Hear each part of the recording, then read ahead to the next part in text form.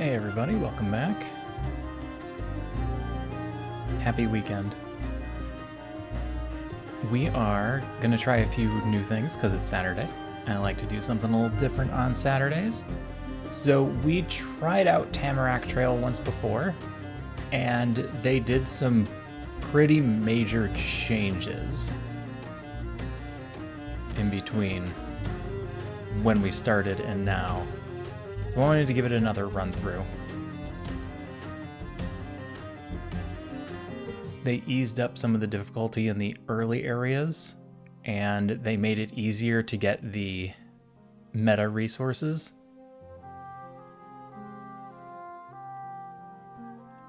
Hopefully it didn't make it too easy. Sometimes that's a problem we run into. But let's see how it goes now. It's unique. Hold on. I know the sound's doing a thing. It doesn't like it when I click out. It just has a feel to it that no other games are really doing. So I want to give it another shot since they did the update. And we grabbed, let's see, I grabbed one of these upgrades. Not useful upgrades. I grabbed the not useful upgrades. Unlocks the puzzle encounters. I want to see what that is. That could add something to it. That's really all I've got. I got unlocked some new die cores. I was saving up for something else. Like this is starting Resolve Regeneration, which just makes the entire game easier. So I think I'm still going to hold off for that one. I haven't unlocked any new heroes. We're still using the detective, which, again, these could also be major game changers. And since we get more Garmonbosia than we did before, it doesn't feel like we're locked out of these things so much. All right, let's go. So for those of you, oh, there's a legend. I didn't know there was a legend. I might have just missed that. For those of you that didn't watch this last time, we have dice, and we can just rearrange the dice however we want. So we just get whatever setup we would like. So I'm creating an all attack die and the rest die.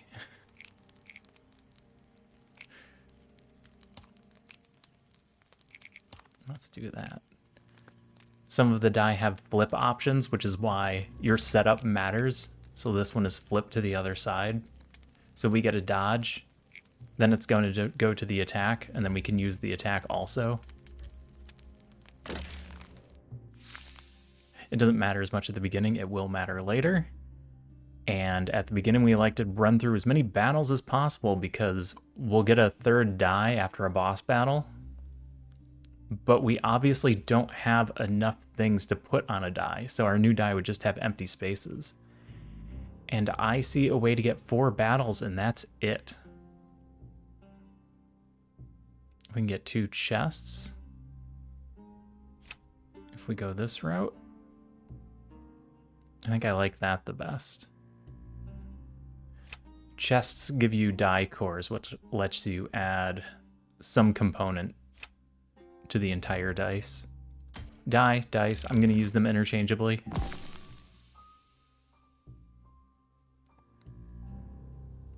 There's physical rolling.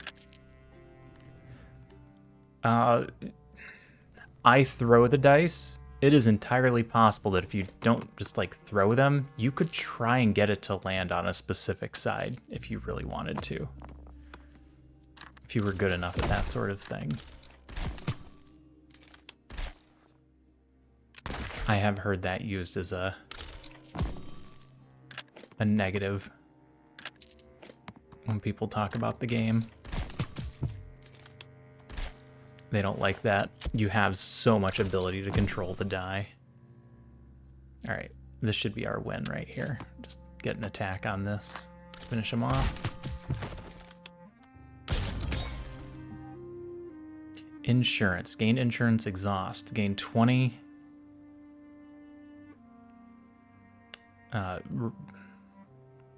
Resolve? I've forgotten what the word is. Is 20 resolve when your defense gets broken? Interesting.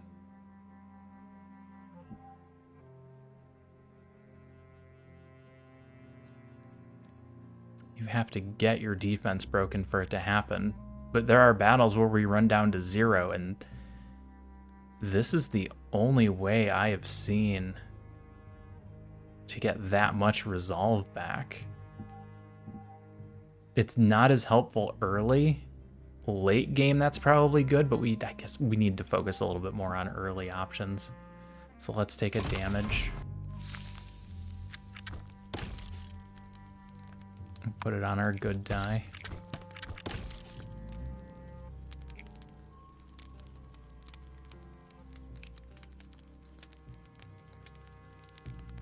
Get rid of the bleed.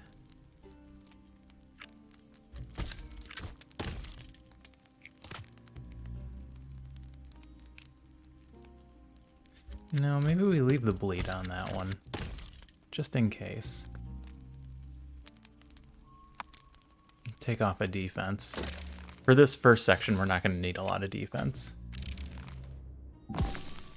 Hi, Doodles. Are you going to hang out? Am I going to do cat cam?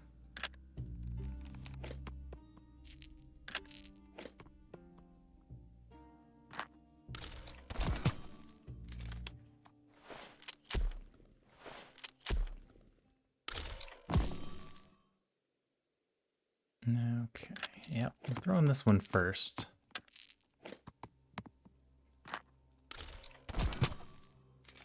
The defense isn't helping us here, that's why I'm not playing it. I think you can play defense for free. Yeah, it costs 0, so it doesn't hurt to play it. There's no reason for me to play this one, though, because we can't get through their shields.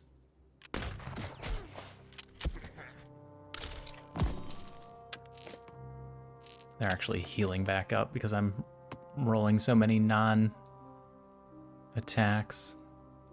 We can get through most of his health. Maybe damage him this turn.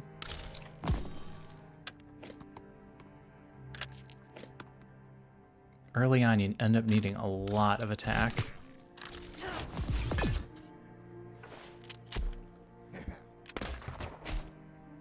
You gonna hang out, dude? Yay, nay? She hasn't decided yet.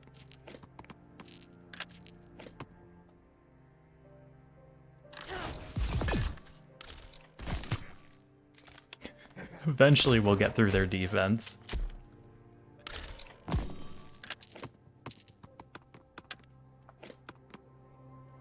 Oh, boy.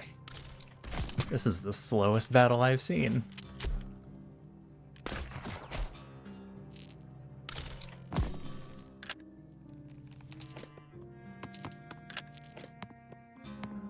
Nope.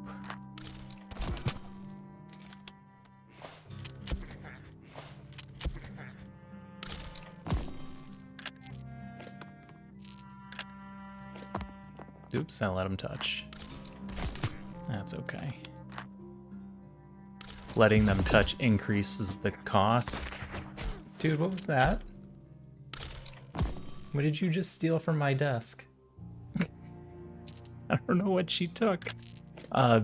Letting them touch increases the cost, but certain dice get bonuses if they touch. If I roll one of those sides, I'll let you know. All right, there's actual damage. We got one of his hearts. We just need to get one more.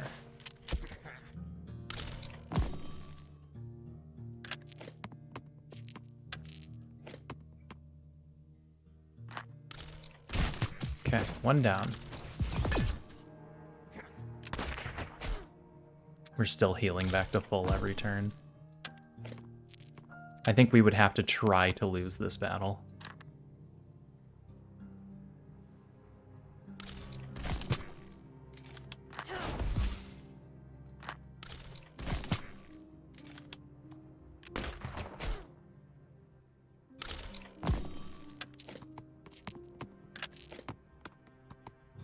Alright, there we go.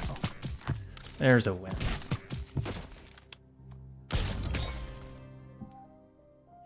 Stealth, receive half damage. Lose 1 when damaged. 4 is a lot. Gain 3 armor. Gain 5 armor per stack of confusion on an enemy. Flip the die to the top. Parry, apply 2 confusion to enemies that attack you.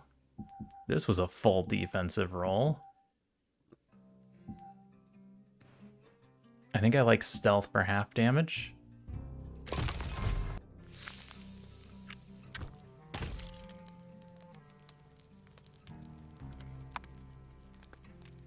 Put that over one of the plain defenses. Alright, treasure chest. Defensive abilities get 2 more. Remove a random debuff on flip. Ooh. Add 5 defense on flip.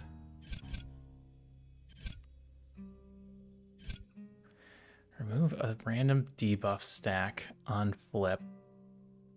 Again, this doesn't help us right now, but later on, that could be useful. We could just add and remove this at our leisure. This is our only die that has a flip on it right now.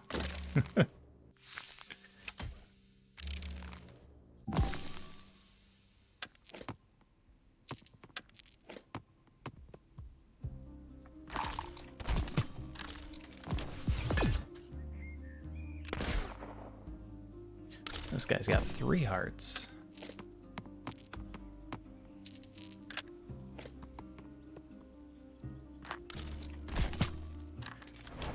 Flip into an attack. There's one of his hearts gone. We just need to double the damage from your next attack. 16's a lot, but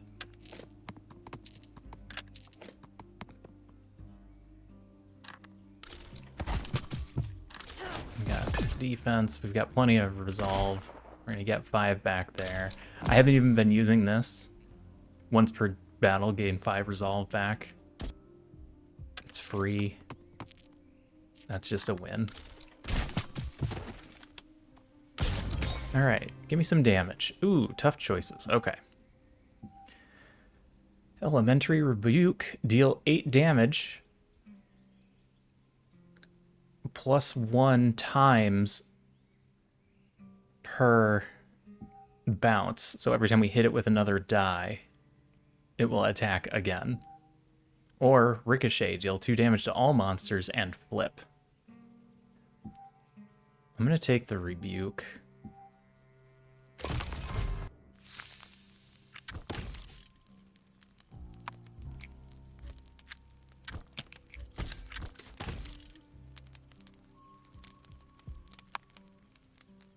All right.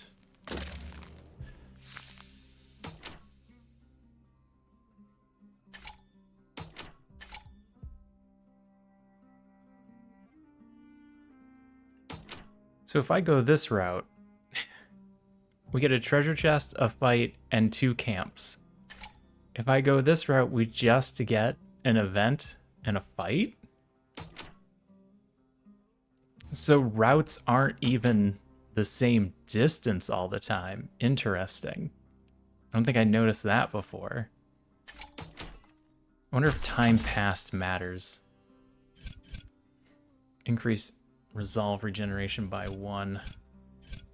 All defensive abilities add 2 more defense. We don't have a lot of defensive abilities. I'm gonna take Demon Blood.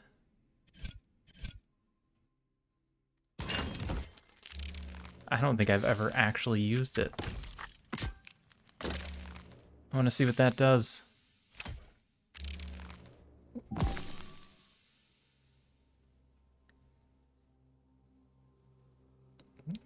Is there a reason this is 8 and not 5? Double attack. Okay. I find the pest to be more of a pest.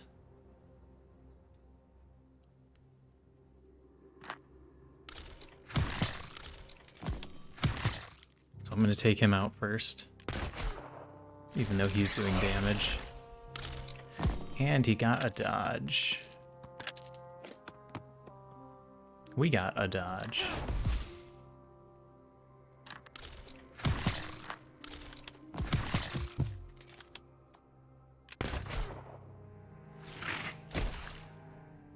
Ooh, poison.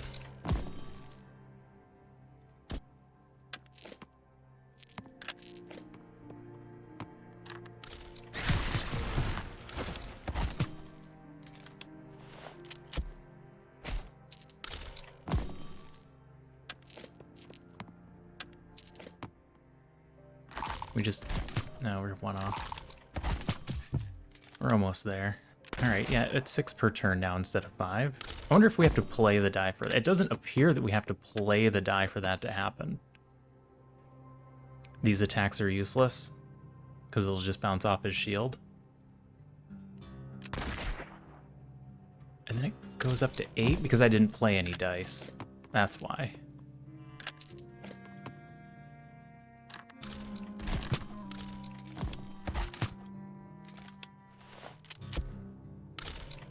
Alright, just need an attack, which we're guaranteed to get.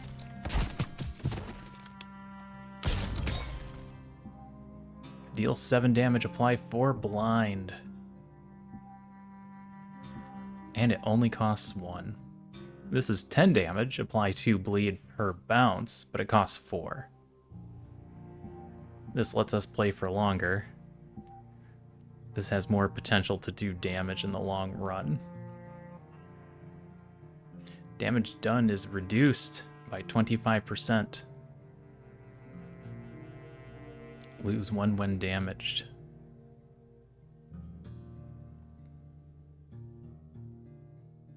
I'm gonna take that. Seems like a good survival tool. And it's better than a basic attack.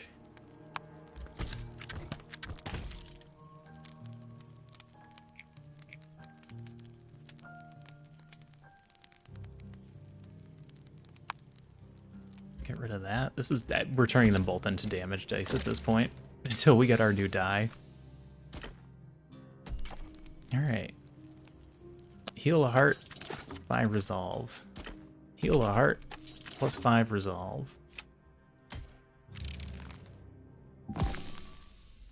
So are we base 35? Is that how that works? I'm not even sure.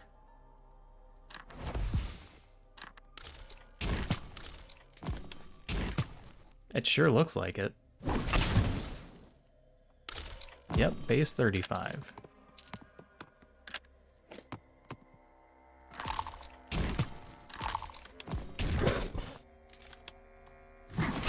That's pretty significant.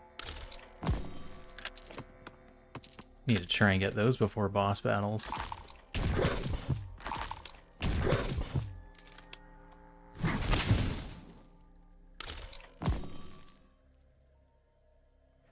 Apply 1 flame when attacking. Ugh.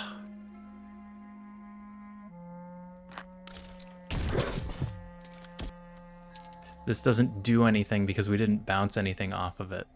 If we had bounced it off another die, it would have applied bleed. Alright, we win because this always does damage of some kind. New die obtained. Alright, now we fill this die up with our leftover abilities and 2 empty spaces.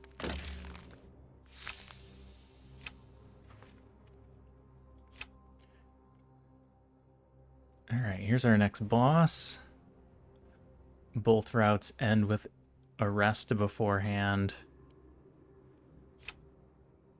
7 enemies and a shop. That's the most enemies we can get. This seems like by far the best route. Again, we want enemy fights because we need more sides for our dice.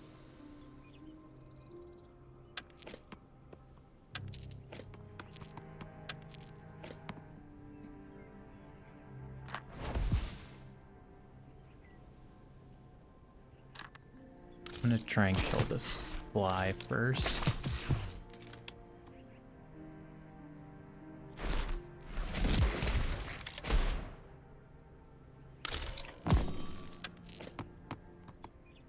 All right, here's an example. So we want to bounce things off of this, and then it'll hit multiple times. So because we bounced 2 off of it, it's going to hit 3 times now.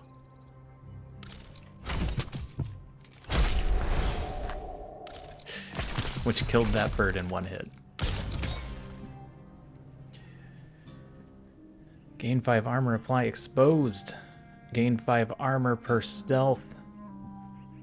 Gain insurance.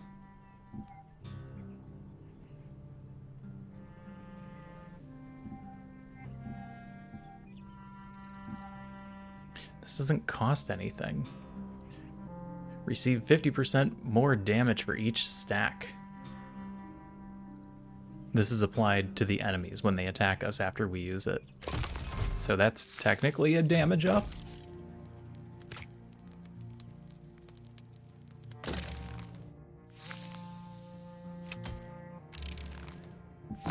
We need more damage options here.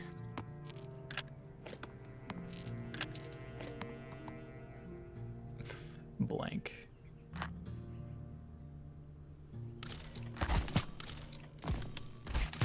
Knock him down to 0.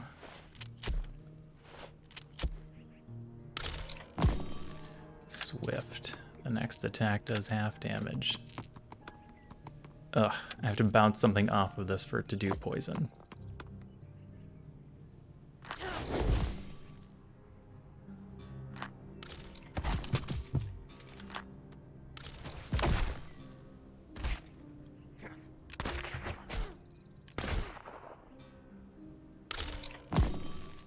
Okay.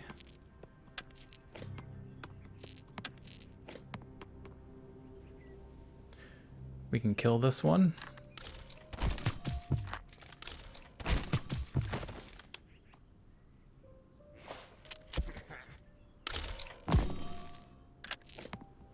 Not playing a good die gives us an extra resolve back.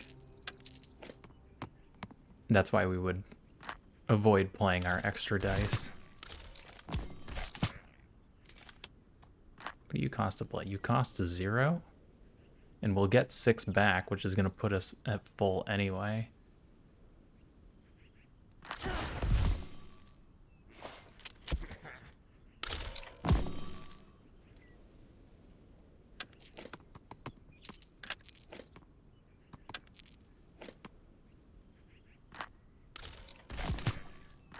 And dodge flips that over to an attack, so we can get another attack off.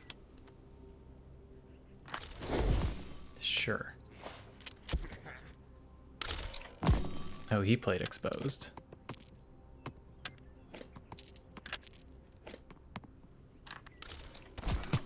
That's unfortunate. I think we could have won there if I had bounced something off of bleed. I usually roll that one first just in case bleed comes up.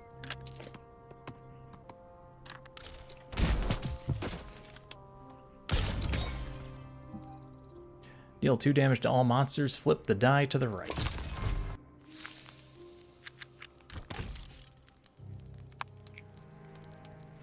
So now if we roll this, we can get it turned over to the Elementary Rebuke. And use that as well.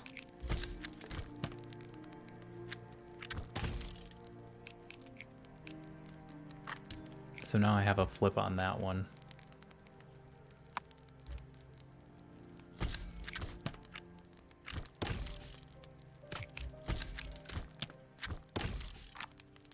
Put that there. Put that there.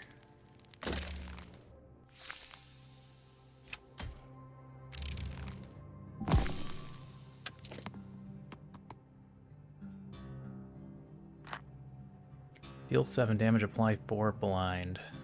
Okay.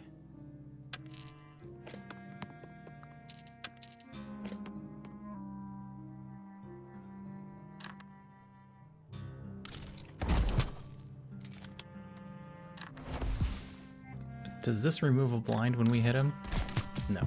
Okay. No reason not to put that on.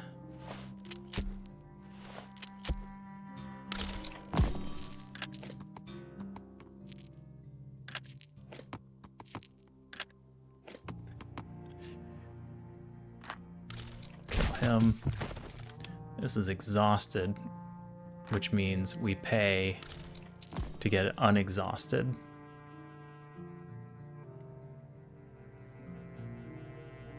I don't need more stealth.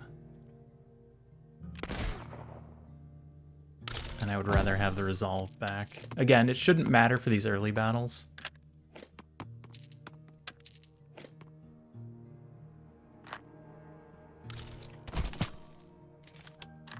Just dodge.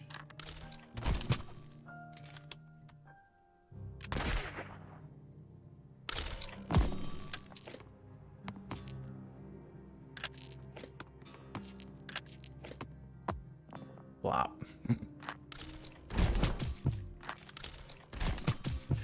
One more hit. This always hits a hit. There's no way it doesn't. That's why we have that die set up the way we do. Deal 3 damage, apply 2 drowsy, reduces regen. Deal 7 damage, flip the die to the top if it hits an enemy that has any debuffs. Gain 3 armor, gain 5 armor per stack of confusion on the enemy. I'm going to take exploit weakness. Deal 7 damage, flip the die if they have debuffs.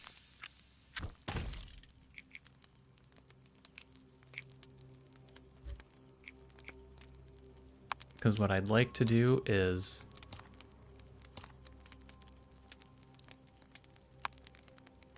Alright, now both of these spaces will get us back to this one.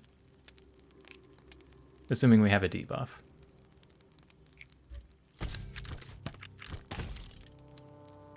Alright, this is now an attack die.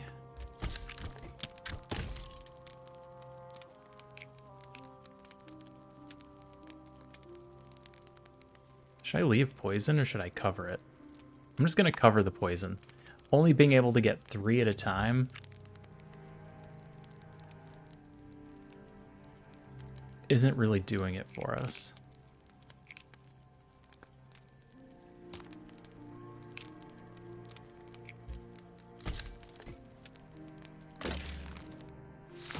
We have one other die that could add poison, now that I'm thinking about it. If we roll this, it applies poison per stack. It doesn't matter. We'll just have a defense die going. Increase resolve regeneration. 5 defense per flip. All defensive abilities add 2 more. Defense per flip.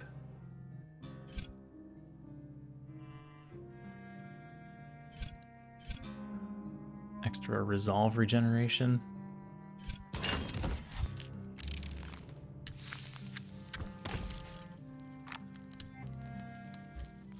Alright, defense per flip. Where's our other one? This has the possibility of flipping, but only slightly.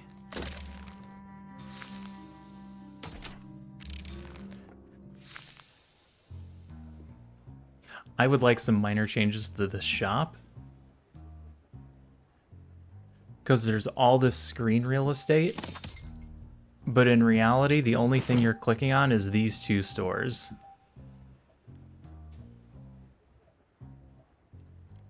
I want them to glow or something.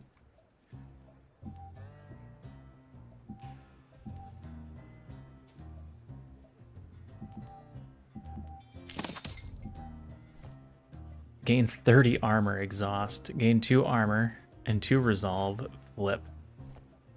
Double the stack amount of debuffs on a monster. Gain 5 armor, apply exposed to any monster that attacks you. Apply 2 blind to every monster that attacks you. Insurance. Apply 2 blind to all monsters, flip the die to the top. Gain 5 armor per bounce, and gain 5 armor. What's the +2?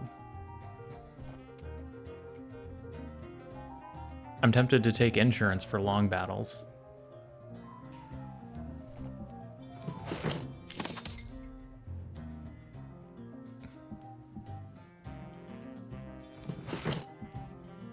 I view the map?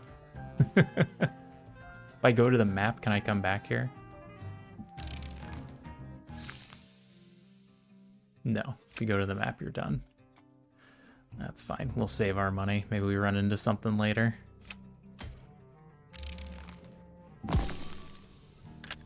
I was hoping for more attacks or flips. Okay. Here we go. 3 damage to all enemies. Then it flips to this side. And then we bounce off of that so that it hits twice. And then we can kill this bird without it summoning a friend. Oh no. Oh yeah, okay. Yeah. If you hit it 3 times and it doesn't die, it summons another bird.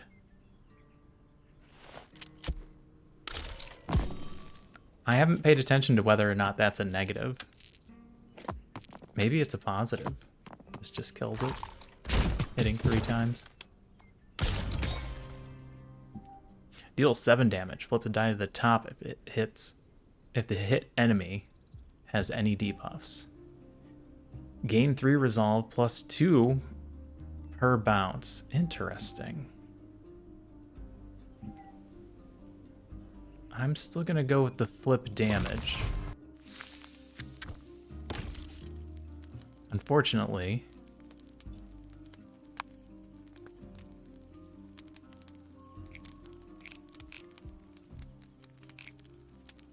well, that'll create a train to exploit weakness if we can get something on it.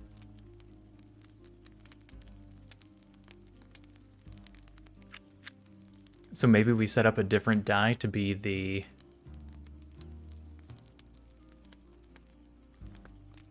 die that actually creates a weakness.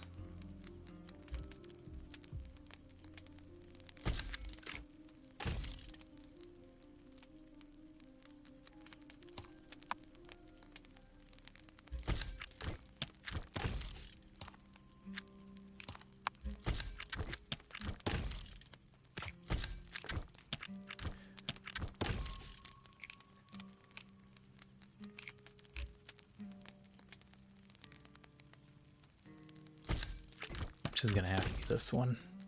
That makes sense. Okay. Now this die has 3 spots on it that we can create weaknesses with. That will let us flip back to this.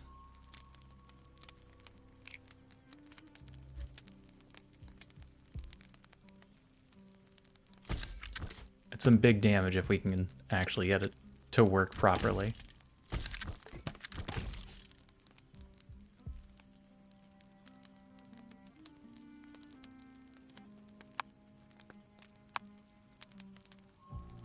We're still more worried about attack than defense right now.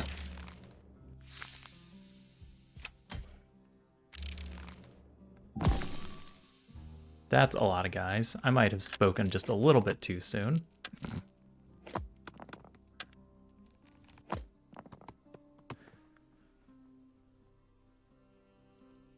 All right, this is gonna hit for 24. We can get a kill right now on this guy. And then he doesn't get to attack. And then we can hit this one with blind, so it does less damage. Rounds up. It rounds up.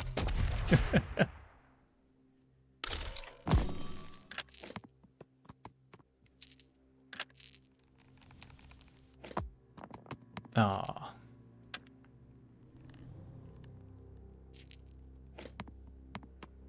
Oh, he's got blind on him. This'll work. Flips the die. Flips the die. And then I needed to bounce things off of it.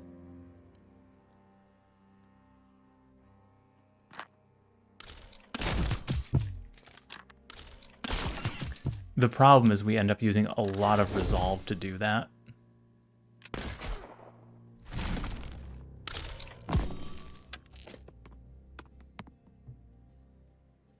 Damage everyone for 3.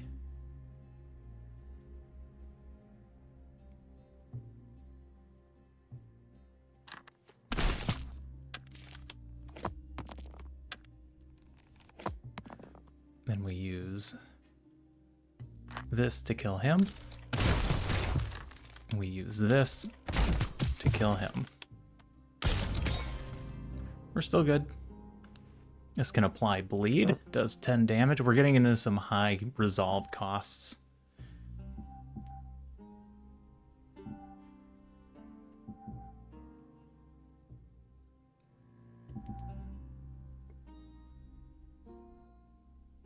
Which is where we start to run into trouble later. We could just do the bleed instead. Nope. Makes more sense to do powerful shot, I think.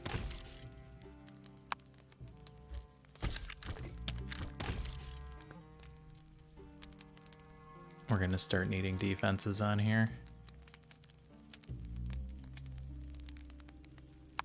Yeah, we're gonna maintain this as a defensive die.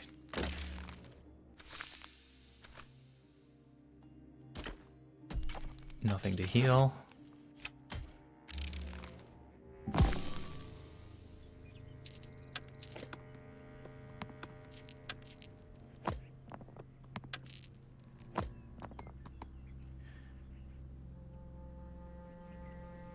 Can we get a kill?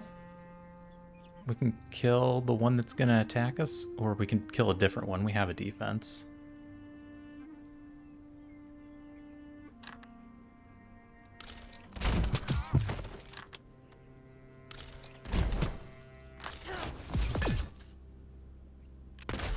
And he's got a debuff.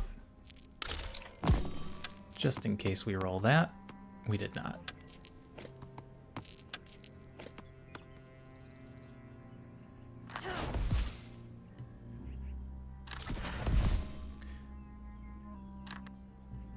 This does 7, so we can finish this one off.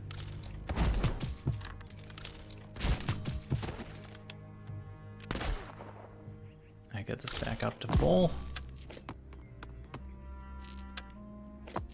And that is gonna win it for us.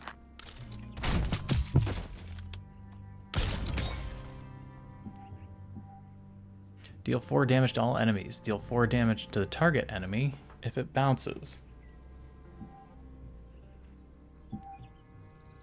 Deal 7 damage flip if it has any debuffs.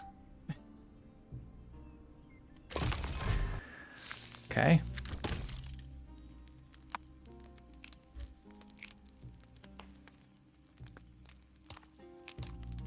I kind of want to do this. Actually, it kind of feels like a waste because this doesn't do much damage on its own, but you can create these huge chains.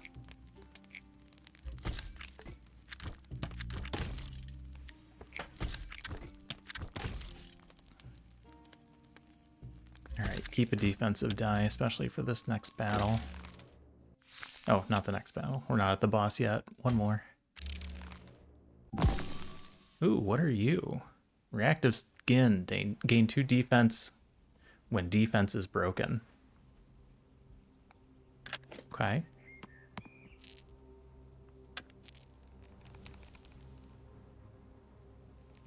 I need you to bounce. Yep, just in case that happens.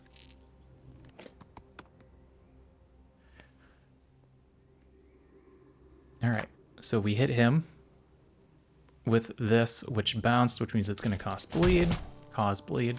And since he has bleed, this will do damage and flip. This will do damage and flip. This will do damage and flip. Oh, it won't flip because I didn't hit a person to add bleed. My bad, I forgot.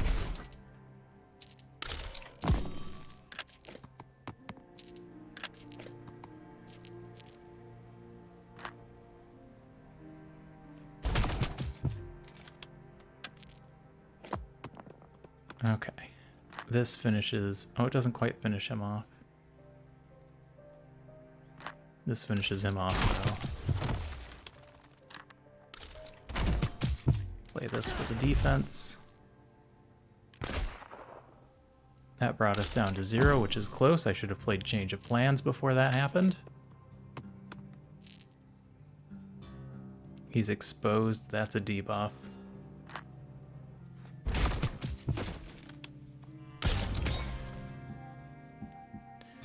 Apply 2 Confusion. Flip the die to the right. Reduce damage dealt by 1 per stack to a minimum of 1. Lose 1 when attacking. This is a good form of debuff.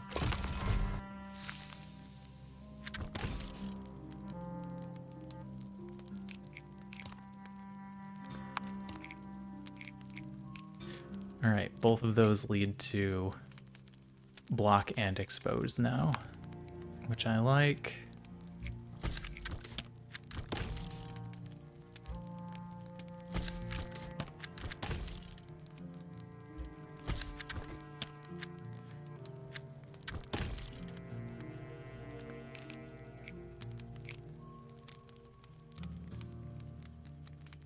Alright, that should be fine. All right, boss 2. A little bit tougher. 6 hearts, 75 health. Absorption. Gain 1 foolish attack when an enemy ability becomes exhausted. Lose 1 foolish attack when an exhausted ability is used. Exhausted causes his damage to go up significantly. That is the worst possible side of that die that you could get.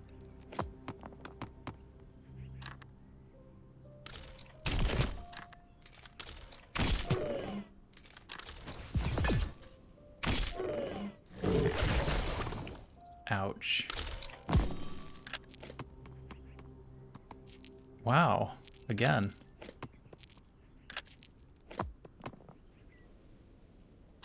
No, I do want to play stealth.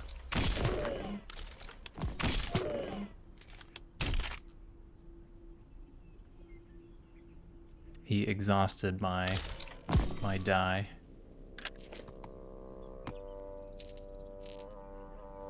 He's got bleed. This will cause a flip. He's got bleed. This will cause a flip. And then we hit this one for the damage. Hit both of these. Big damage. Damage plus bleed.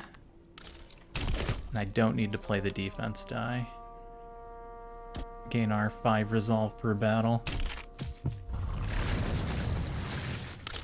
Drowsy, reduce regeneration. That's unfortunate.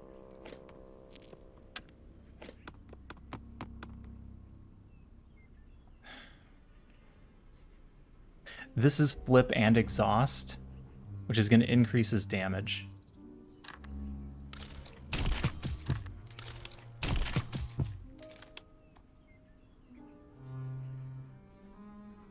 And I think I would rather just take the 6.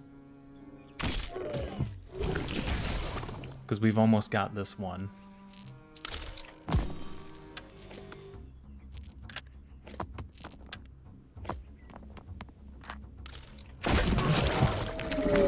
Alright. Not bad.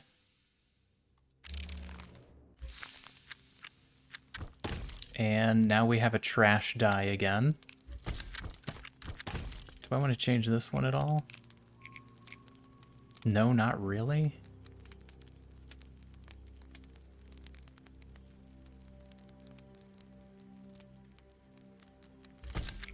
No, this is fine. All right.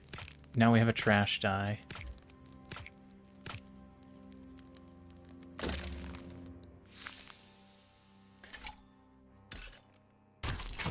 So events are interesting.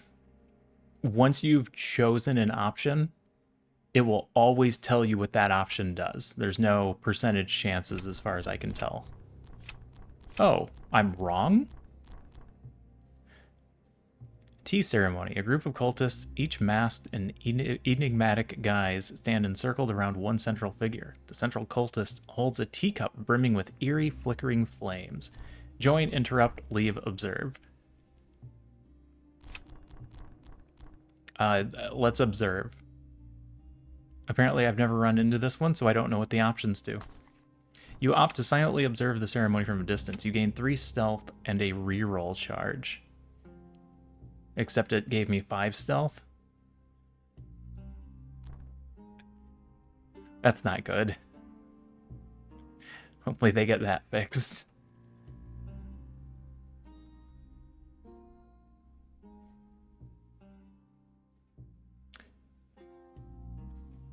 No matter what route we take, we get... Oh, no. Yeah, no matter what route we take, we can switch up here to make sure we get this.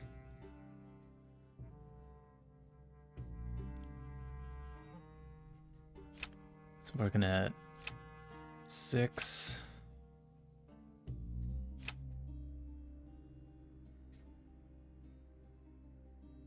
5 battles. We could do a store here. Store might be good. I feel like we're giving up a lot to get that store, though. Store would let us buy multiple faces.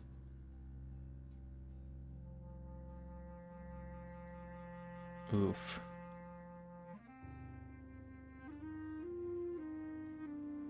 I think I'd prefer the battles.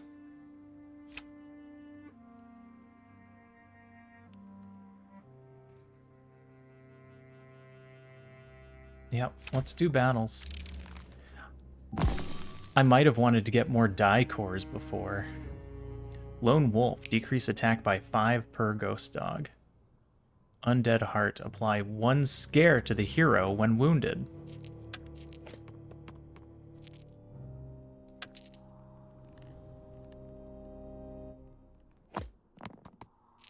That's not good.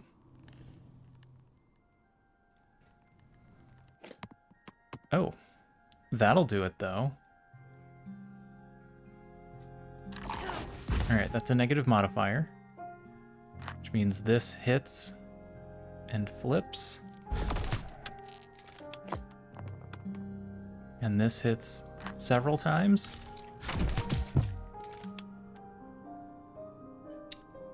Did scare not apply?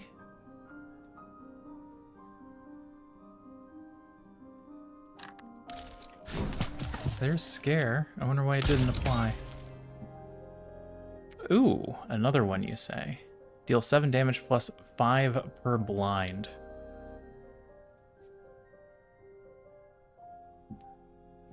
There's good ways to make that go, but this is another big damage opportunity.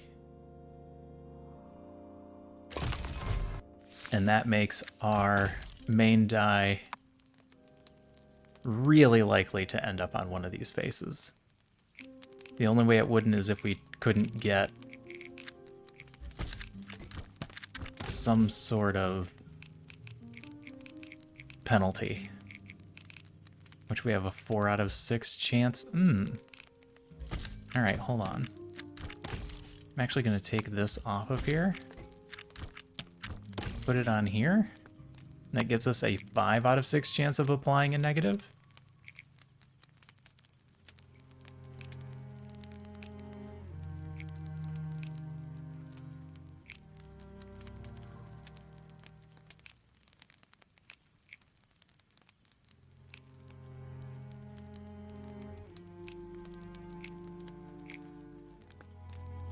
Yeah, I like that setup.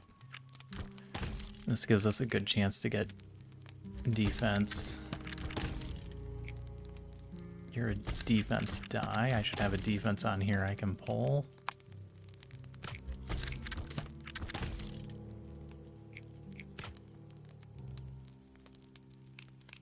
You only have 1 flip, and I don't always play it. This one only has 1 flip, but I will probably always play it.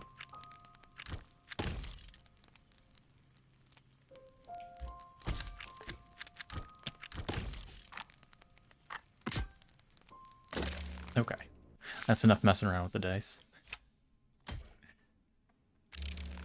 Hi, Bella. Are you gonna join me? The kitten ran away. There's just a few little things I want to change. Like, I want the monsters to have names, but they don't have names. At least not that I can see. I can't just, like, hover over them and be like, this is a ghost farmer. It's insignificant. It doesn't really affect anything. It's just one of those little details that I like.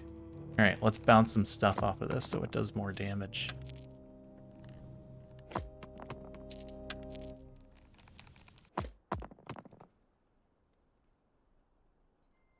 Alright, so this is going to hit 4 times at 8 damage. So we'll be able to get rid of one of his hearts. And we get a scare. Increased damage received by 2. Oh, they changed that. This used to be devastating.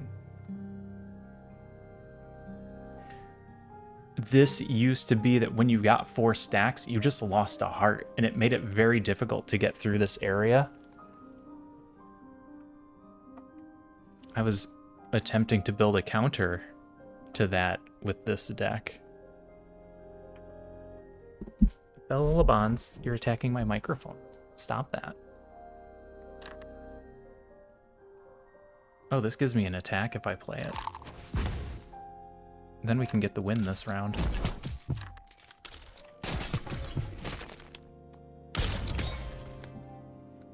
Backflip, gain a dodge. Apply 2 parry. Gain 6 defense, apply counter. Return half the damage to the attacker.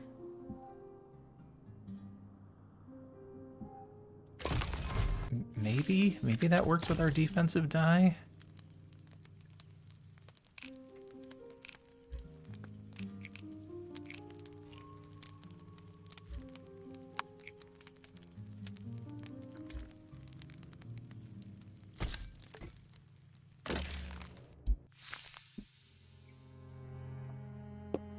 Okay, I have a kitten now. Are you gonna stay? She seems like she's gonna stay.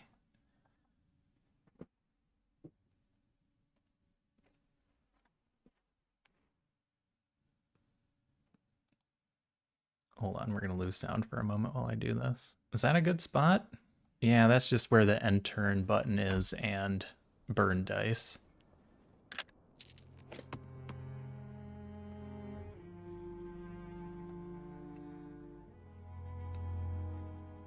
Alright, 3 damage and flip. Bounce stuff off of it.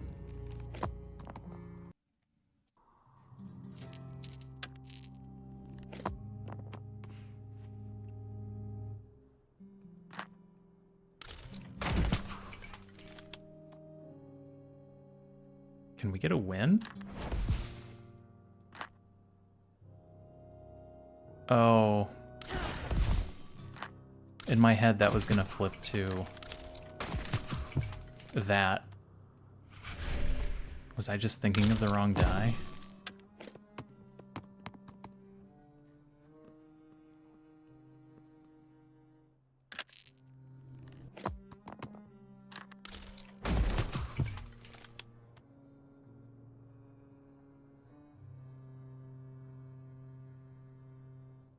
Why aren't we gaining scare?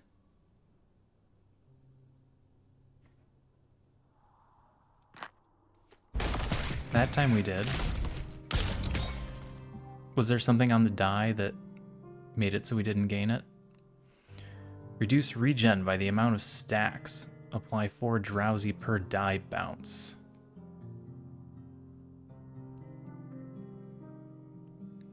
That's kind of like damage. Powerful shots getting expensive. Backflip gets exhausted, which becomes expensive.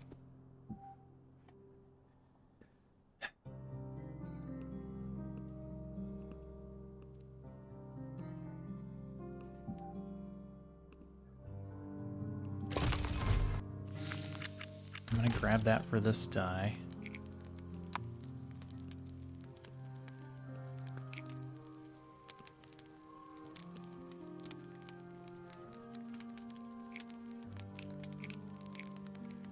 Alright, that guarantees that this die will cause some sort of debuff. Which means this die will always be able to flip back to Elementary Rebuke for big damage. And it's going to be very expensive. I need insurance. And defense die. This is just an attack die.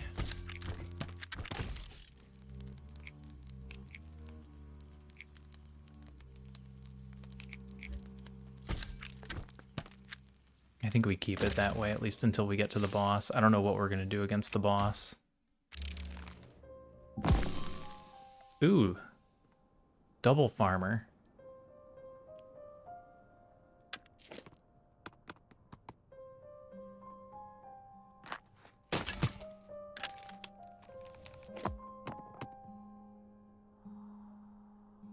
Blind?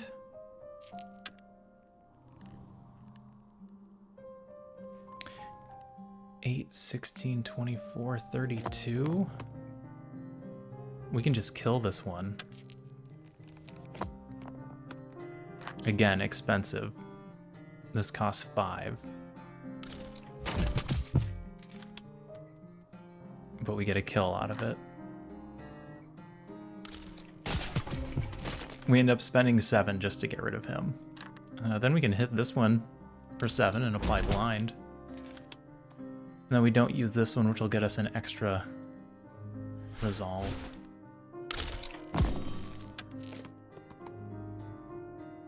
Okay.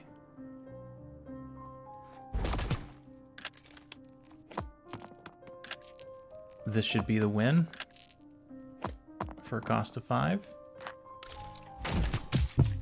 Oh, he had 4. It's fine. We kept plenty of attack dice. Apply 2 exposed to the enemy. Flip the die to the right. Deal 7 damage plus 5 per blind. Apply 2 confusion. Flip the die to the right. I kind of like this. I keep their damage low.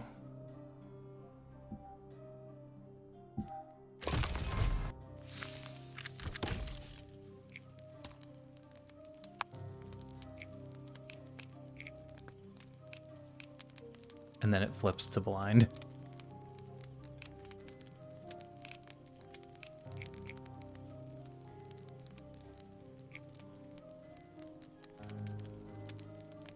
Yeah, that's pretty good. I like that. That gives us more chance to get rid of random debuffs also. And then we'll add this to this one? Or is it worth it? Is this too expensive?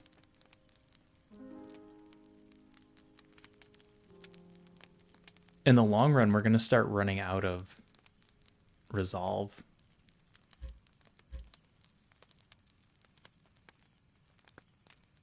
So having our last die do 10 at a cost of 4 is a lot. When I could throw a defense on here. Opt not to play it, get an extra 1 back. Because we are going to start having resolve issues. Funeral, a ghost draped in flowing robe, donning a mask, stands beside a weathered skeleton adorned with the same eerie mask. Pay respects, disturb, attack the ghost, leave. It's a funeral, pay your respects. New ability gained. You decide to pay your respects. You gain 1 random dice ability. Apply 4 drowsy per die bounce.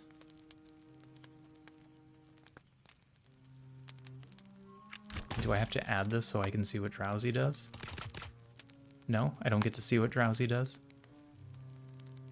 I believe it reduced their resolve gain. But I guess we don't get to see here. Is there a glossary?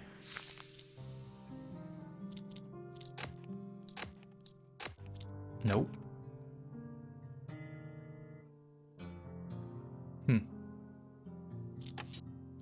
No glossary.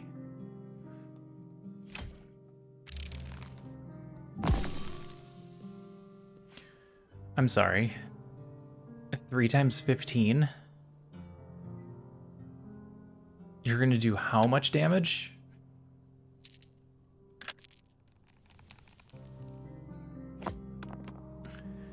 That'll help. Alright, 3 times 13. Apply the blind. What does that get it down to? 3 times 9? That's much better.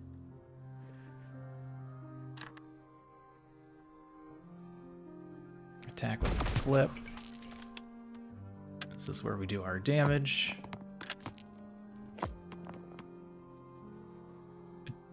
Dodge. Is dodge gonna dodge 9 or is it gonna dodge 27? I'm assuming it's only gonna dodge 9.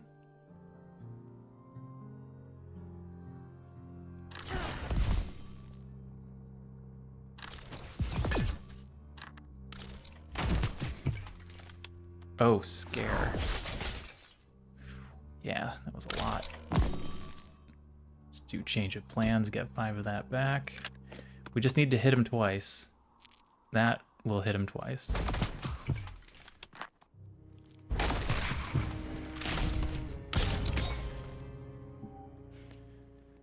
Parry. Applies 2 confusion. What's confusion do? Deal 3 damage, apply 2 drowsy. Lowers their regen. Gain 4 stealth. I don't think we need more stealth.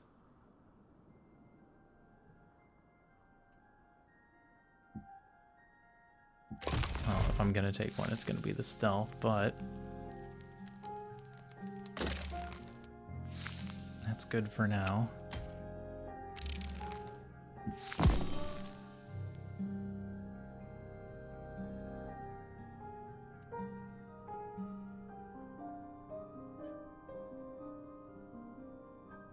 Pack Hunter increases attack by 3 per ghost dog. Lone Wolf decreases by 5 per ghost dog. So his attack is going down by 5, his is going up by 3. Well, that's just gonna hit everybody.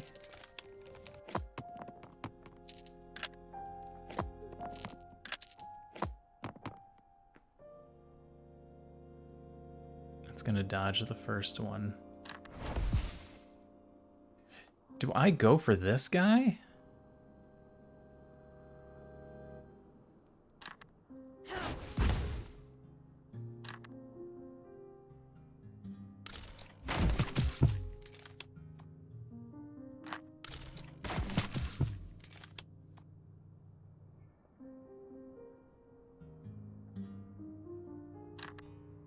There's no reason not to play this.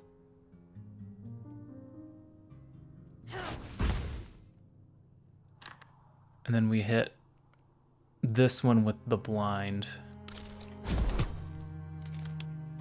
That lowers the damage we take to 6. I can't justify playing this. Save it so that we get an extra resolve back. Attack order is from back to front, so we dodged the weak hit. I need to remember that for next time. He's got confusion, so this will flip. He's got confusion, so this will flip. And we bounce off of this one.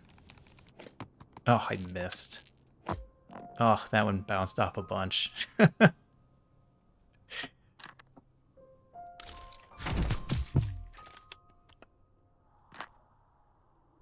We can still get the kill, it's just more expensive than I wanted it to be. Alright, we're not going to play this one so we get another resolve point back.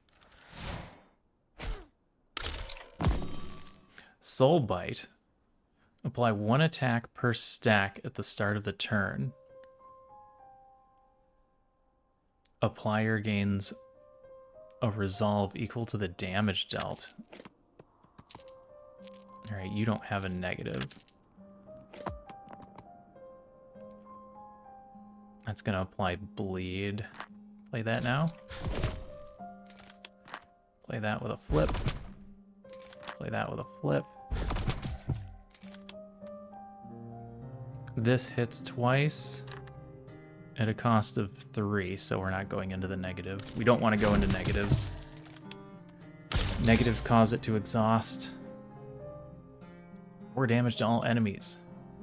Deal 4 damage to the target if it bounces. Let's take that.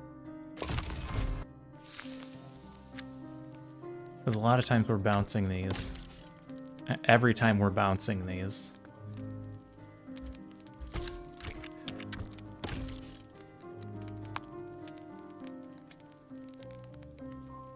Do I need to add more defensive options? I don't think that I do.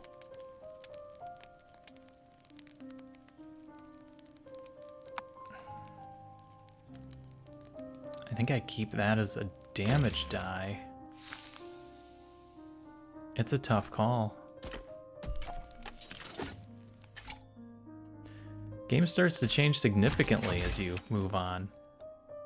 I just saw a ghost. A ghostly figure dressed in an exquisite robe dashes through the foggy forest. Behind it, 2 other ghosts pursue it relentlessly. You notice the ghost appears unaware of its own spectral nature. I don't have a phoenix feather. Help hide the ghost, attack the pursuing ghosts, leave.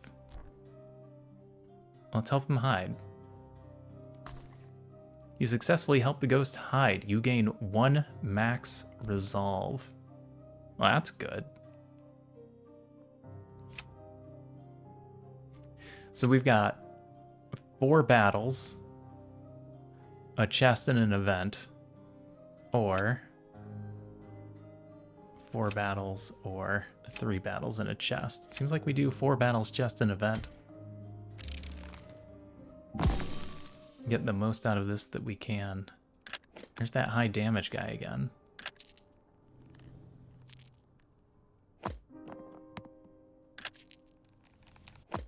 Oh, I should have played it so it didn't do that.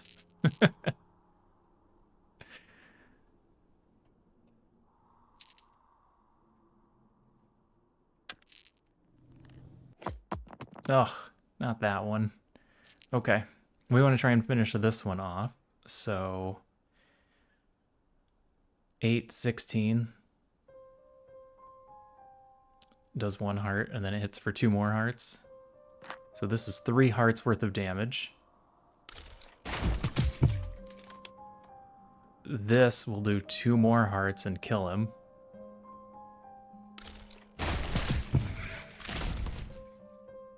This will cause bleed. We're not getting attacked, so I don't play that, which will put us up to 26.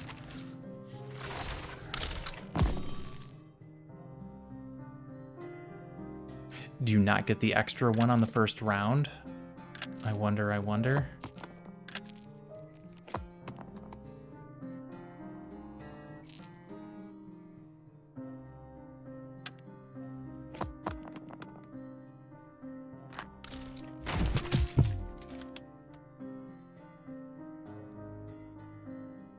I'm gonna play all these.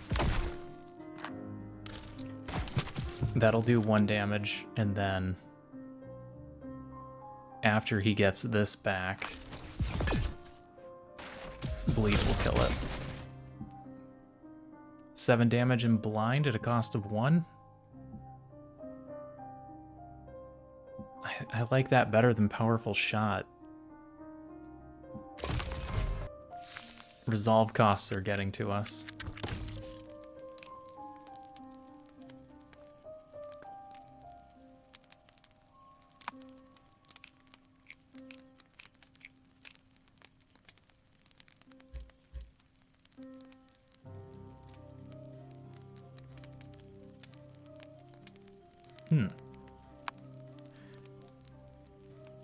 No, switch these. That keeps drowsy on them. So all of these apply a negative effect as long as it bounces.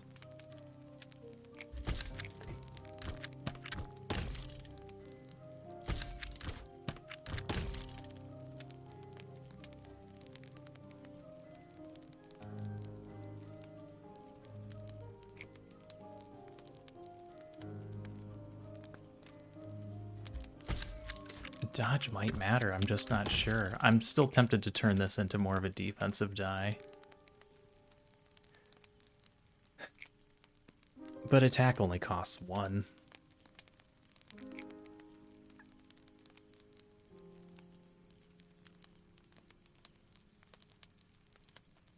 No, put some defense on there. If we get extra defense, I'm going to add that.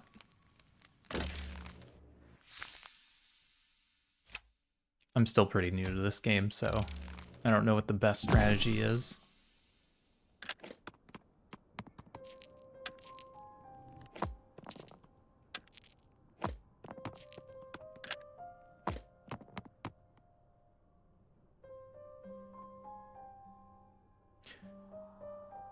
All right. I don't know which one of these is going to be worse. Maybe we just go for the back one first. This isn't going to do anything. Counterattack will just go away immediately. All right. So we weaken this one.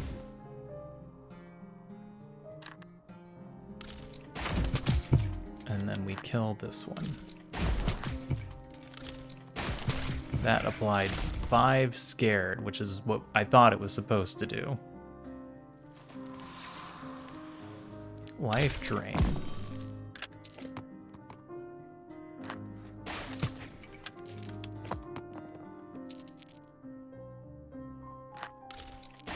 I'm gonna play that so we don't accidentally bounce anything off of it. Oh, don't sit on top of it. All right, that's better.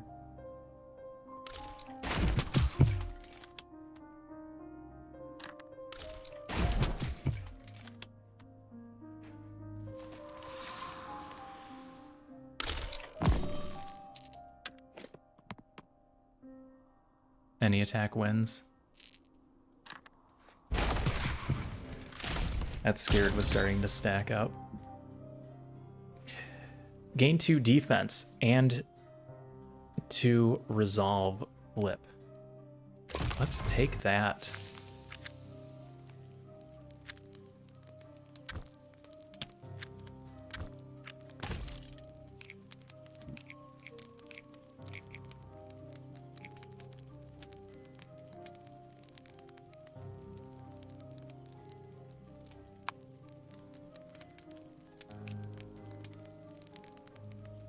Do I want to get rid of counter? I think I'm going to get rid of counter. Both of those flip to deadly patience, which is my favorite of our defense options.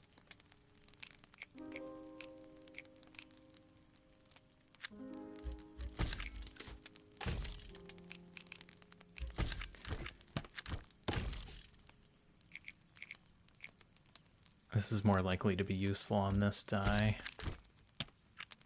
Okay.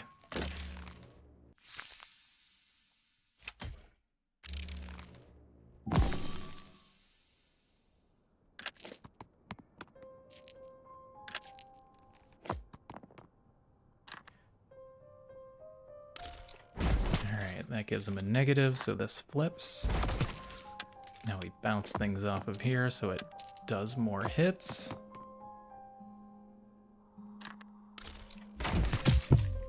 And that'll finish him off. Good battle.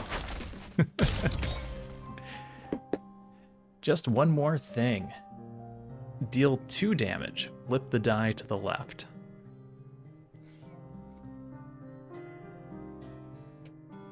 We haven't talked about creating endless combinations.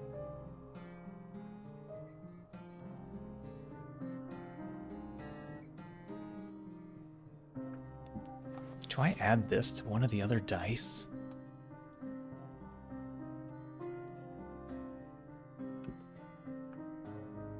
I really like Elementary Rebuke because of the multiple hits.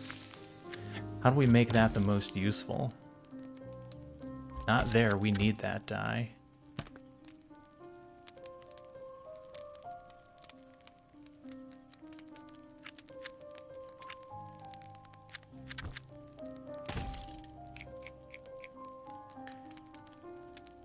I could put it on this one. Put it here. That's two options that lead to this.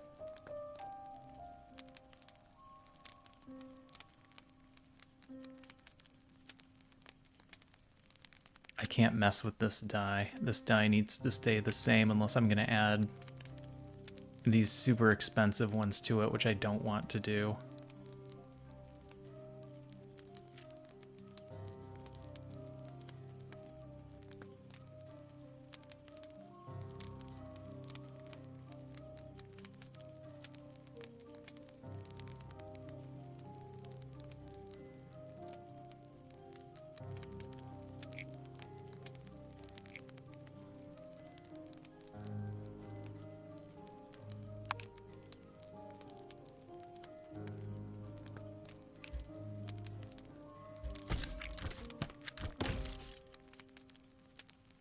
Make this die a little bit more defensive.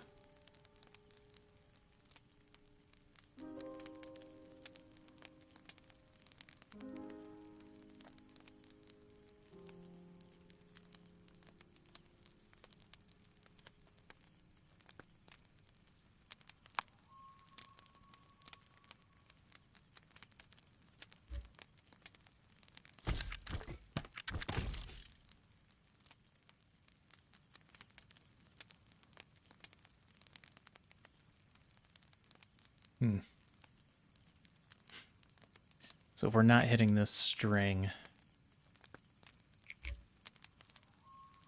maybe we make sure that it hits an actual defensive number.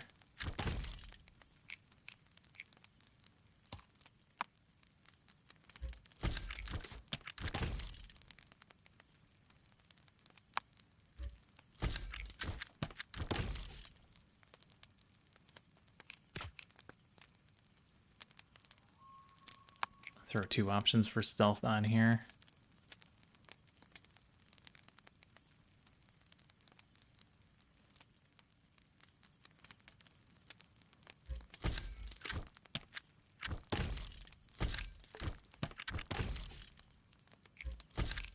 Let's take this core and put it on that one. I don't know if it matters. It might not.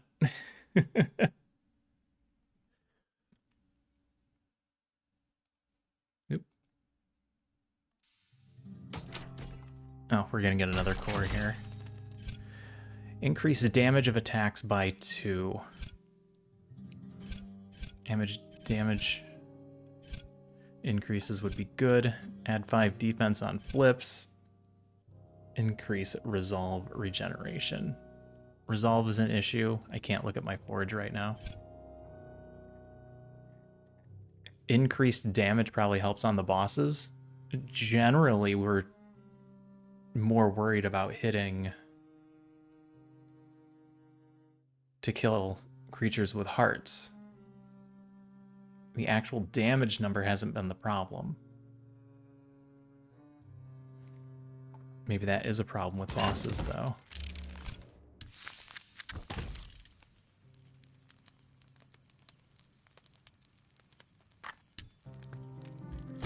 That's our damage die. This one has 2 possibilities for flips.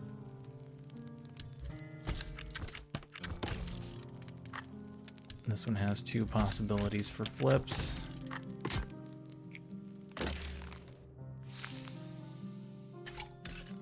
I'm not sure how much that does or does not help us.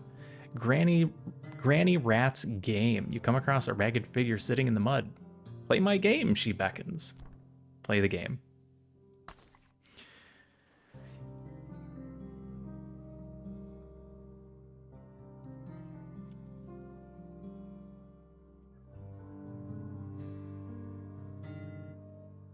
I don't understand the game.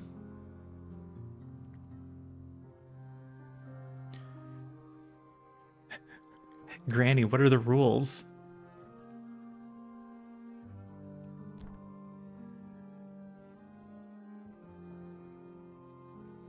I don't know what the rules are. Plays the snail. Alas, you've chosen poorly. You watch as the hag vanishes into the shadows. I don't know the rules of the game. What just happened?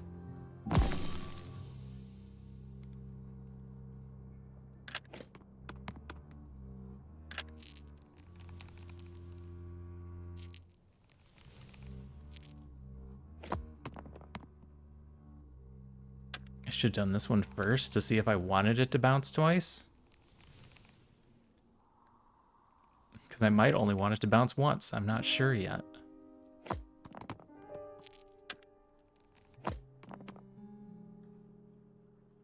Oh, we're not getting a kill. That we know.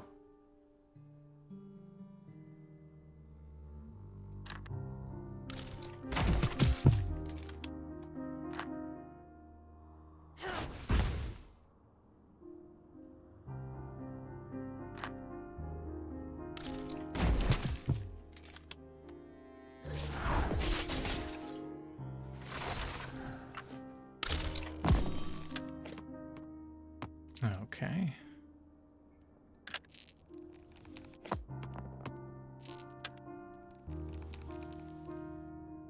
I should just play this.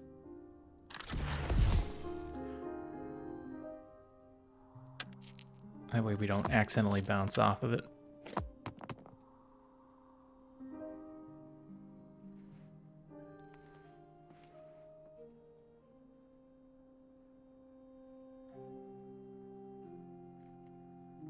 If I play this on him, it kills him.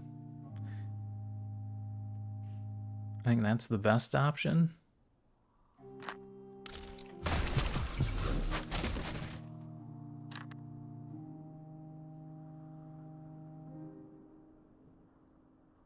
This is doing 10 per, right? Not 8? Because it's got the damage core? Yeah? Increases attack damage by 2? And the base was 8? So this should do 40?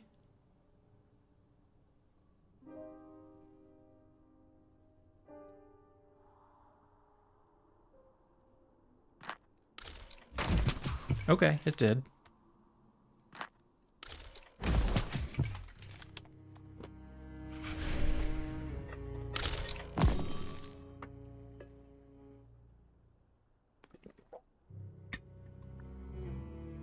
It doesn't show the updated amounts. That's just a win.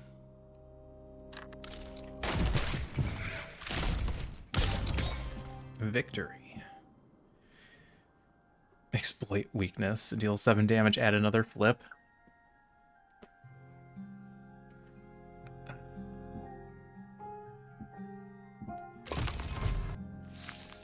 There's a couple of ways to make that work.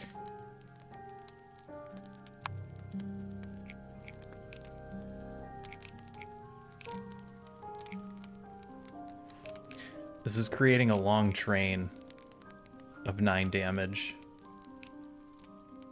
11 damage? Because it's...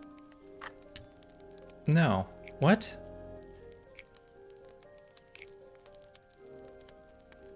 So it's showing the increase on this die. It is not showing the increase on this die. It's showing the increase. It's just this one. This one isn't showing. I don't think I like that. That's an issue. That needs to be fixed. There's a lot of these minor bugs that I'm not sure they've caught yet.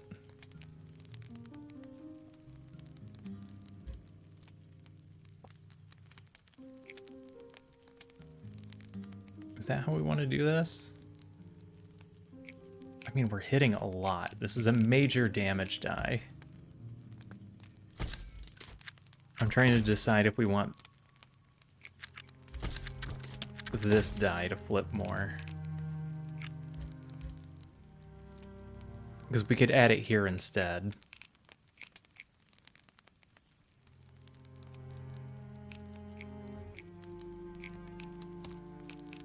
You know what? If we're going to do it this way, we should have it so that if you hit this, it flips to this. Because we want fake evidence coming up if at all possible.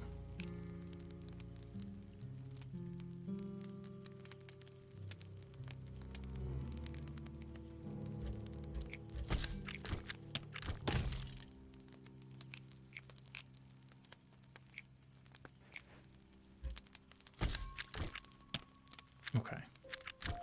This is fine. This die is just becoming expensive. That's alright, we can work around that. Okay, don't need to auto-scroll that far to the right game. Alright, I don't know this battle.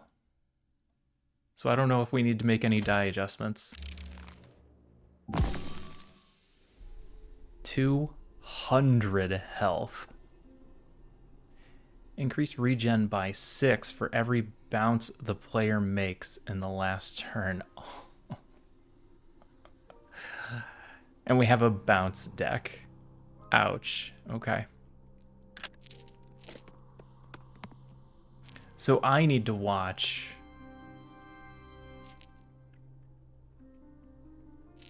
And make sure that we don't run out of resolve.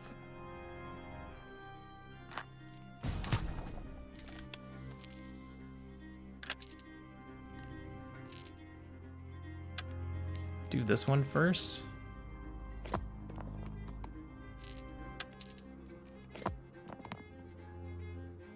Drowsy is interesting. Yeah, look at him.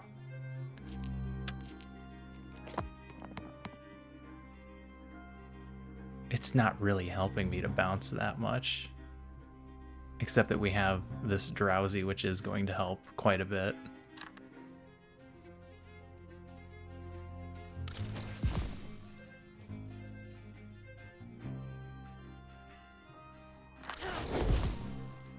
Lower the damage we take, do some damage. This will cost 1.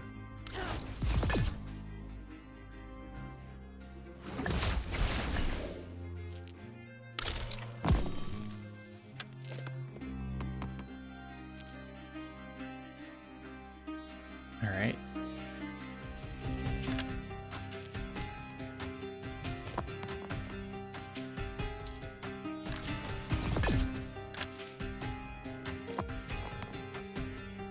That'll lower his damage.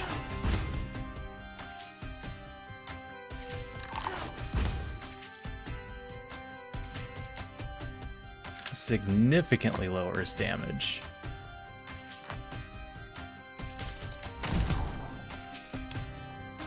Do I bother using this attack?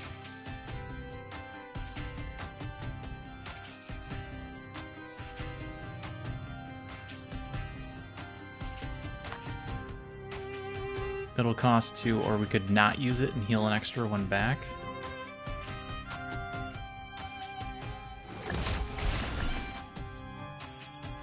Like I said, our issue is running out of resolve. Oh, he's hitting for 37. Awesome.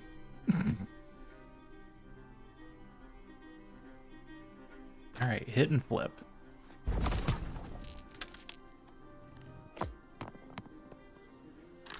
Definitely gonna need the defense this turn. Definitely want him to be blinded. That'll lower to 27. My God.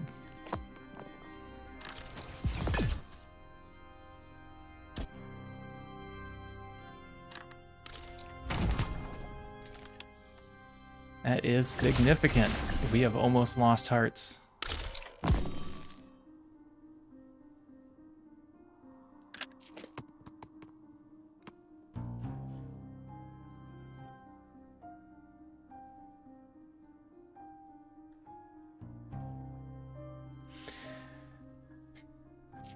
Do I bounce?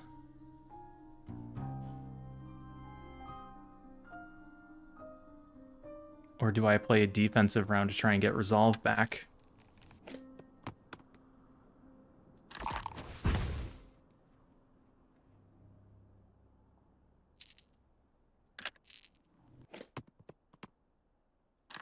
That's a good one.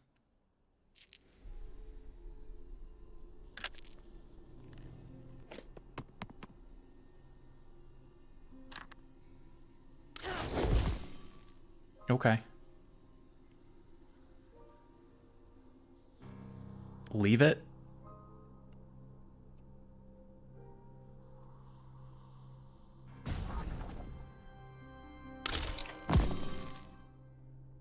This round he does 0.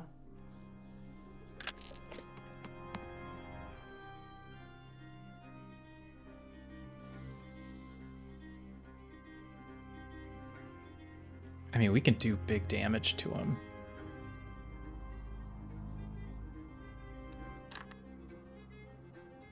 This is 9 for 2.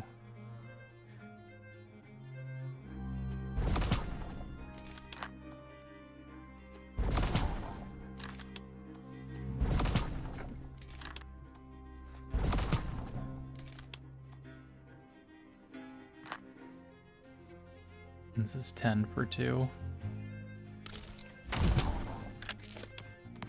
Yeah, I think we're just going to avoid the bounces.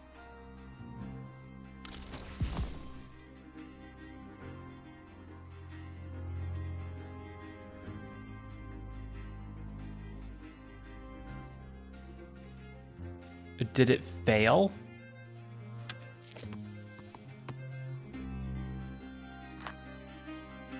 Counterattack, no help.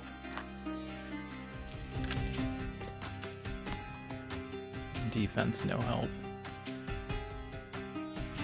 I'm sorry, did my drowsiness just not work?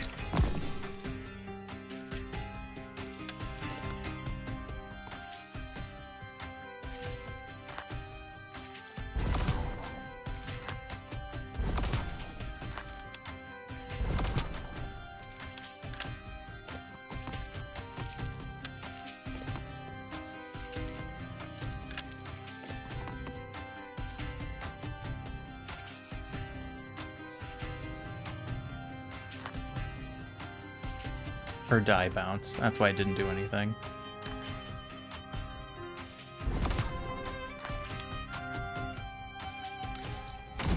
We're almost there. We just need a little bit more resolve back.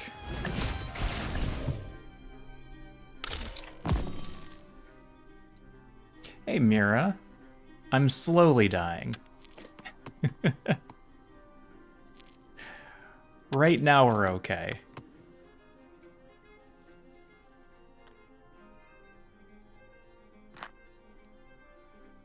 Let's apply some blind. See if we can't get some defense out of this. There's some defense.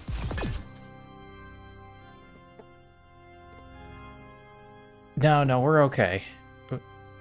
We have one die specifically slated for defense.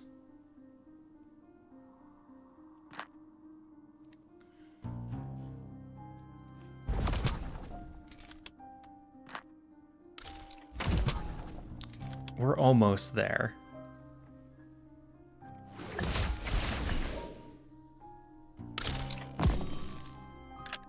Okay, now he's gonna hit for 30. We can finish him off before that with bounces, though. Have you played this before, Mira?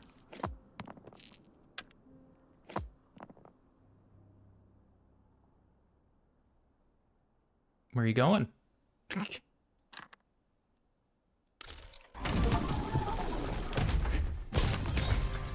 New die unlocked. All right. Final zone.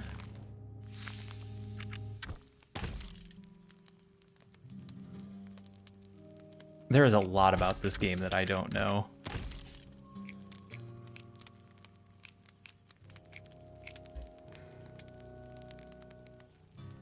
Is there another way that I use Elementary Rebuke?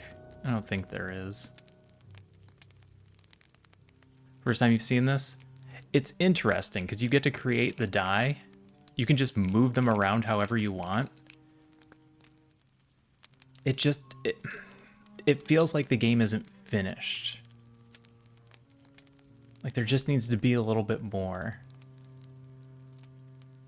But maybe I just haven't been playing it long enough. That's a tough feeling though.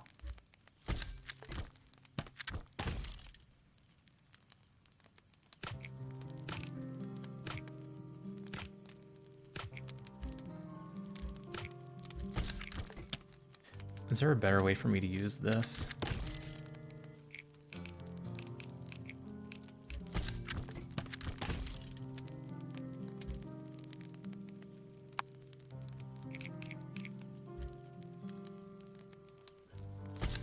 I'm having a tough time figuring out what to do with the dice.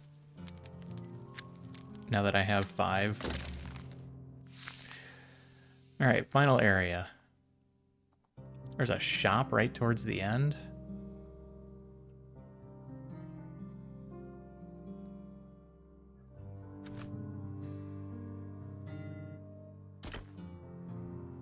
I'm going to try and hit as many of these camps as I can to keep our hearts full. So your dice currency that you use to actually use them in battle is your health bar. But the bar replenishes after each battle. Yeah, I like the idea of a theme per die. And the dice flip under certain conditions.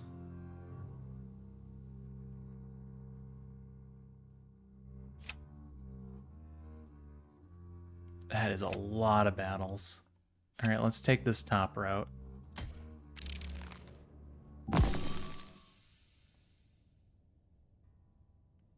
Black Heart does 6 damage to the hero when wounded. Oh! Oh no! I don't have a plan for that. So when we get the resolve down to 0, then we start hitting the hearts. When they run out of hearts, that's when they die. Ours works the same way. But we have to pay to use the dice. The fact that we're going to take 6 damage per wound makes me think that I'm doomed and I haven't set my dice up properly.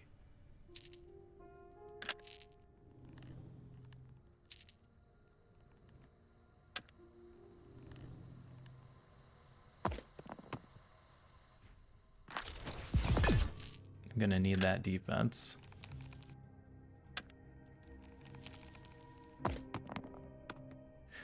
Okay.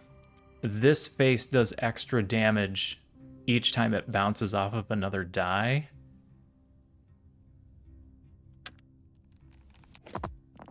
So I want all of the dice to hit. Sort of.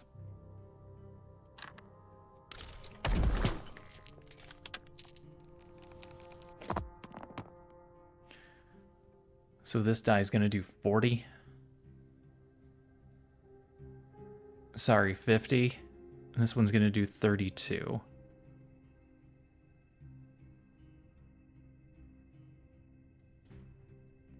Yes, you can flip a thrown die. If you throw it at the side and you hit it hard enough, it will turn and it'll be a different side. That is a tactic. Every time you bounce, they cost more. 10, 20, 30, 40, 50. I can use this to kill him. If I'm understanding this correctly, I'm going to take 18 damage for doing this. Yep. That is exactly how that works. Which means hitting this one will do 12.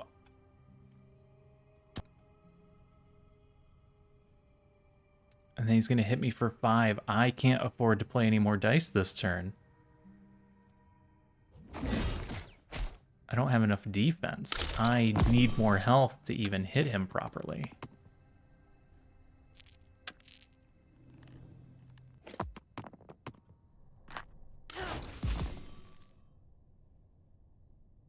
He's going to hit me for 24. I need some defense.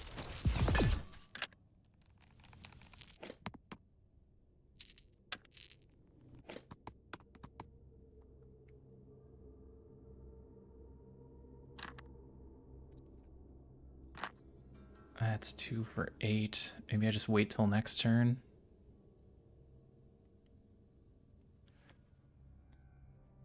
Yeah, you get some back each turn. 5 plus the number of dice you don't use. So we're going to get 8. So we should be able to... Broken shield, gain 25% less shield. Lose 1 when gaining defense. Okay. So I need a little bit more defense.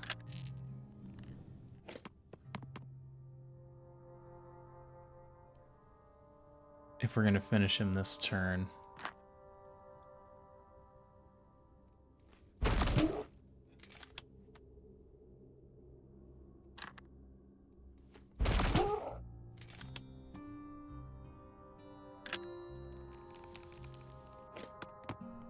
Nope, that wasn't defense. That's not defense. This makes him do less damage. Blind also makes him do less damage.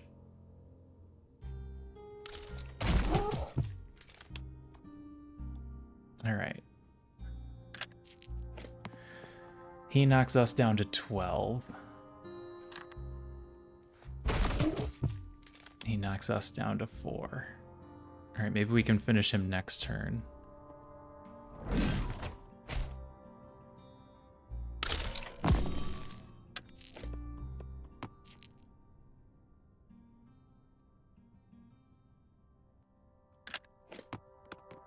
Still needs some form of defense. Nope.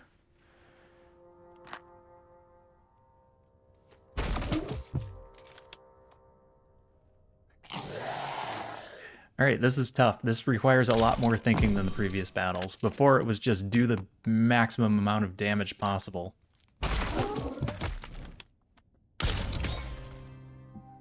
Insurance. Gain insurance and exhaust. Insurance. Gain 20 resolve when your defense gets broken. Yes, please.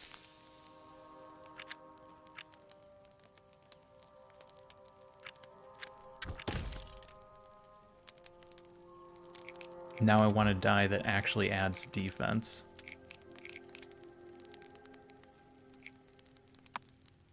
That is now more important than damage.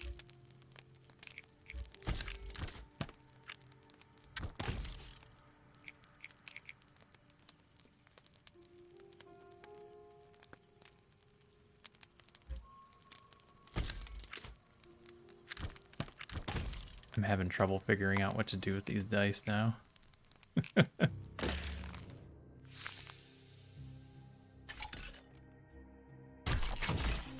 Granny Rat's game. Play the game. I haven't figured out the game yet.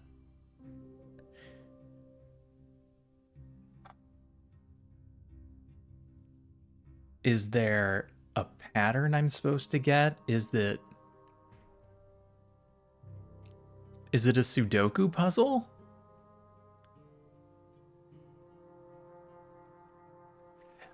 I don't have many defense abilities. I need more of them. Early on, you're just aggressive all the time. So I've been taking abilities that are aggressive, and that may have been the incorrect play.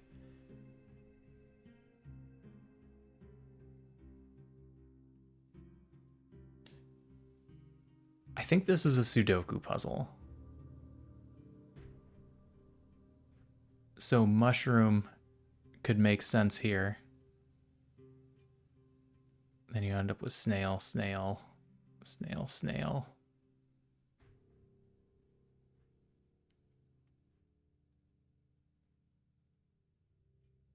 Bone, bone.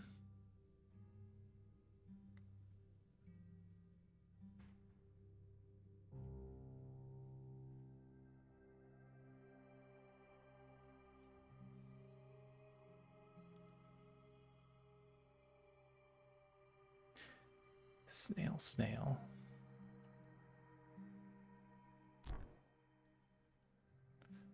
Yeah. Yeah, you can make both of those work, can't you?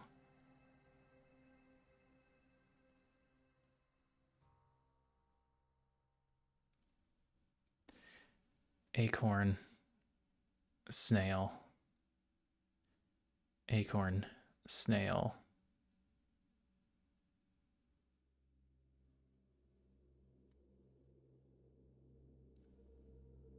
Yep.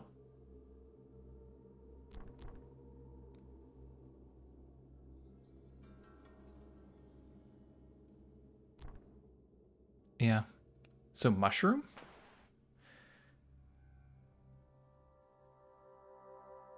It's got to be mushroom.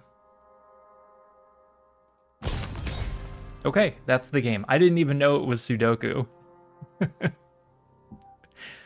Last time I just made a guess and it was wrong.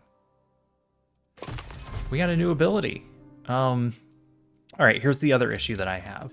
I can't actually see what this ability does. It applies to parry. And what does parry do? I don't remember. I don't remember what parry does. So now we're just sitting on that ability. Nope. You just guess the one that goes in that spot. Then you win. All right, same battle as before. Let's get one quick kill in.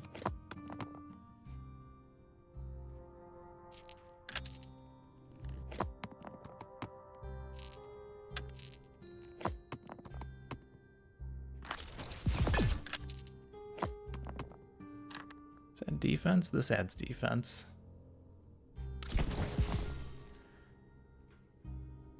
This kills him and we take 18. He's gonna hit us for 5. Blind him? Then he does less? And that still leaves us enough. Okay. Then we just have to worry about one enemy.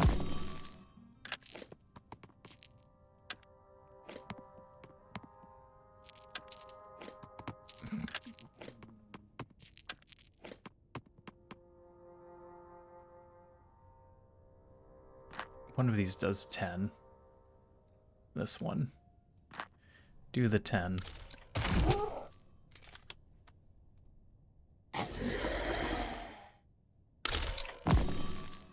Gain less defense. It's not ideal. This makes him do less damage. This makes it so his damage goes down to 1.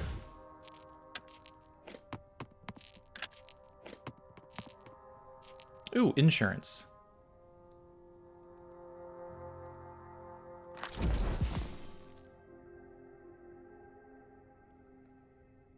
How is insurance going to work here?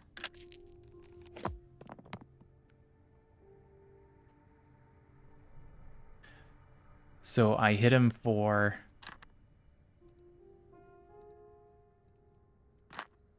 I hit him for 9. He hits us for 6.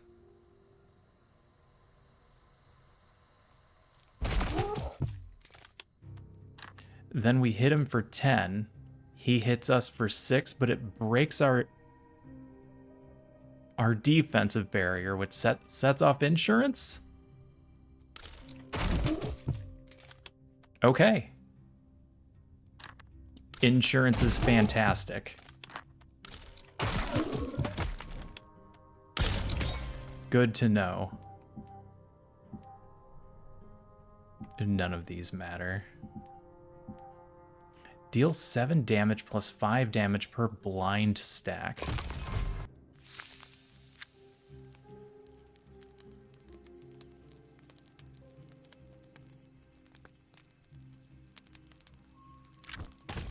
That's better than a basic attack, because we have dice that can apply blind.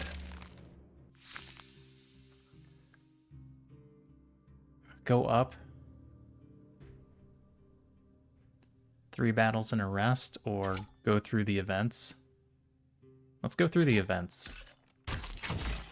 Rickety bridge. Your path abruptly narrows to a rickety bridge, spanning a deep ravine. The bridge creaks and sways under the weight of your cautious steps, revealing the passage's precarious nature. Find another way. Cross carefully. Take a shortcut. Is the bridge not the shortcut?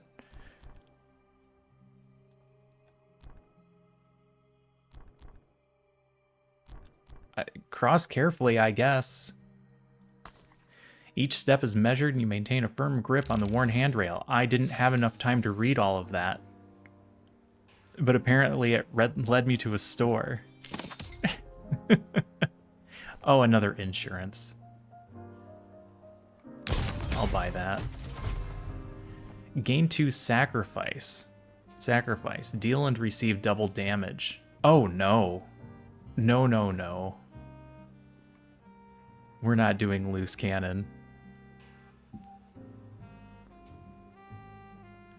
Smoke bomb is just an upgraded version of our base attack. So we're going to take that.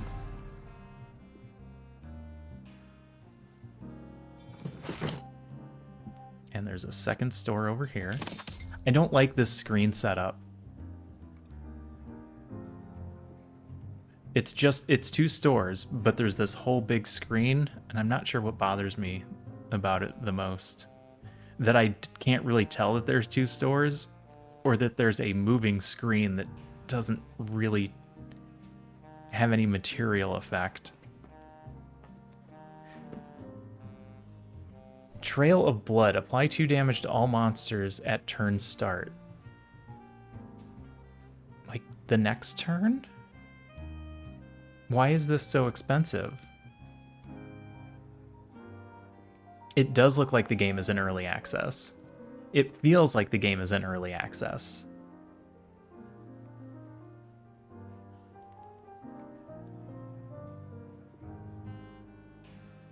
It's not actually in early access, right? Hold on, you're gonna lose sound for a moment.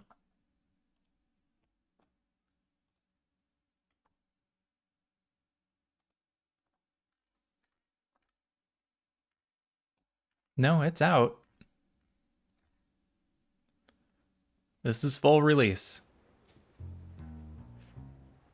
Yeah. If it was early access, I feel like I could take a bunch of these things to the Discord and be like, hey, I think it would be nice if this. But now it feels like I'm going to their Discord and saying, hey, you need to change this. Like, there's a big difference between those 2 tones.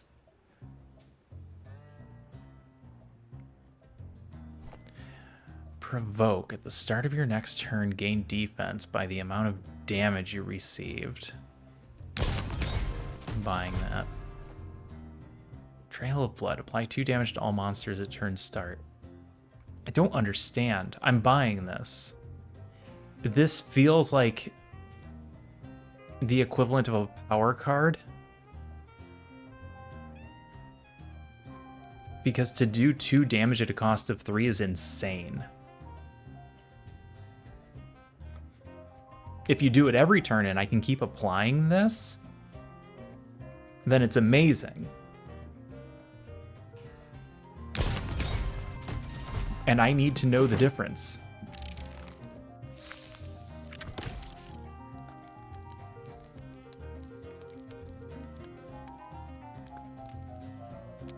I am digging the music, though.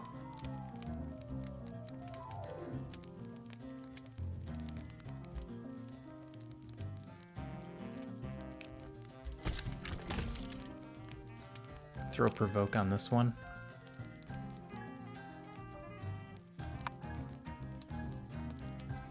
feel like this isn't going to get used.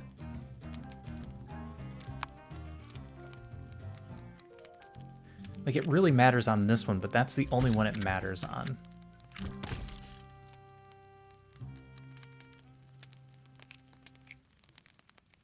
It's still better than a base attack, though. This isn't. This is a strictly better base attack. Add another insurance. 4 of these faces are insurance now.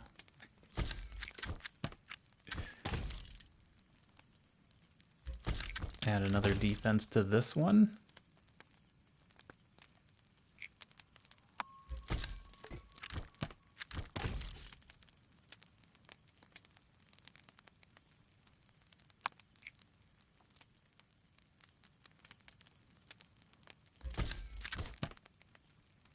Yeah, like I said, I'm not sure exactly what to do with the dice.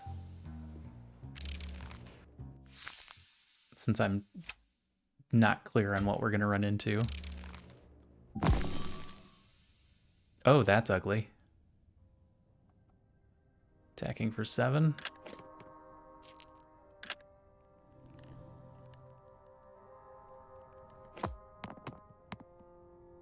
Alright, lower the damage he does.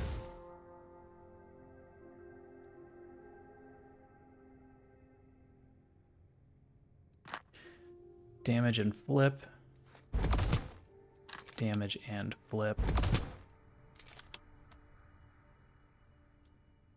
Damage and flip, and it's gonna hit us.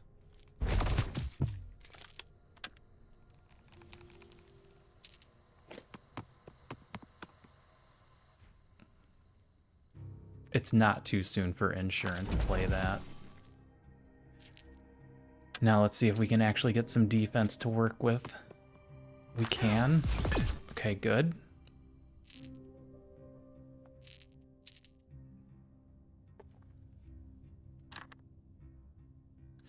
Damage and flip at a cost of 3.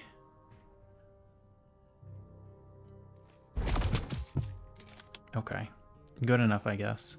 And then this gets the kill, and we take 12.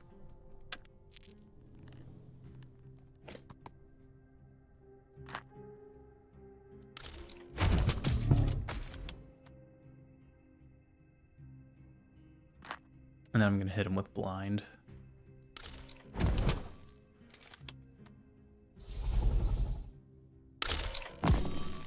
Yeah, juggling the resolve has gotten significantly harder in this final area. Swing, gain 1 stack when attacked. Increase attack damage by the number of stacks. Lose stacks when attacking.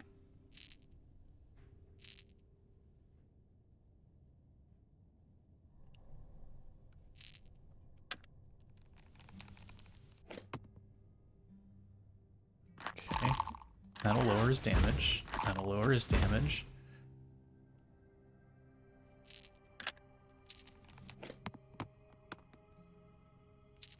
That raises our defense.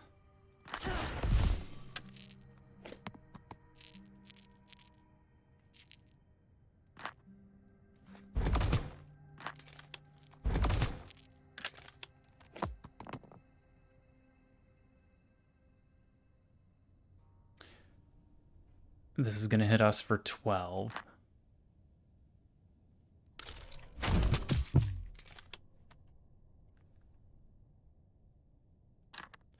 I play this. We're going to get hit for 3, and then we'll gain 3 block. Sorry, 6 block. Was it 2 per?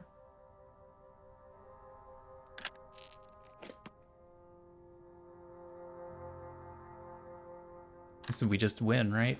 That hits us for 6, and this hits us for 6. All right, hold on. I need a defense of some kind.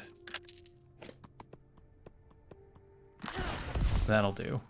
Okay. Otherwise, the black heart damage was going to get through us.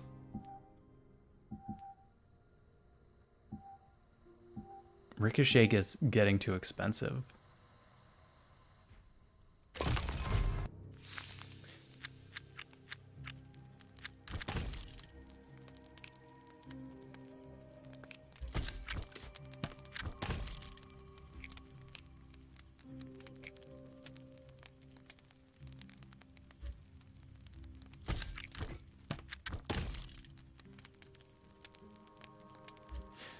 This is high damage because of this.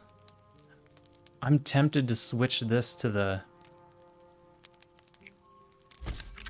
toe. It gives us 5 defense per flip. Because of the black heart, I'm more worried about defense than damage.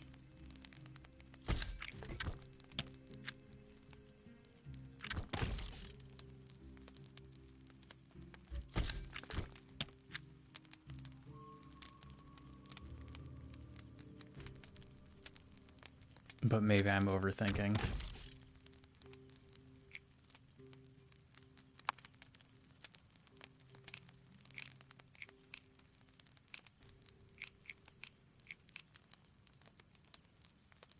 This is a really stacked die that does a lot of damage.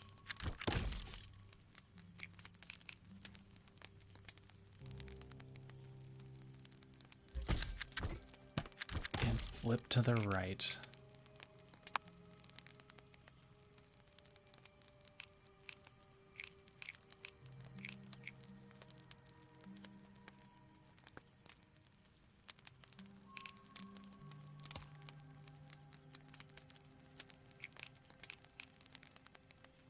No, that's not what we want.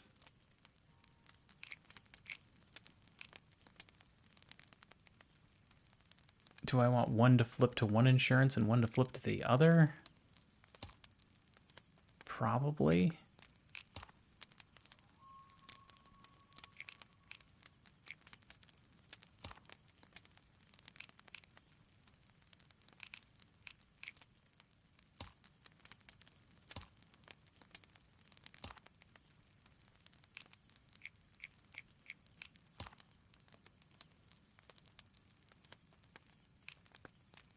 Or do I want more things to lead to this? Because that's a straight up heal.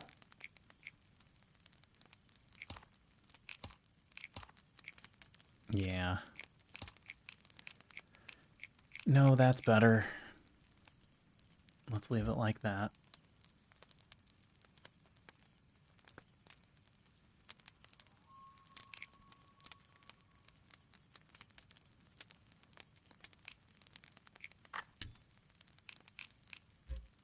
Now that this one has 3 flips, though, I'm gonna swap these. Now that's also a defense gaining die.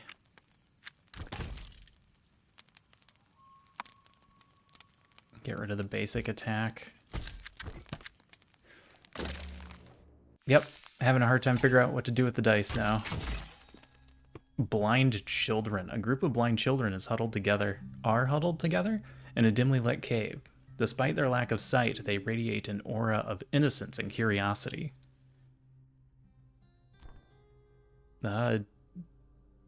Offer help, offer gifts, share some stories.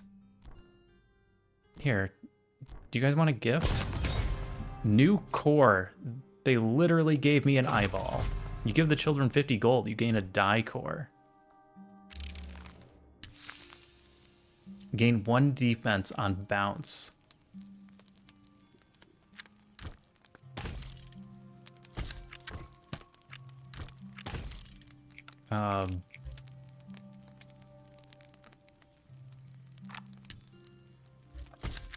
Okay.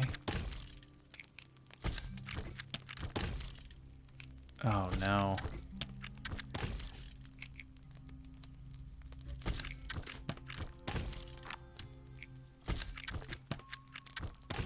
I mean, we're always gonna bounce die, right? That's kind of what this leads to.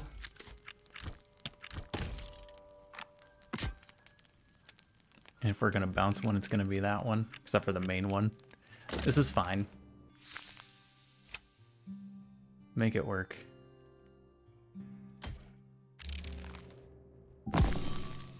That is a lot of black hearts.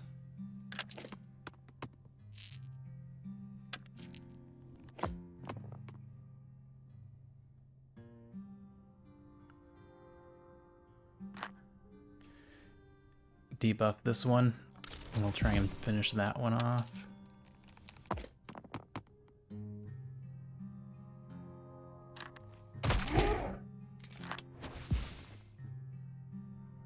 Is it too early for insurance? Is it never too early for insurance? It's never too early for insurance. Okay. Apply 2 damage to monsters at the start of their turn. It's a really high cost. This is going to hit for 50. Which is then going to hit us for 24. Which is going to knock us below our health limit if it all happens at once. If it doesn't all happen at once,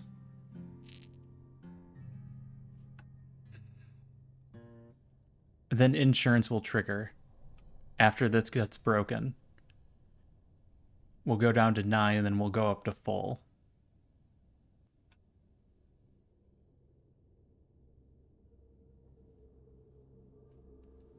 So we should end up at 24.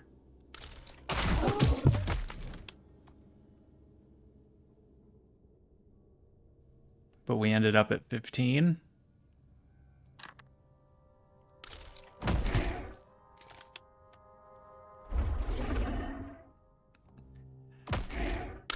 It's also possible I don't know how the math works. Okay.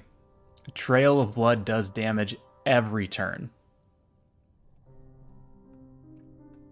It is like a power card.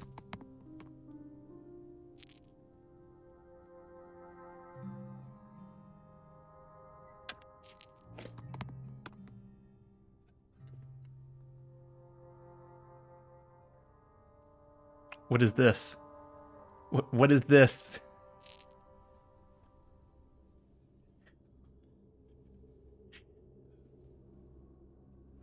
I don't know what to do with that.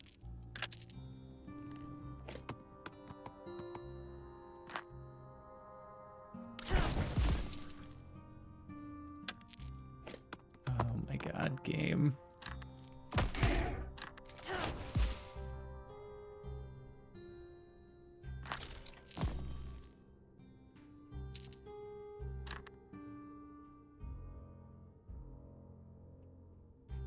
I don't end up breaking my defense. I end up using all of my resolve before he gets through it. I don't think I attack here.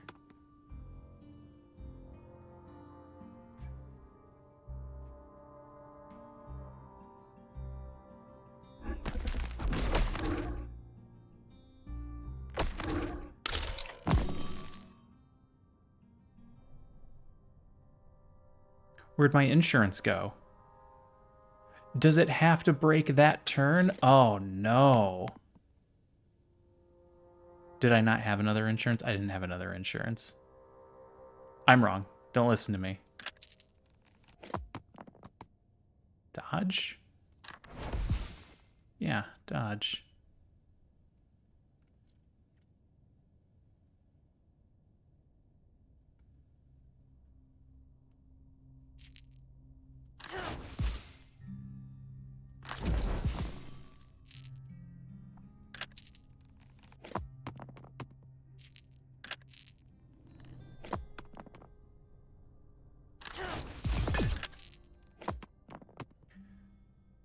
Okay.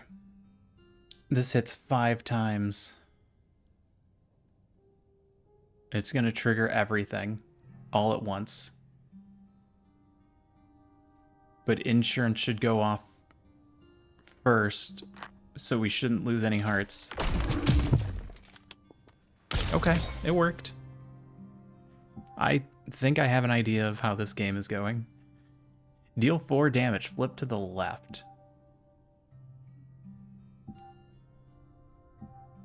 Gain 6 shield.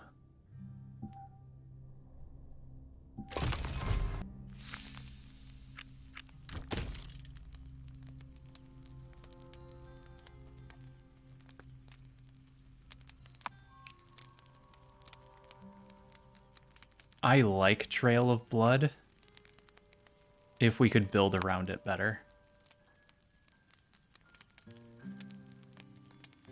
If we had a lot more defensive die faces, I'd build a defense deck and just keep hitting Trail of Blood. Like, make that the face that we hit every turn. And then eventually we just kill them by sitting there. But having it only do 2 is not worthwhile. Okay, we want to take top route because there's a store.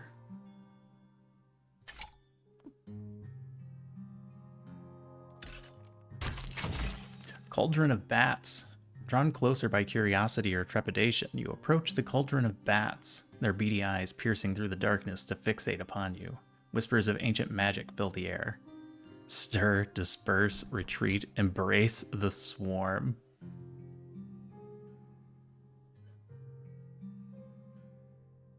Uh, let's stir a cauldron full of bats. Bat's frenzied movement intensifies, and a surge of magical energy courses through your veins. You gain 5 bleed and 2 trail of blood. That's awful. It's just absolutely terrible.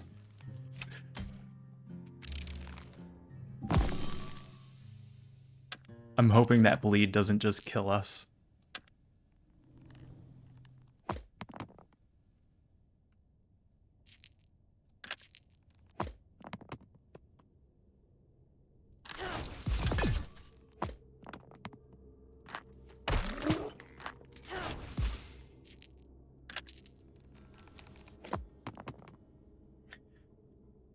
I don't need insurance yet.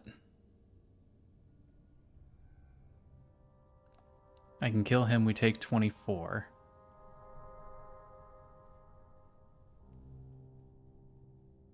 I'm gonna do insurance anyway, and then we play more. I should kill him.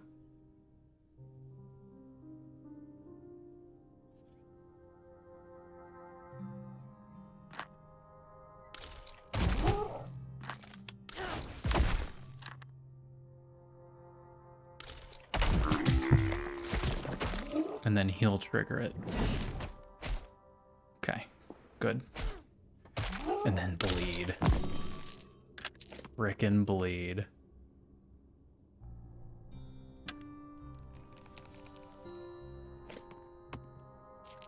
Need some defense here. That might turn into defense.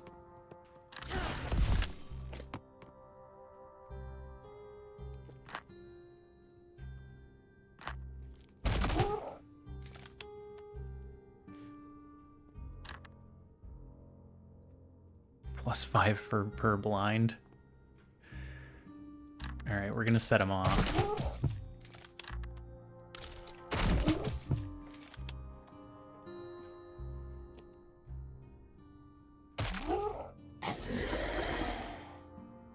There's the broken shield. That gave us a bunch of shield to work with. Enough that we win. Excellent.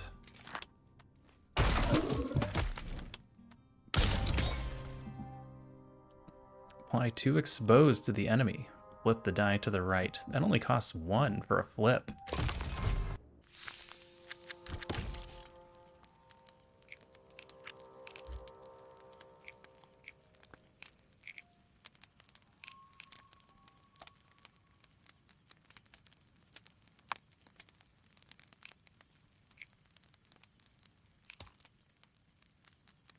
Okay, that'll go to that one now.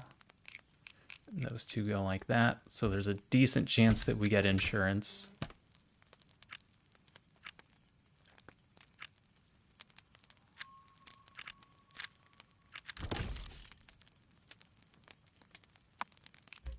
There's a really good chance we get defense on that die.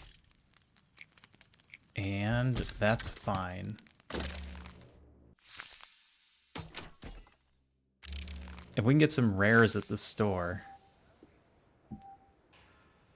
Yeah, there's this whole screen. And it's just this store and this store. That's all that's actually here. There's this whole band going on. Like, could you have compressed this into one screen? And then given me a little light to tell me that these guys are the stores? Deal additional damage equal to bleed stacks on the target. Exhaust. No.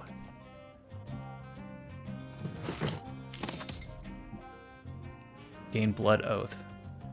Flip to the other side. Restore all. Oh.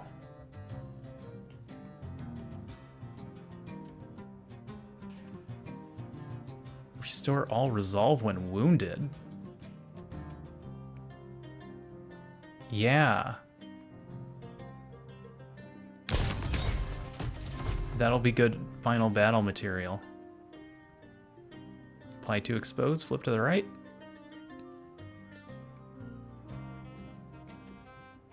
This costs 1 and gives us a flip.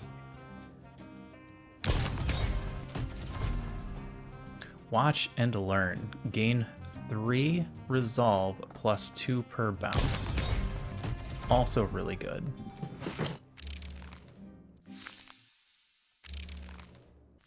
Now to make those effective.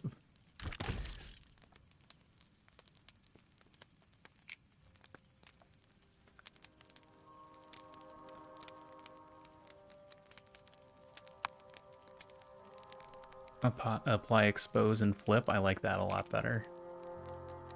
Actually, I hate this bleed.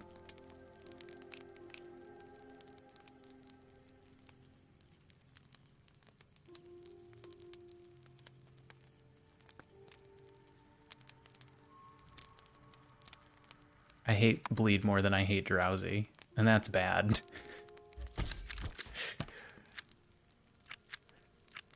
Hey.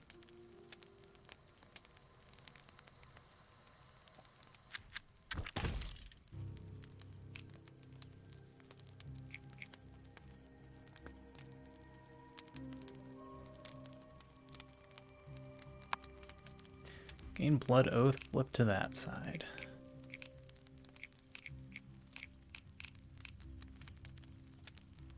Don't lick my handbells. This is fine. I like this version of the flip better. That is a die that gives us defense. So I'm going to put this here instead of stealth.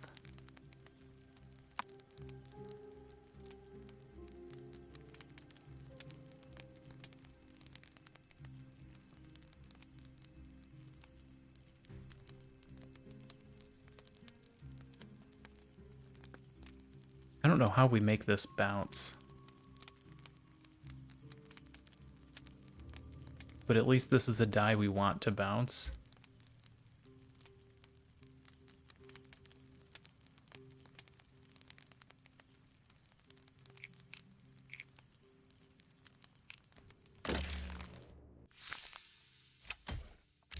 All right. Last normal battle. Unstable. Deal 15 damage on death. Spikes. Inflict 5 damage on attacker. Oh. This got turned up to 11 real quick.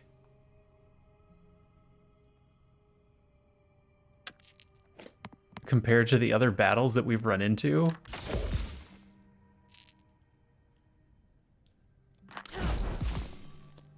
We're probably going to need insurance right away.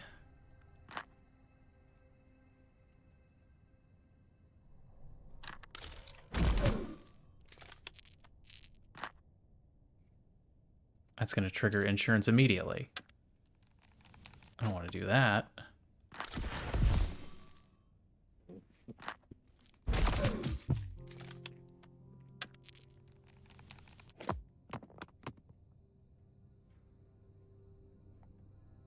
No matter what I do, we trigger insurance immediately. Could attack him first with this one. No, that's still going to trigger.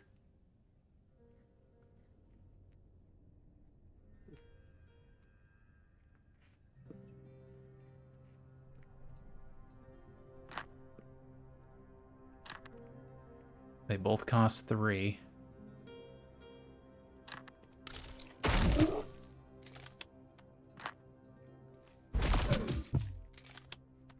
Shoot. I didn't think about that properly. I can't kill him now.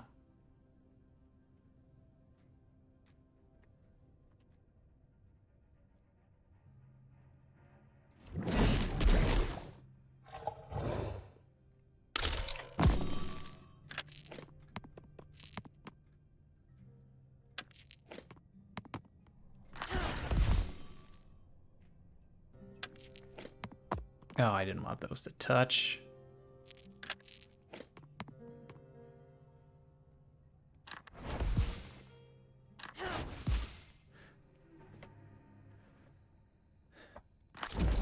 $17 is better.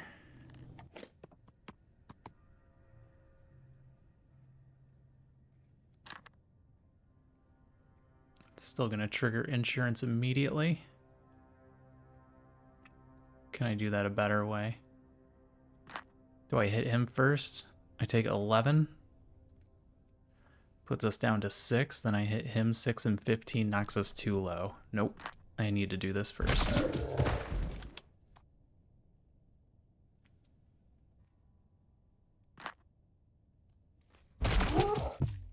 Okay. 6, 12, 18. And 3 hits is 15. That's too much.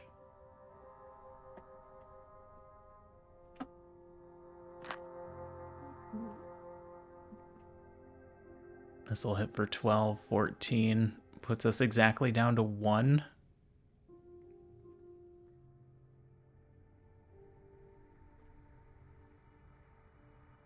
Sorry, 6, 11.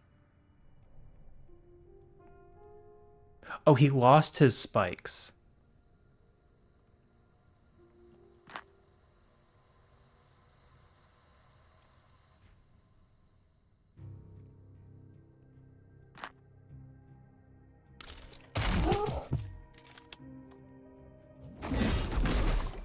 I didn't realize his spikes were temporary.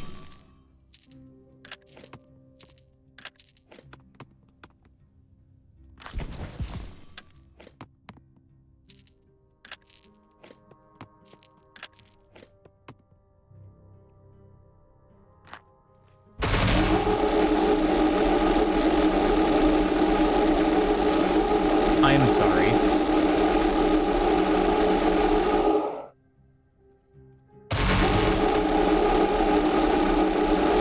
Oh.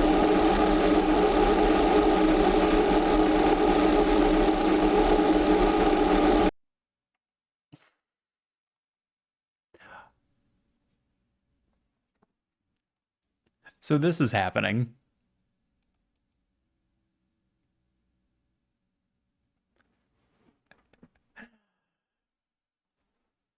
Did I just break the game?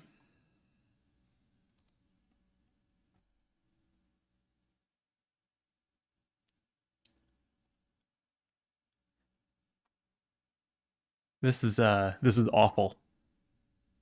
So I have it muted for you guys, but this is just absolutely destroying my ears.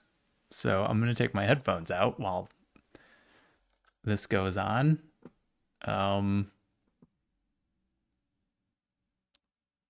Save and quit? Yeah, I'm sure. Oh, that was bad. I'm sorry to anybody that was lurking.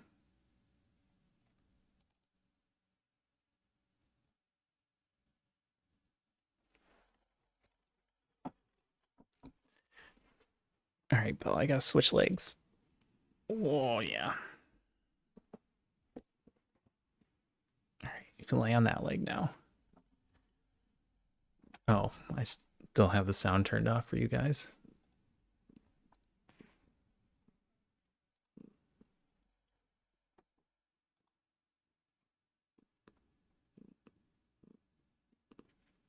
Gonna make me start the battle over?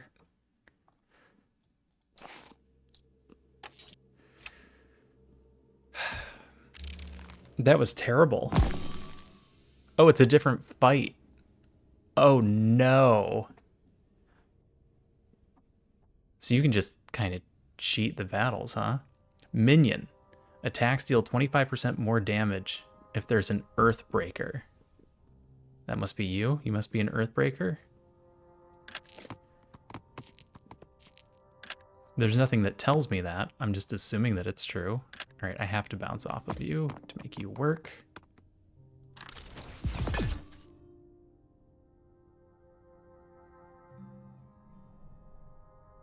So what do we do? Kill the Earthbreaker first?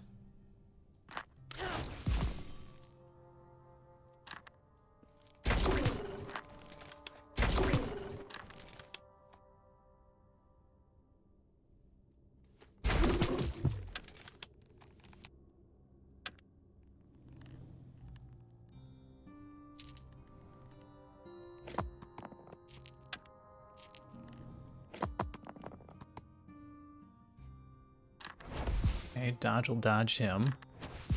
Which means we're not going to get... Okay.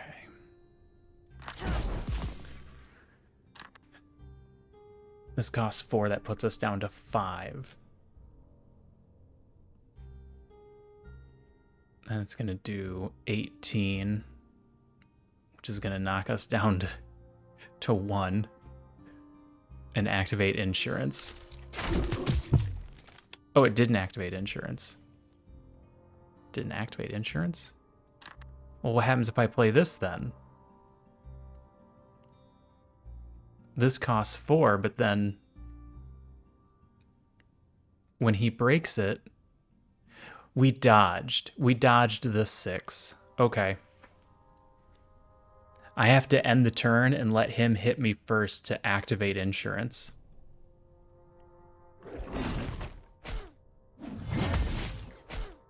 Otherwise, it was possible that we lost health there.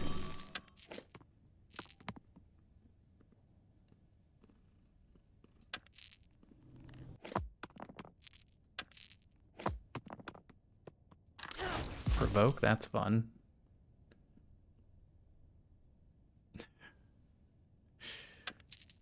We'll have a ton of defense next turn.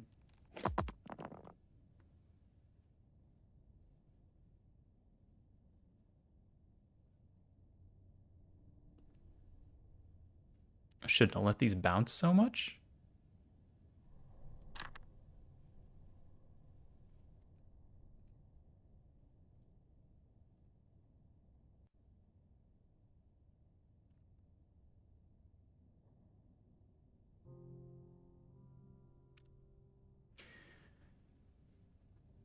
I can kill them both, but it won't really end well for us.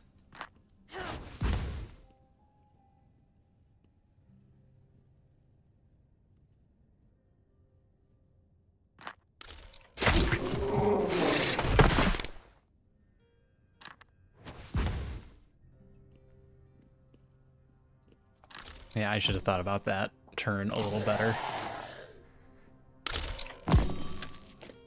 We could have done better than that.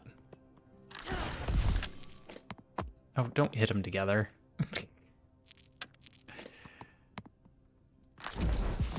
Play the insurance.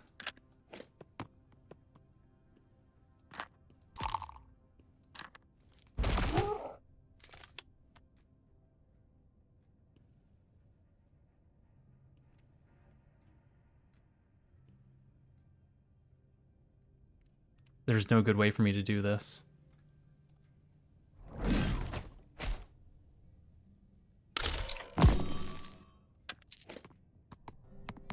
It's fine. We just wait until this turn.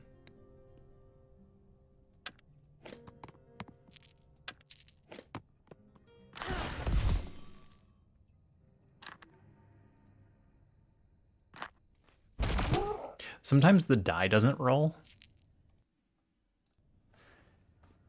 I feel like you could really take advantage of that, but I don't want to take advantage of it.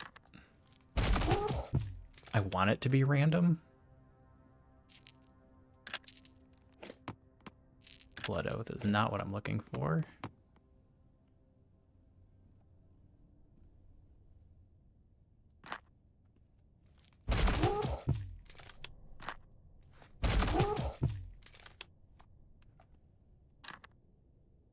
I can't do it.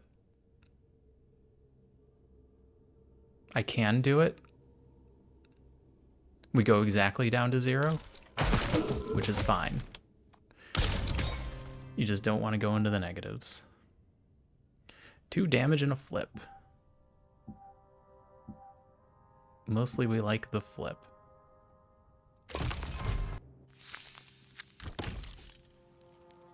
If this one flips, we gain a defense. No, that's if it bounces. That's not flip. If this one flips, we gain a defense. Get rid of dodge.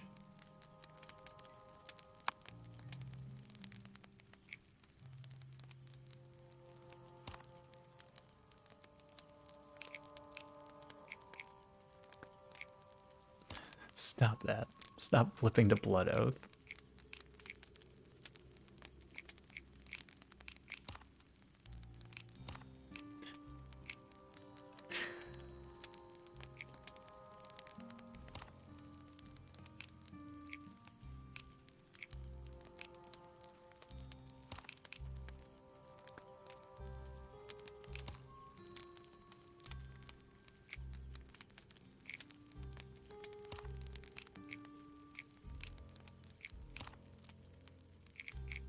Now they all point to that one. We don't want that either.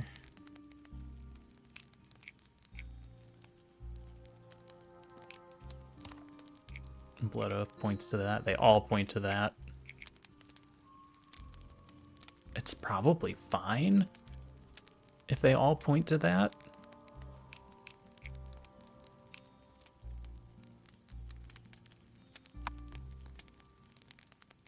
No, keep that. Where do we put insurance on another die? Nope, keep that one.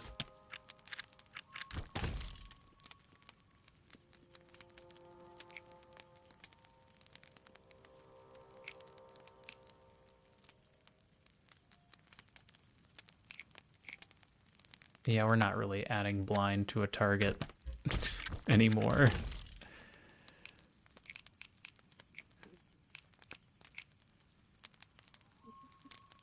I take that back. We're adding a bunch of blind to a target.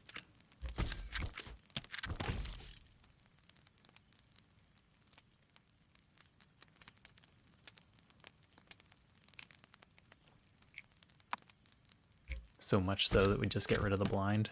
God. There's so much you can do with the dice. Final battle?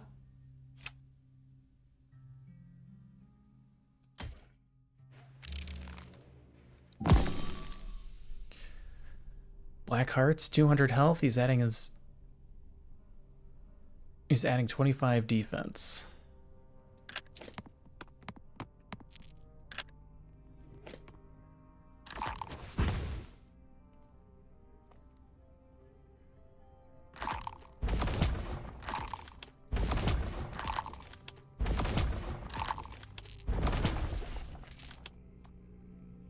That got expensive quick.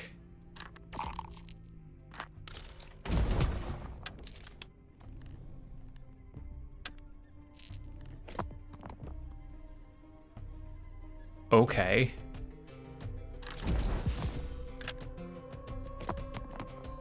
Take insurance from there. Apply exposed.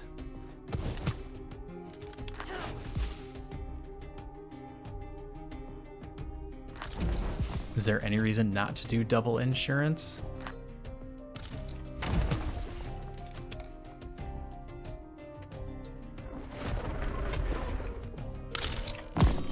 Okay, he's not attacking this turn either.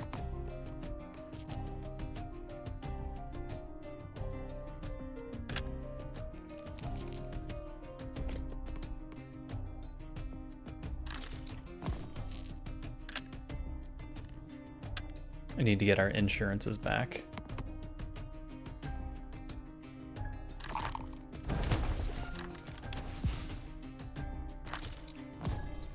Which means we're not doing damage to this turn, which makes sense. It makes sense that we don't do damage this turn. Because he had defense. We don't need to try and go through his defense. Concentrate. This monster is concentrating on something awful. That doesn't sound good.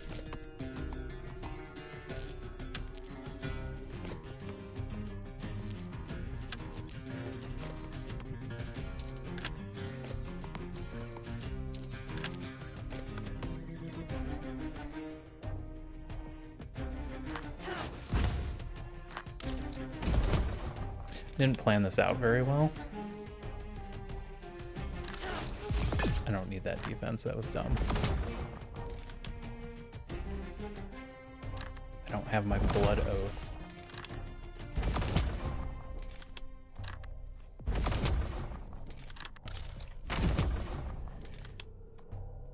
We got him halfway down. He has a massive amount of blind. He's getting a huge amount of defense every turn. 15 times 1, and that's not what he was concentrating on?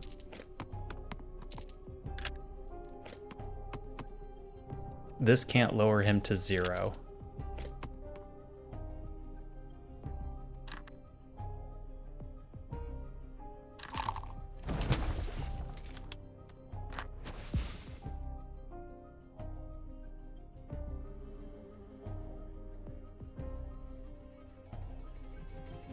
I want him to trigger.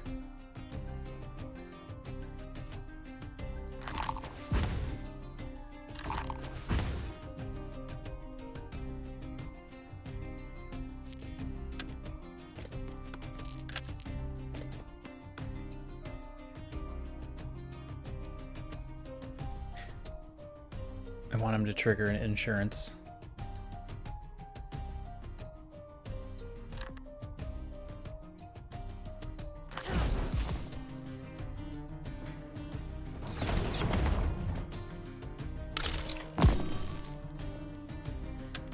Okay.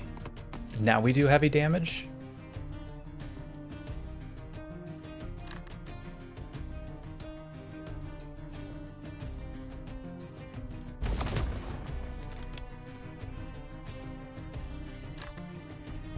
Okay, now we're through his stealth.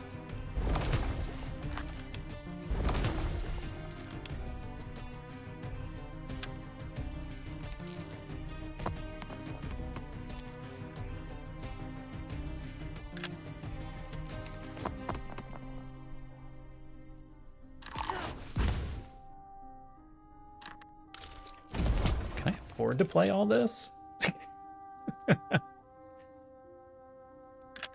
This is turning into a very expensive turn.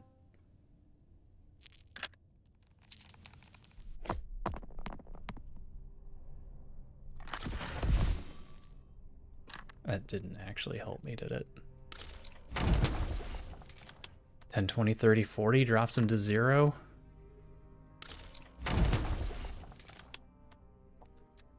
I can't afford to play that. This gives us 5 back.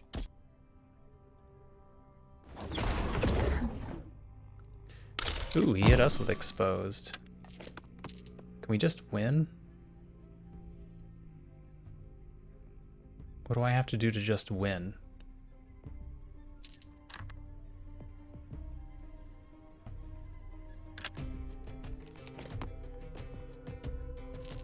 I need to get some defense if we're gonna win.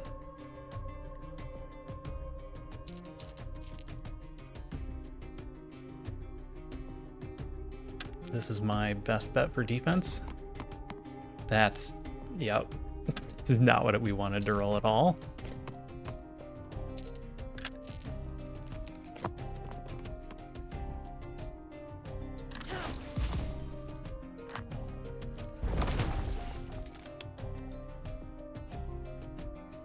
This hits him.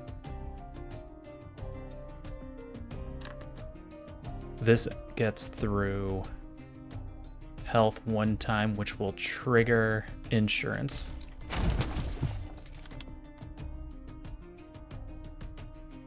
But it didn't give us back.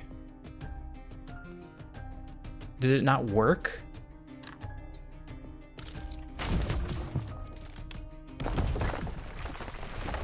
Oh, there's another phase.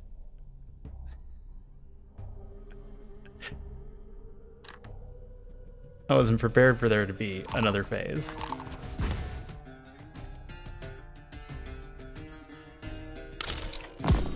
All right.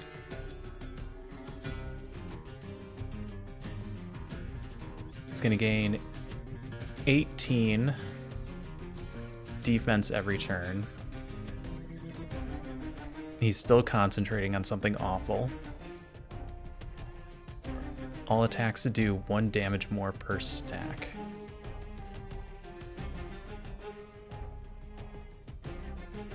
But we've got so much confusion on him that it's only doing 15 times 1. We need defense.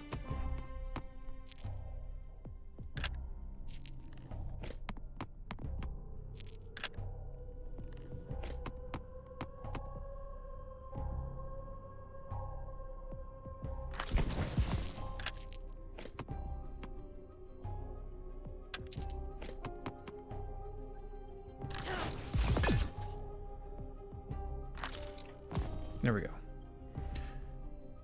That should trigger it. That should trigger our insurance and not have us lose any health. Okay, good. It worked out properly that time. Now he's gonna do 7.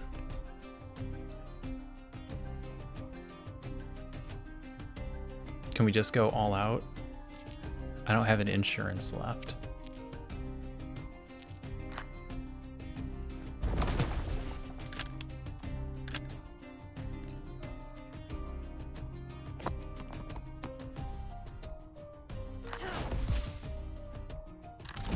I didn't want to dodge, but I wanted to have an insurance available.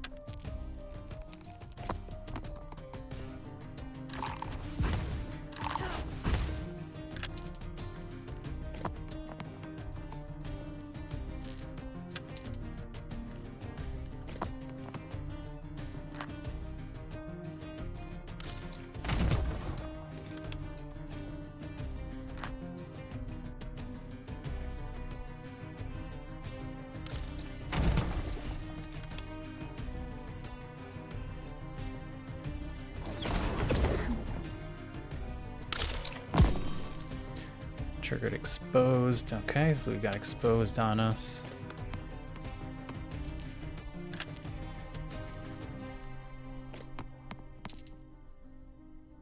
Alright, again, we need a defense.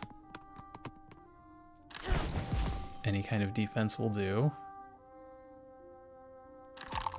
Realistically, we're not trying to do anything here.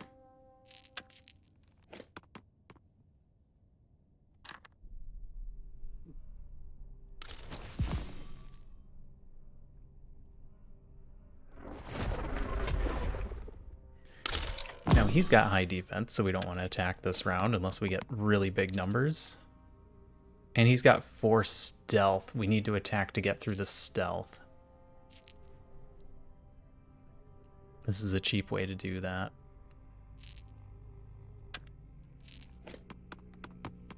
I would have liked to see blood over there.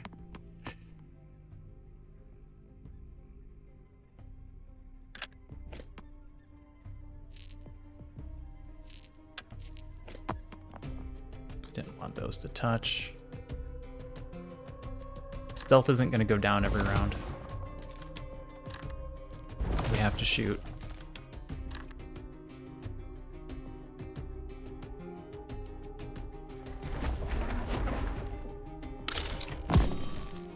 I'm sorry. I hope this is what you were concentrating on. It's going to hit us 100 times.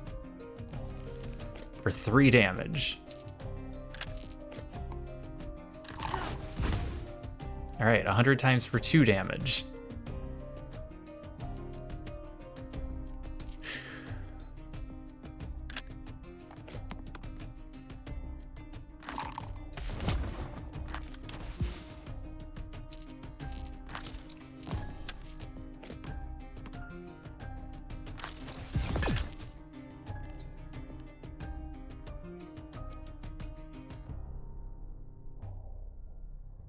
Oh, stealth did disappear?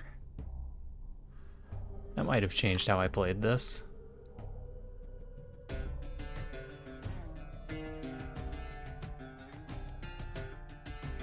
I needed blood oath.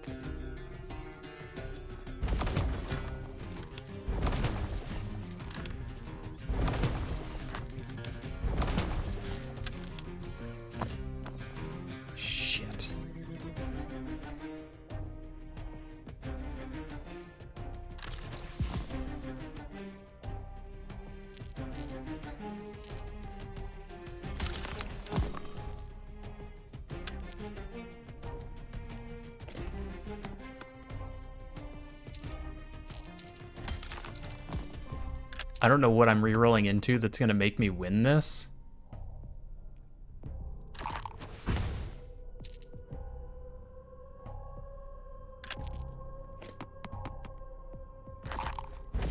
That's what I'm rerolling into. Into this being able to attack multiple times.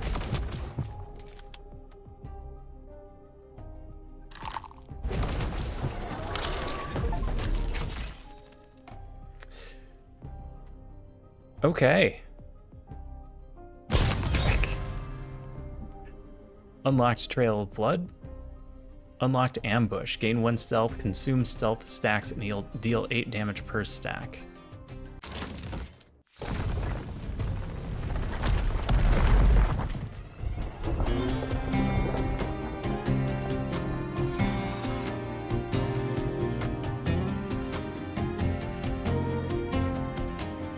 I got an achievement that said that we completed it on detective difficulty. There must be higher difficulties. That was much louder than the rest of the game.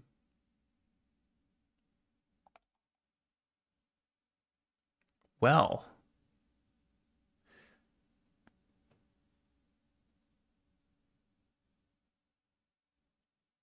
Oh, this is a small team.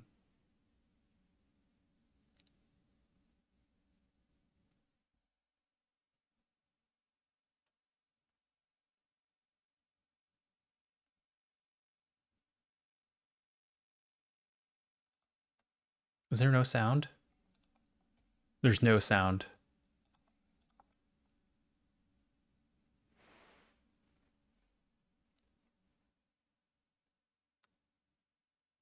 Okay.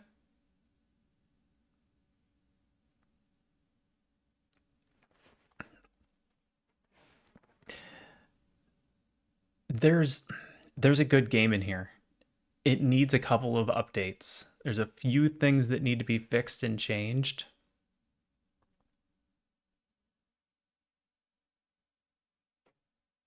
And I can already tell you that they've made major updates from the first couple of times that I've played.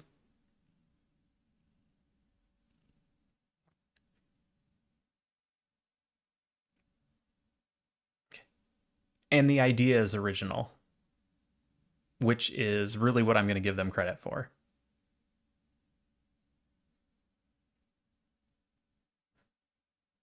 I like the use of making your own die.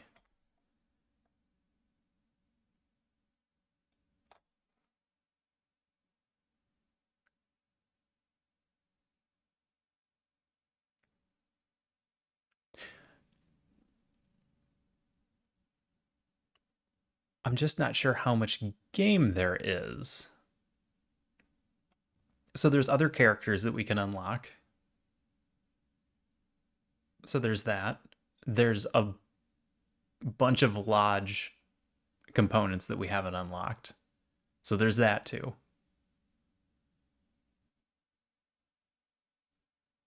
Maybe I just need to put some more time into it.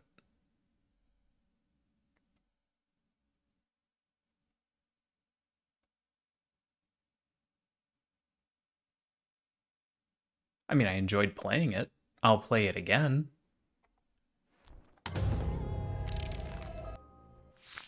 I'm not going to play it again right now. I have another game I want to play. We only managed to get... What did we have? 4? So we gained 14 game currency doing that? After winning the game? That seems small. Considering all the things. Shops will include locked abilities. Starting resolve regeneration increased by 1, that costs 10. Unlocking the last character costs 30. Oh, detective was our character type.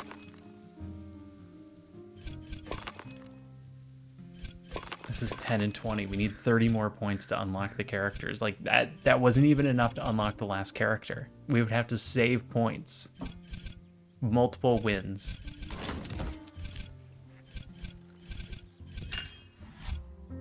Challenge perks. Ability to reroll 3 more times. Rerolls saved us that time, we would have lost. Basic attack and defend doesn't increase with bounces. We did unlock the puzzle encounters. We got 1 extra Garmimbosia for being defeated. We weren't defeated that game. 10% more gold. Unlock a new die core. I can't tell if everything feels too expensive or if we're just not gaining enough per game. Like, if I were going to play again, I want to have another character. So that's 10 points. I already don't have enough to do anything.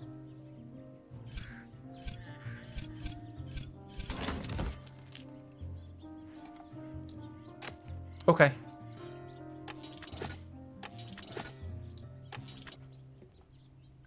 All right, I'm going to switch games.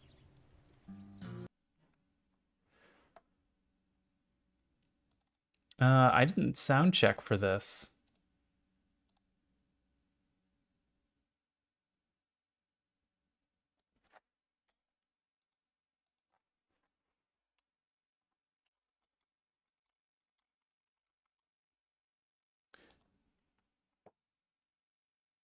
All right, change that. Change the capture. All right.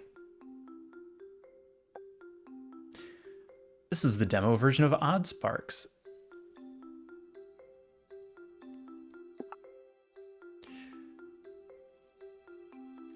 So it appears to be a little automation game. I really like little automation games. Oh, I also lose sound when I go out of this one. Sound and background enabled. That's what I want. Every developer ever, add this box. Everything else is fine.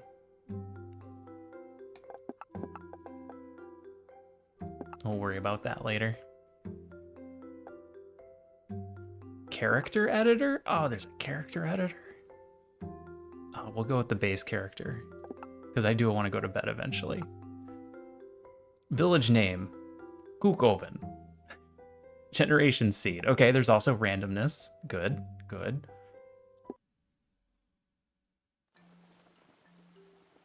Multiplayer's in beta. Ooh. I like automation games. I'm a big nerd. It's a calm and quiet day, and you are relaxing on your bench. All of your daily tasks are done, and the warm sun gently lulls you to a midday nap. You dream of an adventure, of a more exciting life than the one you have right now in the frontier village, when suddenly an intense crash comes from down the field and wakes you up.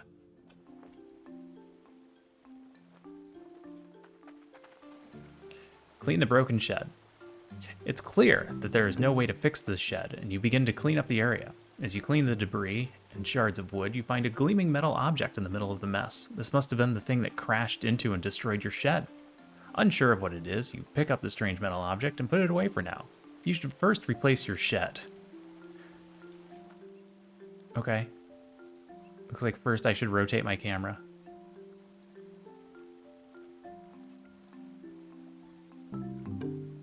Camera tutorial complete. Open the map to find the woodsman. Talk to the woodsman. Complete rebuilding the shed. Woodsman? He's got a little exclamation point.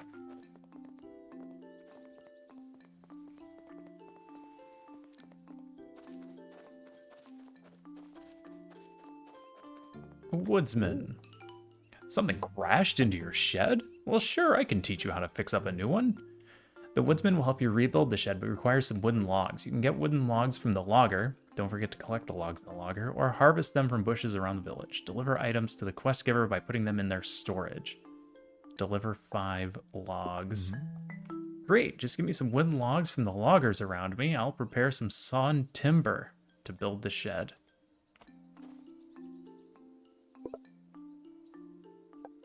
Infinite resources. Craft. Craft. Oh, I can just hold it down.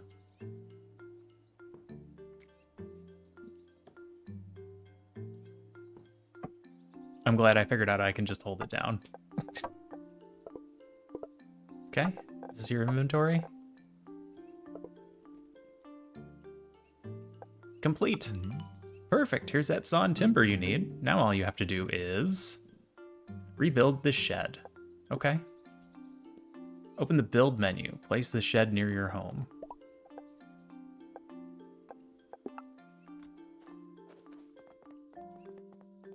How near?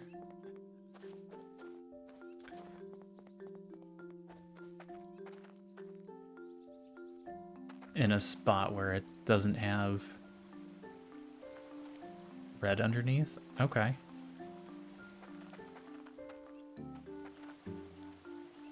Looks like I can build in a couple of spots behind that fence. So let's just put it right in the corner of our buildable area.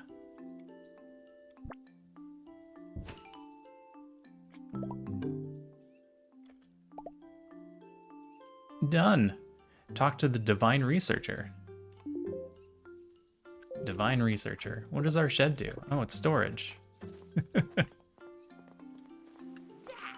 You need my help with a weird thing? I love weird things. Let me see. Oh, what if we poke it right?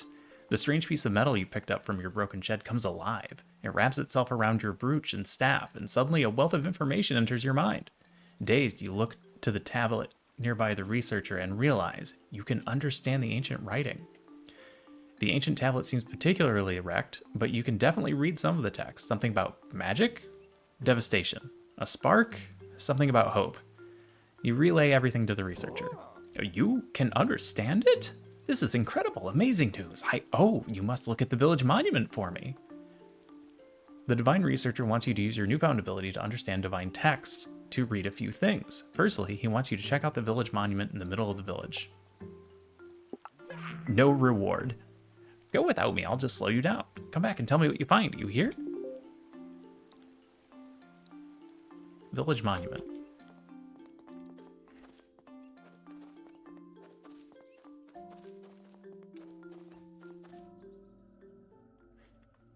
The village monument looms above you, quietly and with the weight of its years behind it. You extend your hand and the strange metal in your brooch radiates a soft light. Suddenly, the carvings on the stone itself begin to shift into text. You barely have time to understand what you see as writing appears and disappears. You can't catch all the information. Something about being last accessed several million days ago. The word danger catches your eye. Clearly, the monument is much more than you had all assumed. The words settle for a moment. Dangerous levels of corrupted aether detected. Cleansing pulse routine initiated. You can hear the monument rattle. Something inside is trying to happen, but nothing happens. Etheric cleansing failed. Function keys missing. Cleansing routine recommended. Danger to life? Critical. A piece of stone moves aside to reveal a handful of empty key slots. You should tell the Divine Researcher about everything you've found here. Alright. Hey, Researcher, I need to find spark keys. You describe everything you've seen when the village monument was activated to the Divine Researcher. The strange text, the missing spark keys, how it tried to do a cleansing pulse but failed. The Divine Researcher's natural smile falls as he tries to digest everything. We've had individuals explore north past the woodlands, and even past the mountains. The ones that traveled furthest returned ill, and talked about how the magic, the aether itself felt strange. Some had used the word corrupted. Hi. What's going on, Bells? You're attacking the strings on my shirt. Okay. Those aren't for chewing, though. You have plenty of stuff to chew on. It doesn't have to be my shirt. It would explain a lot if the village monument can clean corrupted aether. It did seem odd that this place was so perfect to make a new village in. Sounds like we should turn it on and try it out. The Divine Researcher believes that the threat described by... That's attached to my ear. By the village monument is one that should be taken seriously. However, finding even a single spark key that no one has ever seen or heard before will be difficult. 9 sounds impossible. It will not be possible to complete this quest for a while. Maybe someone in the village will figure something out as you progress? Activate the monument. I suppose we'll have to find the missing spark keys first, and perhaps more. I'll see what I can dig up first in my notes. This village has existed for a few decades now without any problems. I don't think the threat is so immediate that we'll all fall sick out of nowhere. Just be careful in your adventures. But for now... There are lots of ancient shrines that you could translate. I know there's quite a few in the woodlands. Perhaps they would even reveal more about our mystery. You're technically not allowed to go out there. It can be quite dangerous, but I won't tell anyone. The Divine Researcher wants you to travel to the Forbidden Zone and look at the ancient shrines in the woodlands. You can leave the village by the old mine shaft to the northwest. Go through the mine shaft, examine the ancient shrine, solve the mystery. So you just keep going through the old mine shaft, and there should be this strange looking little building. I call them ancient shrines. It has this kooky little golden statue on the top. You have my permission, so go. Have a fun adventure. Thanks, random villager, for giving me permission. Don't worry, I won't tell anyone.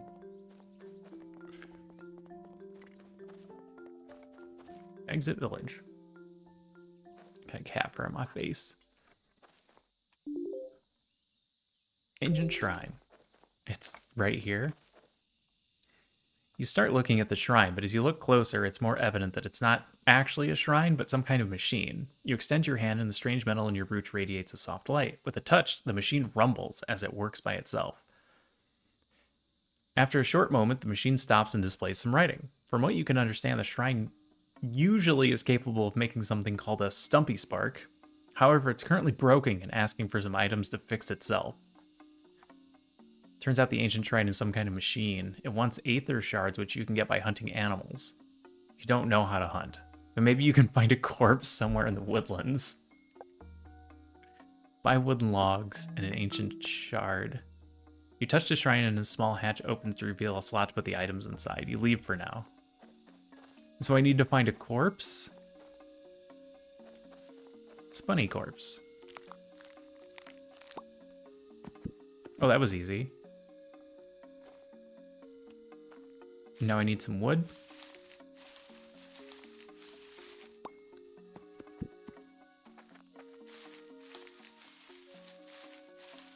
Auto-saving. Good to know.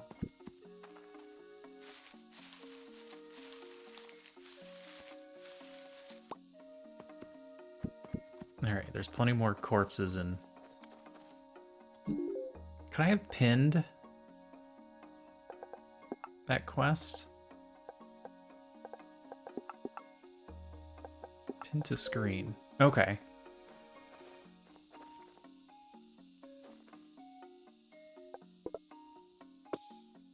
I don't need to give you 6. Control to split.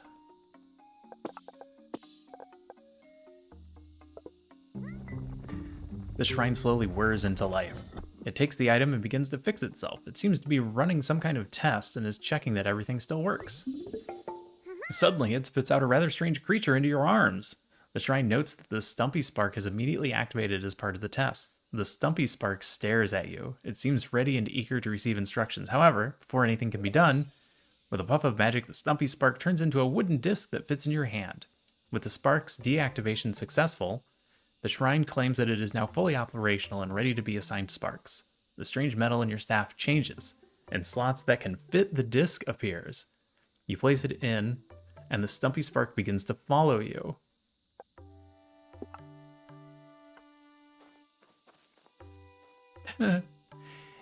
Spark harvesting. In aim mode, you can throw sparks equipped in your active sparks bar. You can also call back sparks to their current order.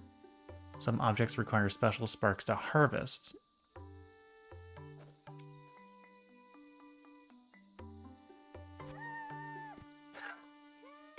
Oh! Equip a spark in the active spark bar. Throw him twice. Call him back once. Harvest saplings. Oh. Here, go do that one. Alright, that's actually funny. Can I also cut down the trees? Oh. Sorry, kitten, you can't go up there. You are getting fur everywhere, though. Wait. How do I...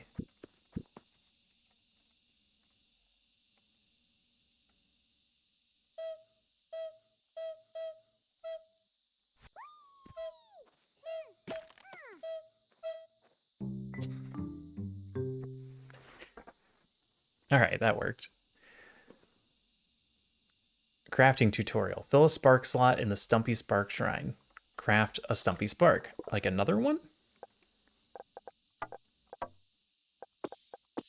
What's it gonna do with the excess? Hi, kitten. Do you want to hang out with me or not? If you want to hang out, you gotta sit there. Yeah, you gotta be good. Oh, it'll probably leave the excess since it's... Can I make my Stumpy Spark do this? I sure can. Oh, that's neat. All right. Hey. All right, I'll do the rest of this. Thanks, though. Actually, you could be cutting down some trees while I do this. All right, give me all my stuff back. Give me the Stumpy Spark. Oh, I can have 3 active. I see.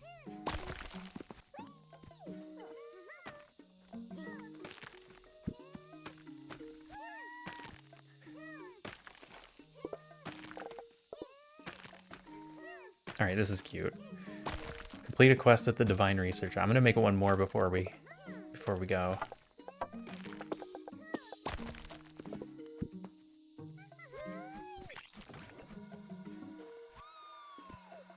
No, get back here. Hey.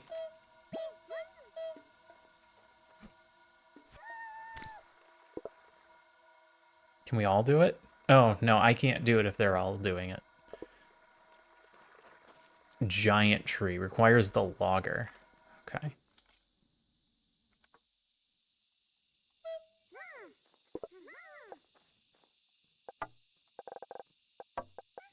Oh, they stack? They stack. So I can just have a huge number of these. Okay. Let's go complete the quest.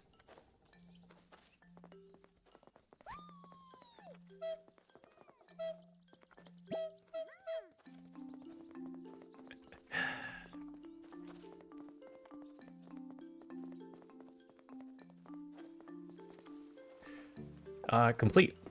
You tell the Divine Researcher about everything you've seen about the ancient shrine, especially the rather strange creature that came out of it after you fixed it. So, they're called sparks, you say. How unusual. Clearly, I have some research to do. They're quite cute. You should show them around. Maybe other villagers will have some thoughts or ideas. Activate the village monument. Oh, that's...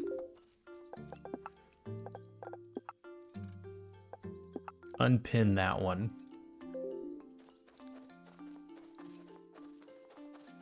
Was this guy gonna tell me to put him in the loggers? What are those little guys? Sparks, you say? And you can get them to do work for you? Tell me more. You see his eyes twinkle at the thought of you describing the ancient shrine and how the sparks work in one. He mutters something and nods to himself. Oh, I see. Yes, of course. That's pretty ingenious. Right, let me have a few, will ya? Get me some materials. I want to try making a logger for your little sparks. 10 wood, 5 stone, and 2 stumpy sparks. And he's gonna give me all the stuff back. Some of the stuff back. Okay. You leave the woodsman deep in thought as he mentally constructs the design for the logger. You literally have loggers right here. Oh, I'm sorry, dude. I thought you were gonna be able to work on that. I wouldn't have thrown you if... My bad. Does anyone else have... No? Let's talk to the quartermaster. Maybe they have a quest too. Hey. Nope. Does anybody else have anything to say? Hello, my dear. Have you eaten? Have a cookie. Did you actually give me a cookie? No. That's mean. Don't make me think I'm gonna get a cookie. Yo, have a rockin' day. Okay, nobody has anything to say. Let's head back to the forest and get the stuff that he needs.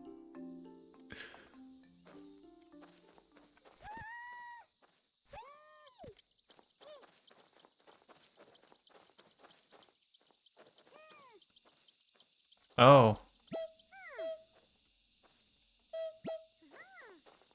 Come on back, you guys. That tree was too big. I'm sorry. I can just gather this? Oh, gathering is an action.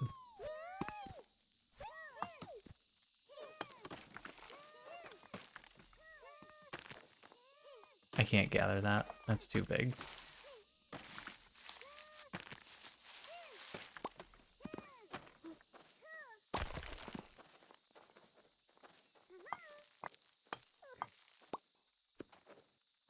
So did they... Okay, they did actually get me the stone.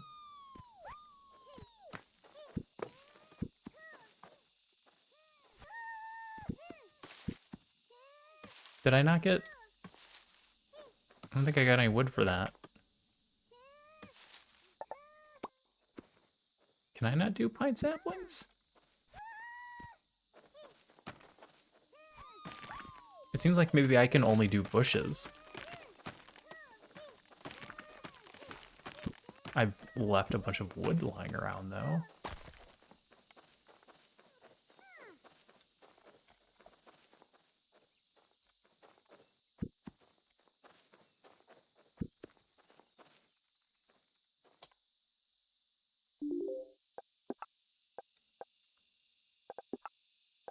Pin.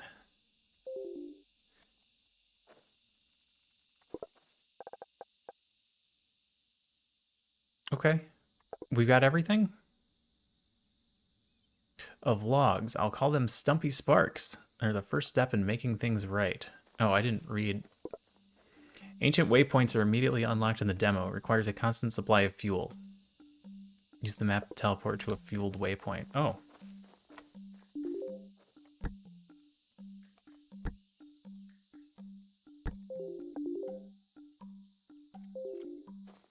Apparently we can teleport.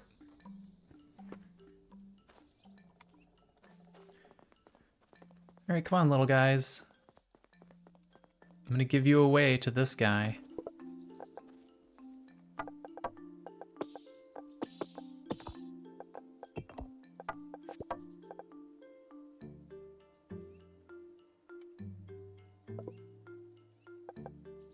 Complete?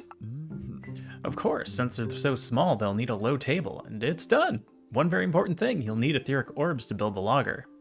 They offset the aether in the giant tree, you see. You don't really need to know what that means, but let me tell you, I've personally tried harvesting those giant trees without an etheric counterbalance, and it took 2 whole months to regrow my mustache.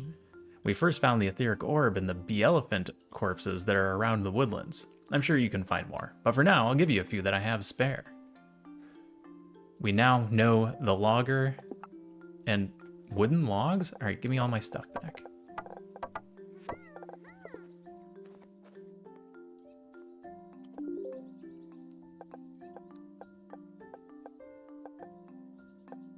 Oh. Oh, I don't know how to make that stuff. I see. A building to infinitely harvest logs and more from giant trees. And more?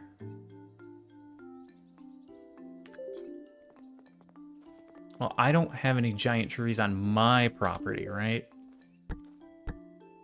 Stop that. So that needs to be done in the forest. Oh, other people have jobs now. You and the mayor. Hey, so those weird dolls of yours, the woodman was showing them off. They follow instructions, right? You think they can carry stuff too? Deliver stumpy sparks, okay. Oh, you look like you're being a very busy bee elephant today. How about I teach you how to have an eye on things when you have a lot of tasks to do? The mayor tells you of the tricks that she uses to take a look at the bigger picture and figure out what to take care of next. Quest overview. It should help you track your quests and identify what you have to do if you ever get stuck.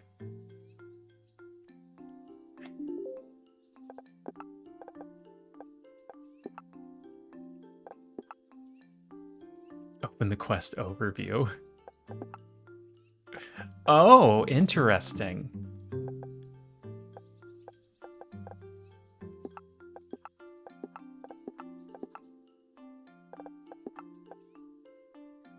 Who wants what and what can do what? Oh, but the quest is completed, right? Yep, it's completed now.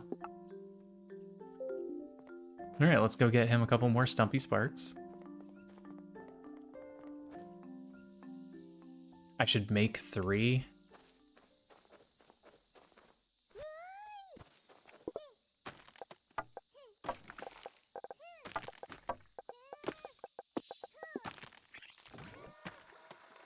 Which will take right about a minute.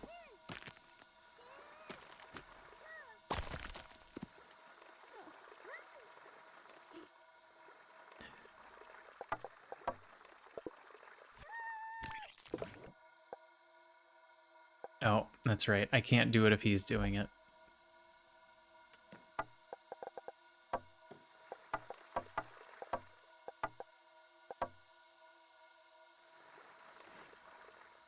Yeah, this is faster. So I can... This is just a basic spark. There's better ones.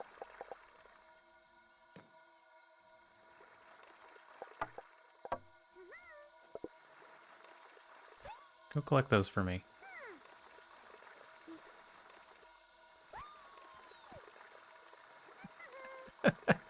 Boy, I'm lazy.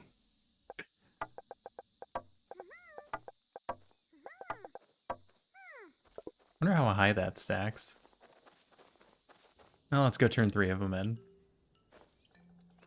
Alright, I have officially lost my cats, so I'm going to turn my camera off. If they come back, I'll turn it back on again. You wrote it in your quest log. But, oh.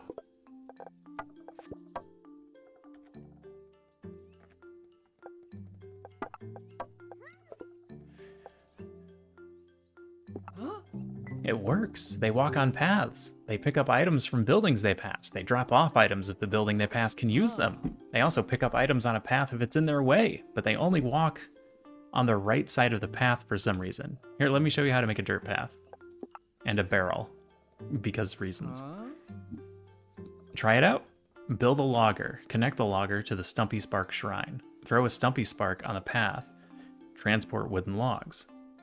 Craft 10 more sparks. Okay.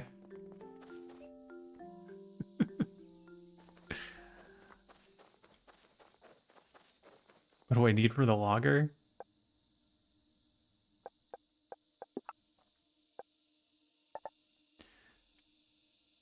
Wood. Which I don't appear to be able to collect on my own. Oh, this might have some.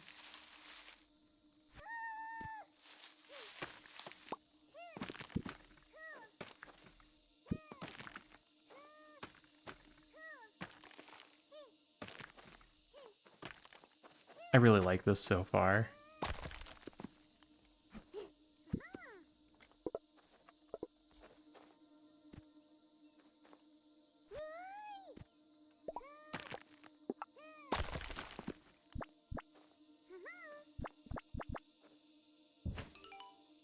Okay.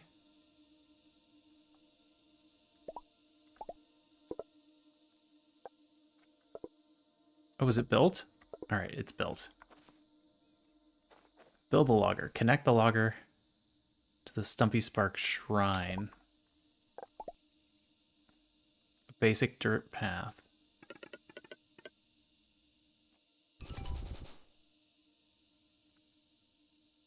Sparks can move on the basic dirt path that sparks can walk on to move items from location to location. Several sparks can walk on one path. Okay. Throw them onto the path. Was he just gonna... Here. I actually want you to go work.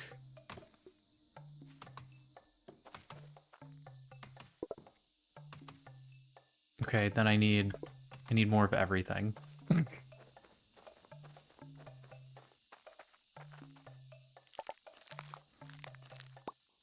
get some more of these crystals.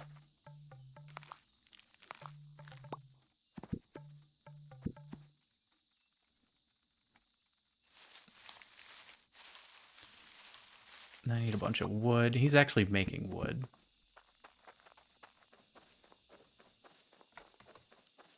But what does it do? Does it just pile up here? It looked like it capped at 20. Oh, perhaps it stacks up to 20.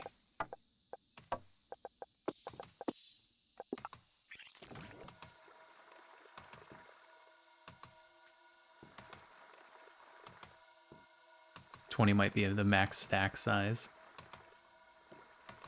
Oh, I'm so slow. Here, you do that.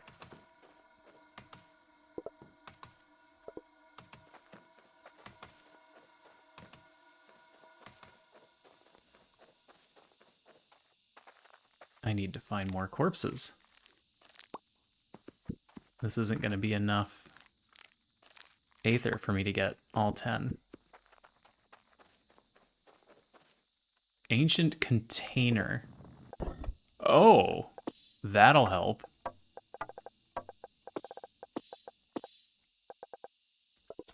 Etheric clump.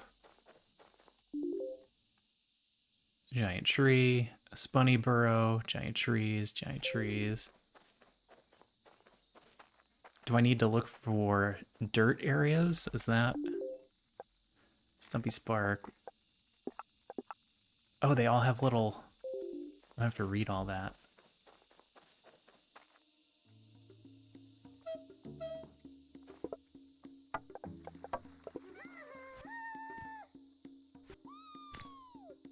All right.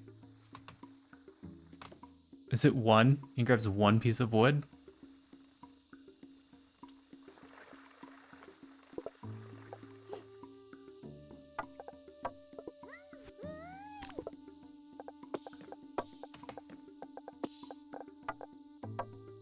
There you go, guys. Go nuts.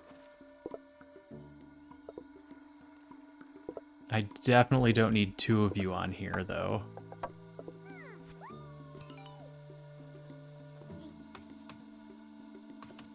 And now I take a nap?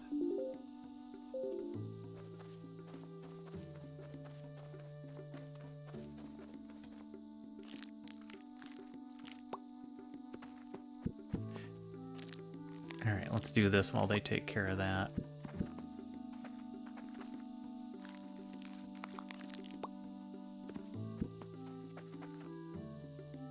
Wonder if I can just fill up that path with them. Another container.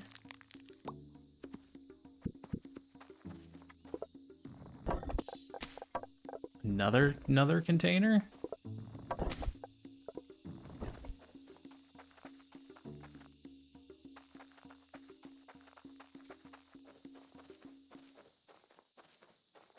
All right, how you guys doing?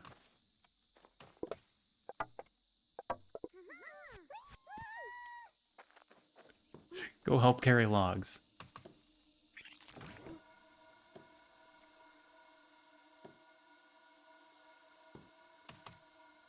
I need more log carriers. I need more log carriers.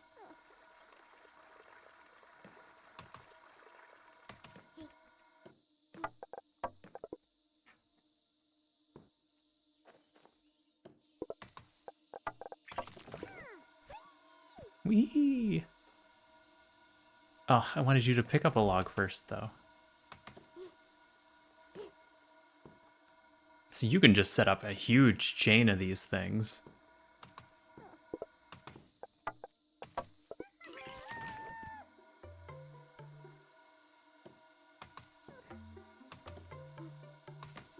So he doesn't actually want me to bring him any, he just wants me to make some.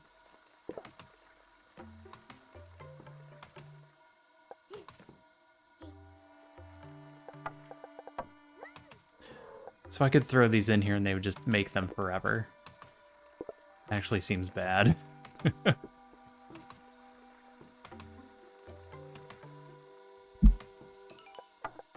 Okay.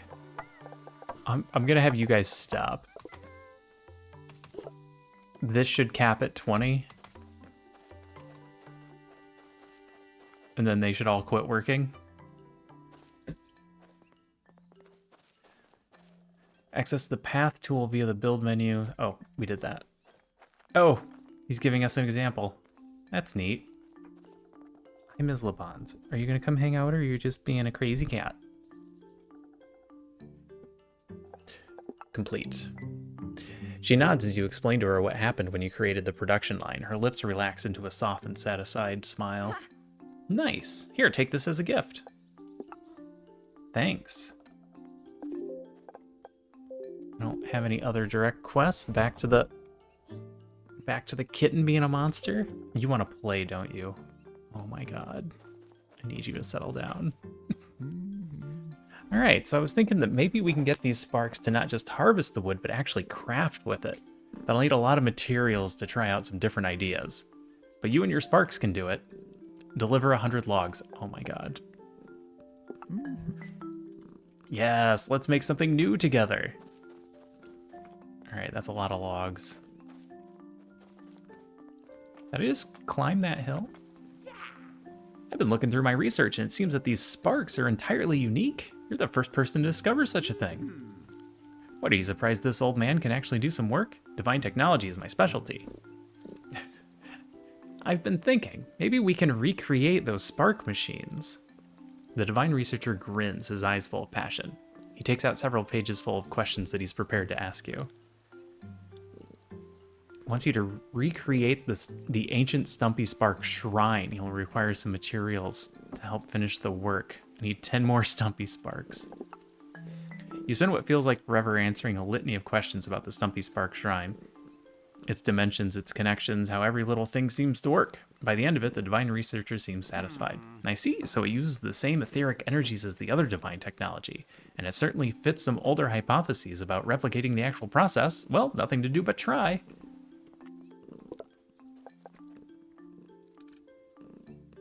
I can give you 5 of that now. I need to bring you 10 more sparks, which I think I have just sitting around. I just have to go pick them up. Except I need to gather 100 logs.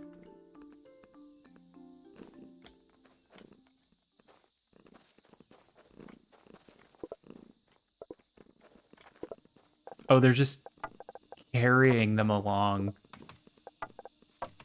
Because there's nowhere to put them. Can't you smell? What do you smell? What were you doing?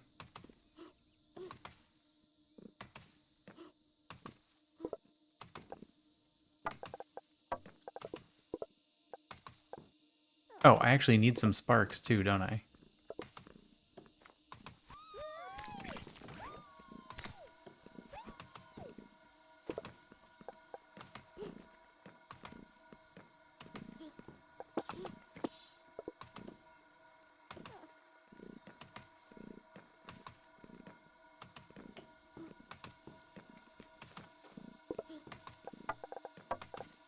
I need 100 wood.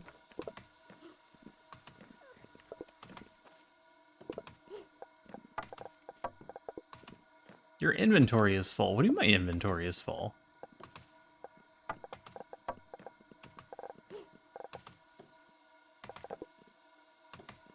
Because it's stacked over 20?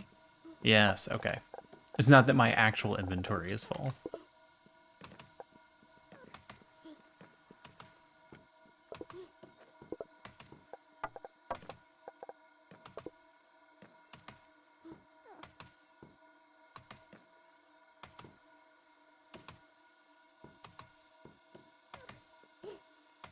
All right, now we wait.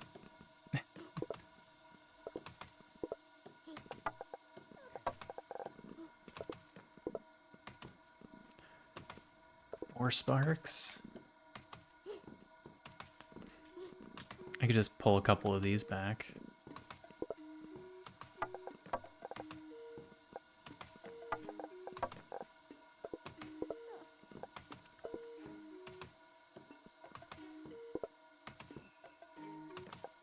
Actually, I determined we don't need 2 up here, right?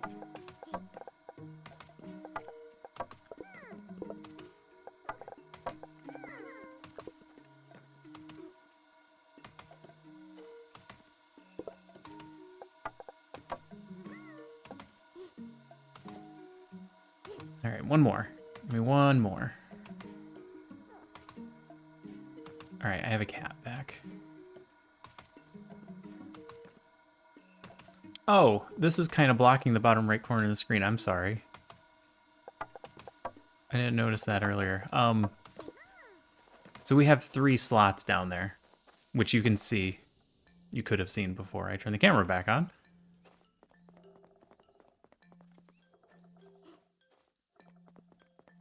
I got the 100 logs, right? Too far away. Complete. Perfect timing. Let me show you my final design. So much of the machinery is inside of the building. It simplifies the work so those sparks of yours don't have to do anything too complex. No offense, but they're not very smart. When I try to give a complex order to one, they just get very confused. Of course, there's always more room for improvement, but try it out. Saw bench, okay.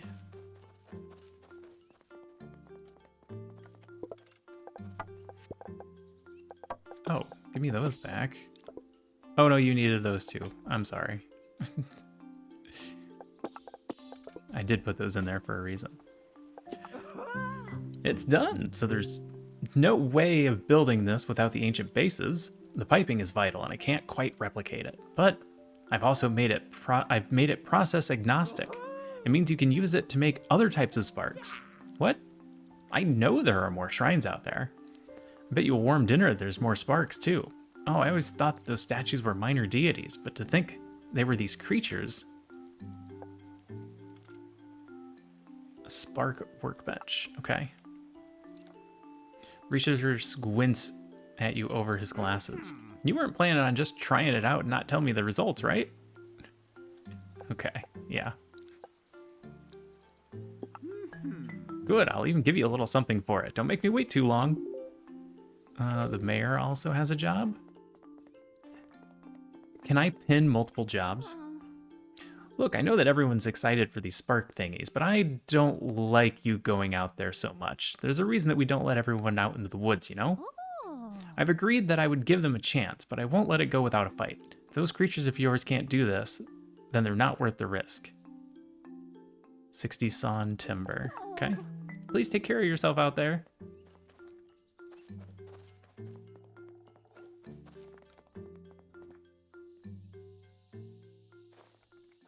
Okay.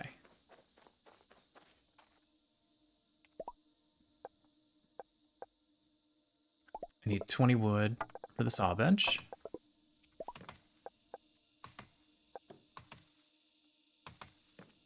I'm building to craft sparks out of wood.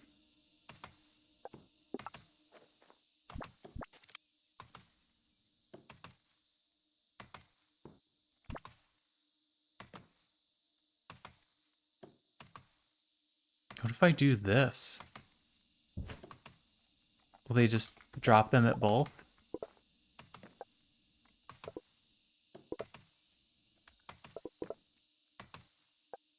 They're not dropping wood here.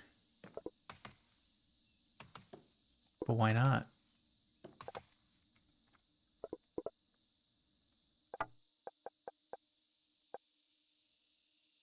Oops, just threw it on the ground. Maybe they don't like it being here? I don't know how to undo.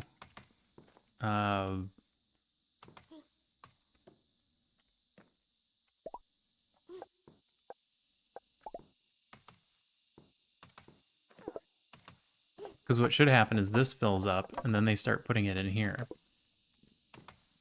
But maybe I have to have a spark in there first?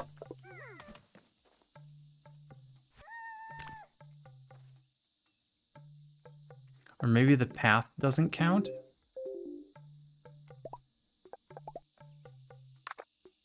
Oh, that's not the in. That's the out. This is the in.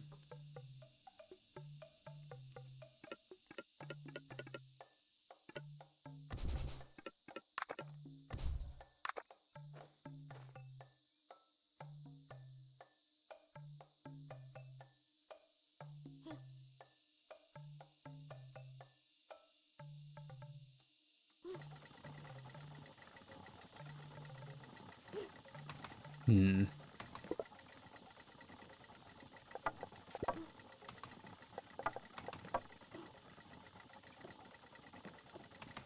Oh, they're picking them up. Oh, because...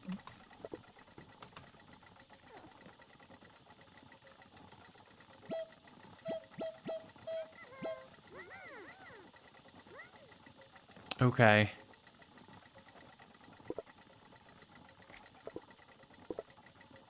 How do I move you?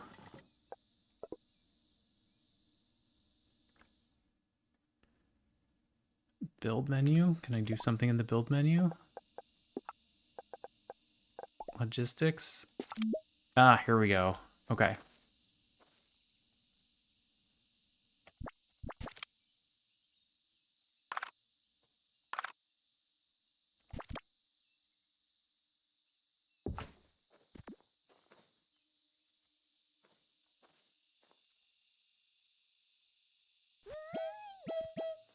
All right, everybody come here.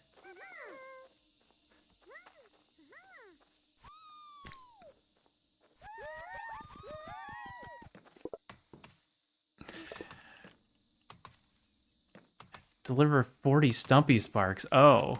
Oh no. Did I get you guys stuck? I got them stuck.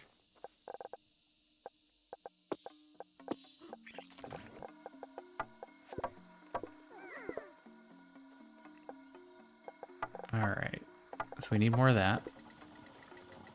That should help.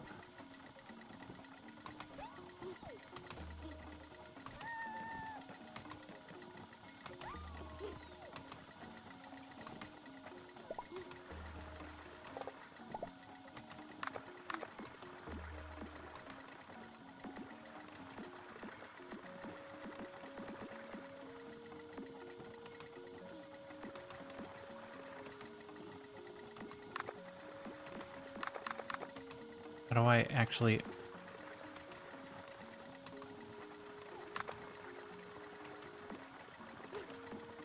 How do I get rid of the road?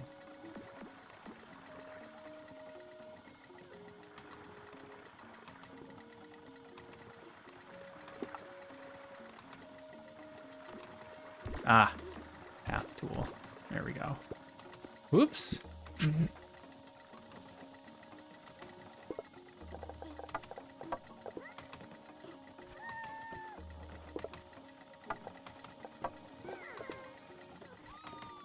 Oh, they're dropping off to this first. Then they're dropping off to this now.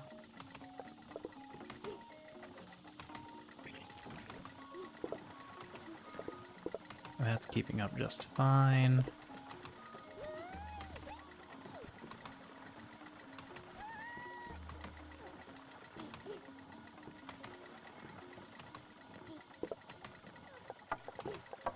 Okay.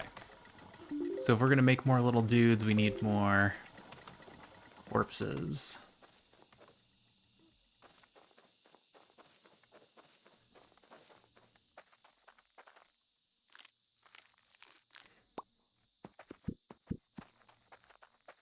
I don't remember how many we needed.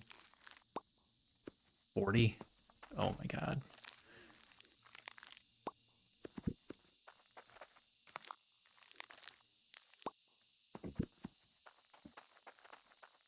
Well, we'll go turn these in and then we'll see how many more we need.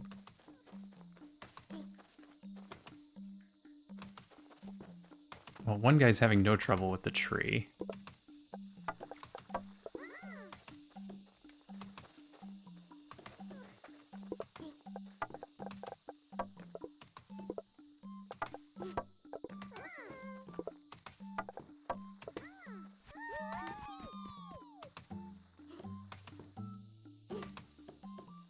Make sure I didn't get them stuck.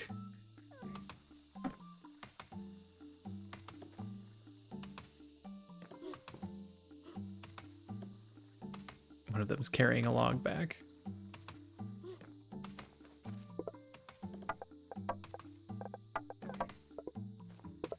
Alright, put that one back.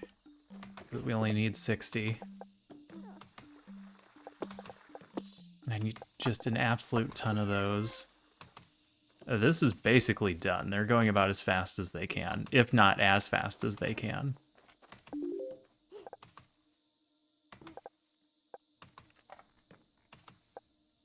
I needed to build another Spark workbench.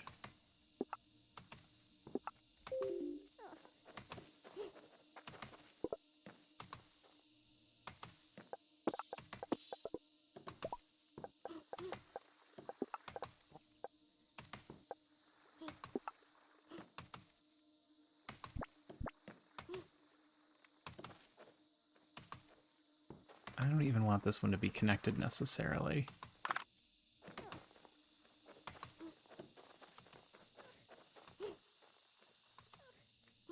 Oh, it has to be on an ancient base. Must be built on an ancient base. How do I know where an ancient base is? Did he give me that information?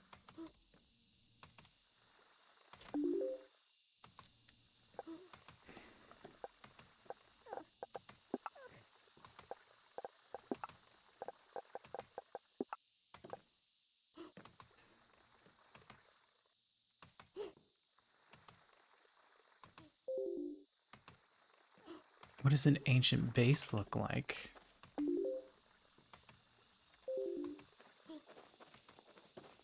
Was there one in town? Was there one near our...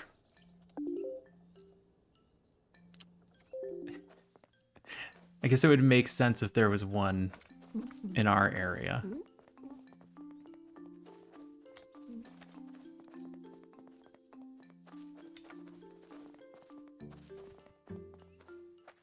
Oh, no, that's a tree.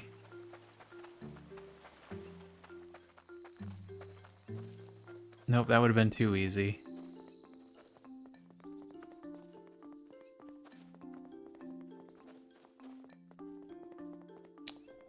So do I need to find an ancient base?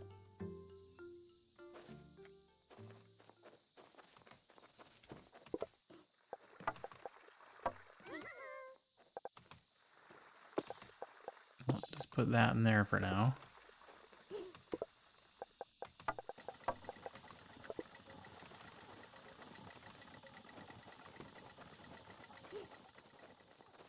Okay, you all don't need to be following me around. Oh, they stack up to 10. Is this an ancient base? I just gave all of my sparks away.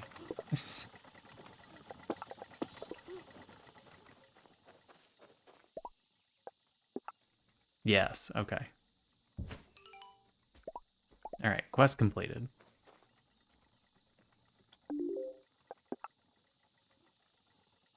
He's gonna give me 20 shards for that? Okay. That's good, because I need a lot more shards for all the ones that the woodcutter wants.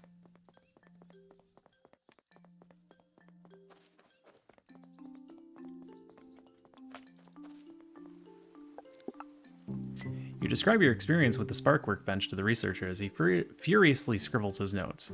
For each thing you tell him, it feels like he's writing 5 different thoughts. After you finish, the old man furrows his eyebrows, deep in thought, and sighs gently.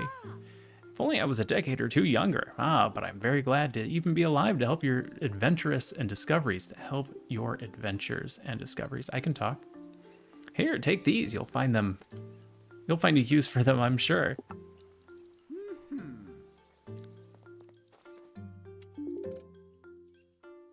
All right.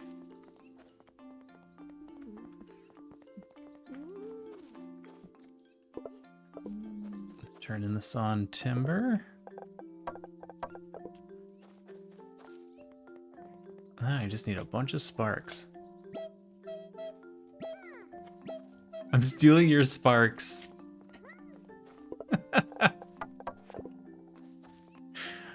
I hope he doesn't get mad.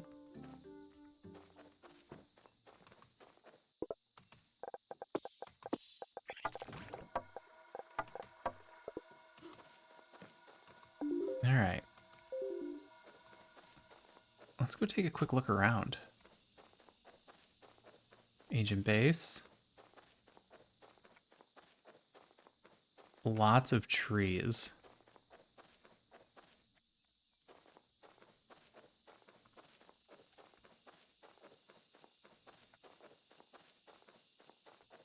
How big is this forest?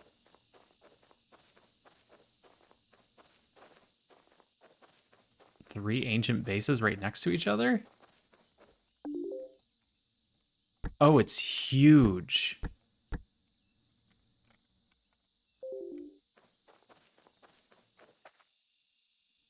Be elephant corpse. I can't do anything about that one.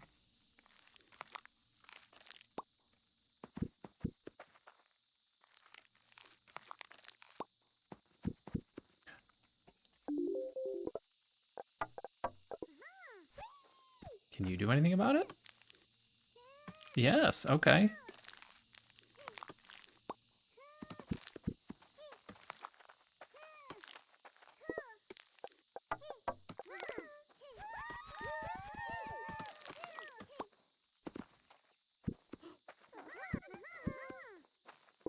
Good work, team.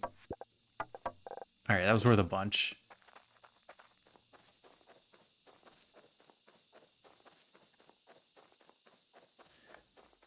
Climb. Awesome. Do I have something I haven't looked at yet? A bunch of things? Okay. I just wanted to get the exclamation point out of there. Always makes me think there's something else I need to look at. Oh, it's getting late. I need to take my pills. Otherwise, I'm not going to go to sleep.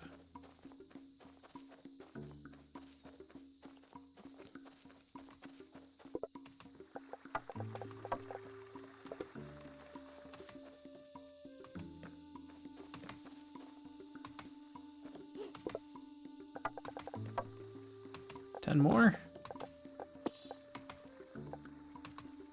Let's give you...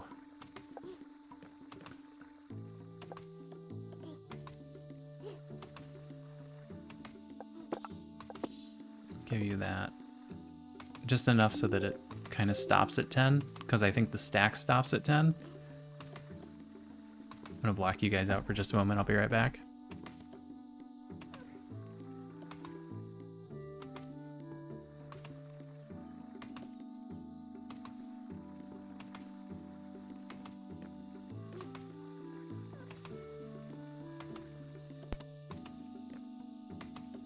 Okay, I have returned.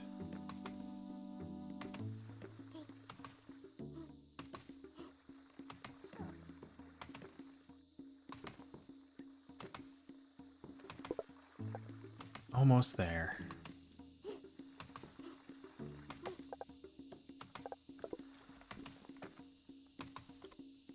That was the last quest we had, right? Activate the monument that we don't know how to do. Quest overview. Activate the monument. These are all completed. Merchant. Unlock tier 2. Grants access to quests from the next tier. Oh, it opens up the merchant. Bella LeBons, what are you doing? Oh, you brought me a string. That's what you're doing. You're trying to indicate to me that it's playtime. Huh. You want it to be playtime?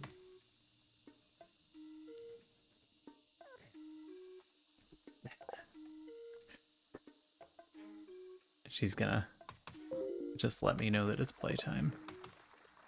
And then if I could just stop and play with her for a bit, that would make her very happy. Alright, put 2 more in here. Because I need 2, and then I want this to stack to 10 and see if it stops.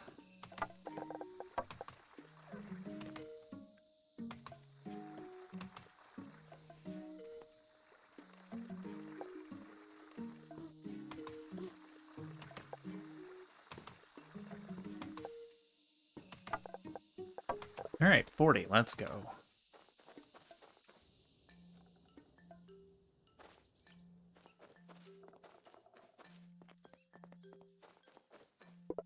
All right, Mayor. Here's a ton of sparks. The Mayor takes inventory of the items she asked for with disbelief. This is what we normally make in a month. Okay, I clearly can't stop you, but promise me that you'll take care of yourself. I'm proud of you, no matter what you do. Always have been. Unlocked merchant. I have a question. Are those sparks of yours good at defending themselves, or say, a trade caravan? We avoid disturbing wild animals, but sometimes they attack, and of course, there's always bandits. Maybe they can help, but you should start with something weak. Hunt some field spunnies for me. You can find a lot of them in the woodlands. Kill helpless field spunnies. Don't confuse them with the forest spunnies, alright? If you attack one of those, the whole nest will come after you. Oh. Okay. That doesn't sound good. Exciting news!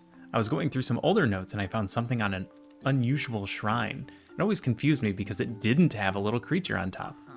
I don't think you found it yet, so I'll mark it on your map. Okay.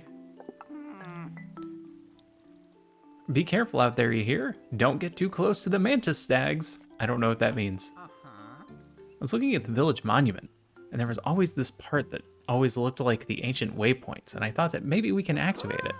So I was snooping around and noticed something very exciting. There's this broken cube-looking thing that I could take out. I think I can fix it with some etheric items. 3 etheric pellets? I have that now.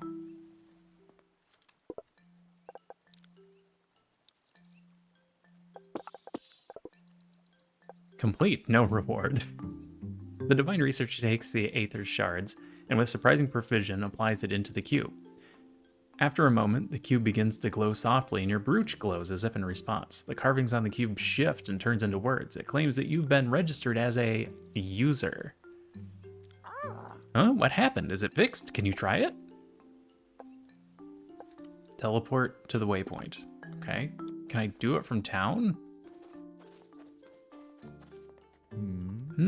Oh, hello there. So you know how your sparks can turn wood logs into sawn timber? I was thinking maybe we can get them to make something even more refined. Do you want to give me a hand? Okay. Great. Let's try expanding just a little and see how the logger and saw bench work in scale. Oh, okay. Free logs.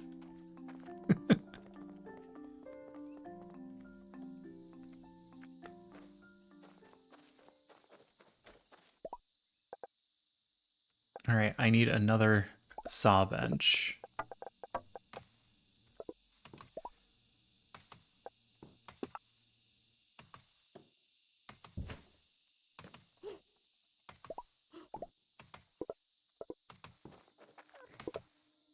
Okay, yep, you stop.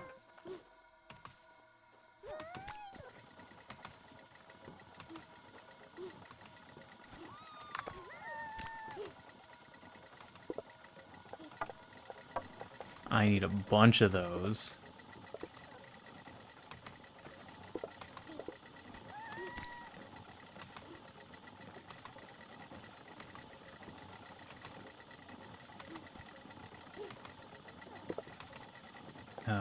Do I need more? I don't think I need more of those. Go to the shrine, kill field spunnies. Ancient waypoint. Build another logger. Field spunny.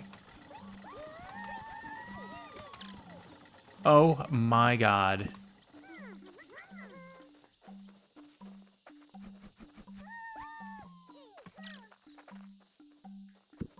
They're defenseless.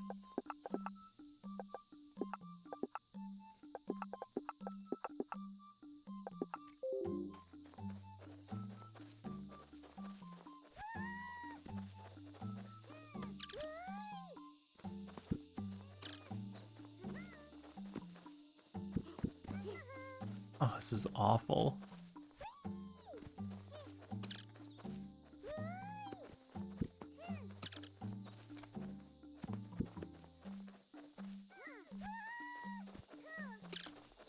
That's 7.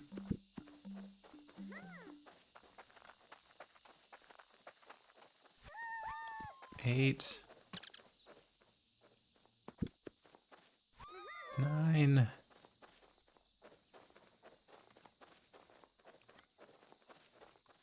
10.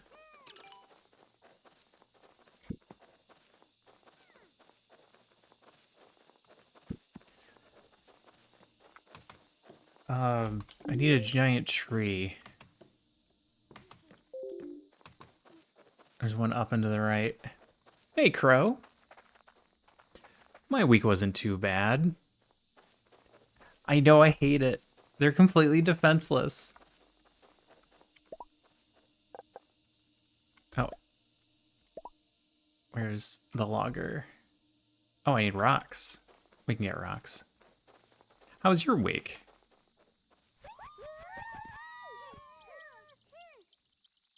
You guys got this? Is that too big? That rock was too big.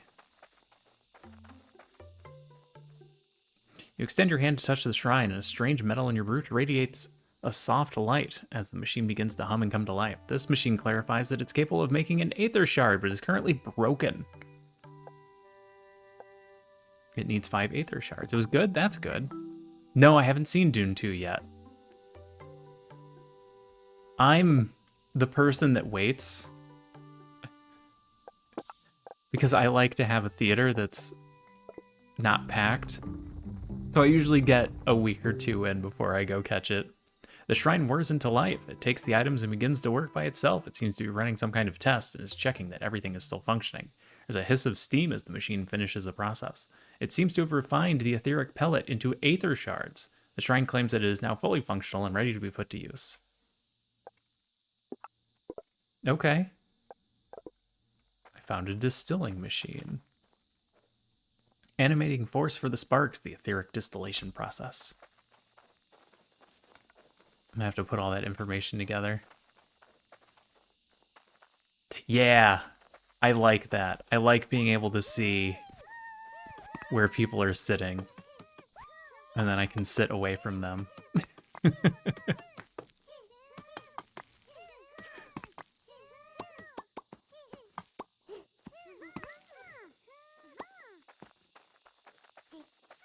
Guys, bring me the rocks? All right, great. Let's go put up that logger.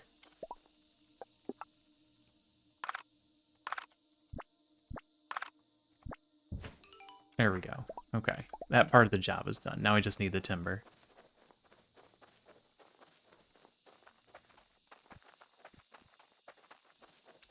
We go to the movies a lot. I really like going to the movies.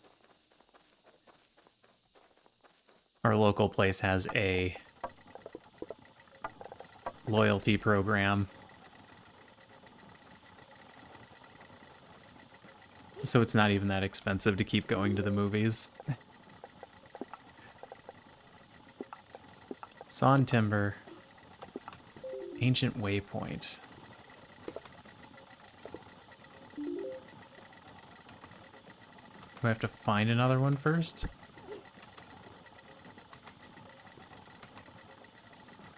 It makes sense that I have to find another one first. Yeah. I'll have to go do that. But for now...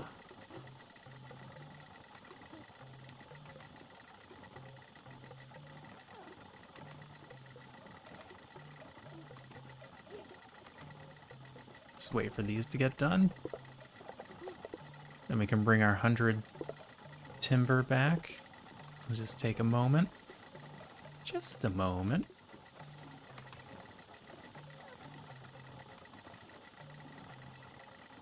Yeah, we have friends that can't hear very well. So every so often we go to a captioned screen.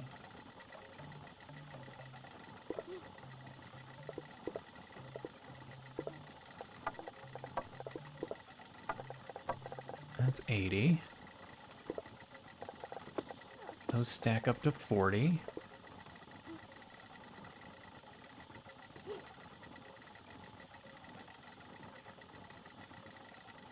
It doesn't usually bother me that much. And I like to go to the early screenings because that is also like early in the day, the matinees, when it's also cheaper. Because I pinch pennies, I guess.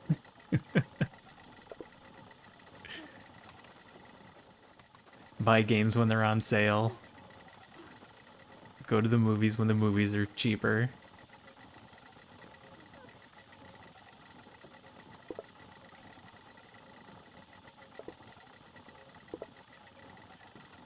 Almost done. Yeah, that's what ours does. $5 Tuesdays. Tuesdays is their slow day.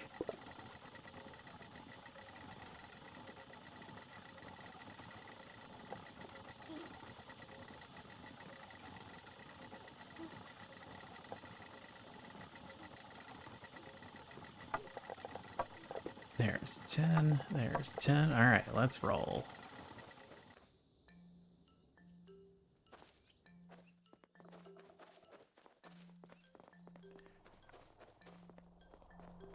Merchant and the woodcutter.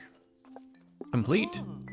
In one hit, you say? That's much better than I expected. They look so cute, I thought they wouldn't be able to do much. Here's a little something for your time. There are like 4 other people. That's nice. Okay, let's just skip the forest bunnies. Do you think your Sparks can hunt a bee-elephant? I've heard that there's only the docile type in the woodlands near the village, so they shouldn't be too dangerous. You should take as many Sparks as you can with you. I'm pretty sure the bee-elephant will need more than just 1 hit, and I've seen their trunk break bones. Don't get yourself hurt, all right, or the mayor's gonna give me an earful. We're gonna die. I mean, it'll be fine. Wait, you have a job for me already? When my grandfather explored the woodlands a long while ago, he described in his notes a shrine that had a strange-looking statue. Thinking about it, it might be a spark machine. Here, I'll mark it on your map. Thanks. Don't forget to come back and tell me about it. Is it the one I already found? You describe your findings as the woodman appraises the sawn timber. He nods slowly, his mind connecting dots on the finer details with the spark-sized machines. Yes, of course. This makes it a lot easier. You can just create multiple settings for everything. Think of it like a recipe. If you need to create a new setting in the saw bench, all you need to do is change it to wooden panels.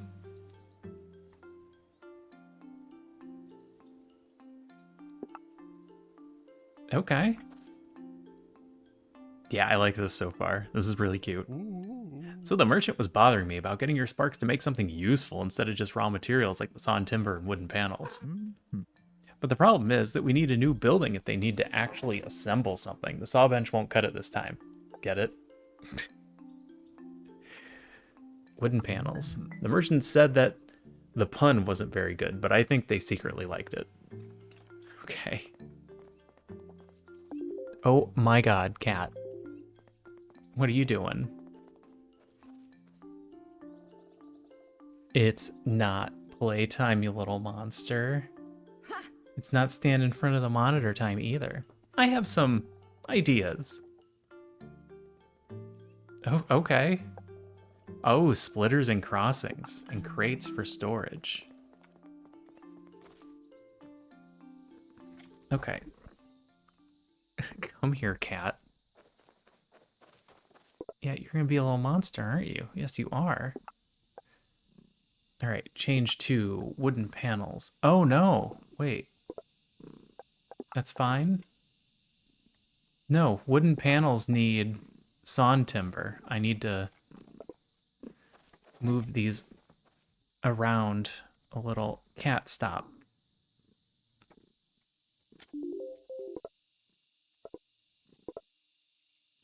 Okay. So what I need is to change this one back to timber. And then we need to take this one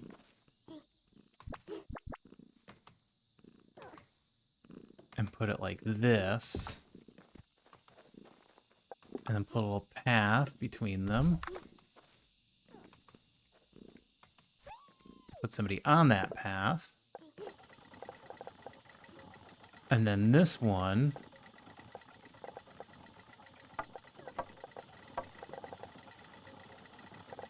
will make panels. Excellent. Okay. How does that work with our quest log? Kill a bee elephant, find an ancient shrine, 10 wooden panels, 60 wooden panels. That is fast.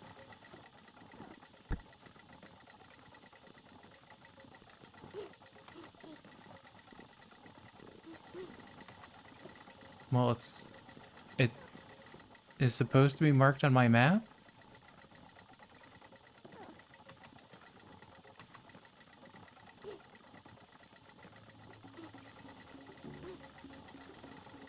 Hmm.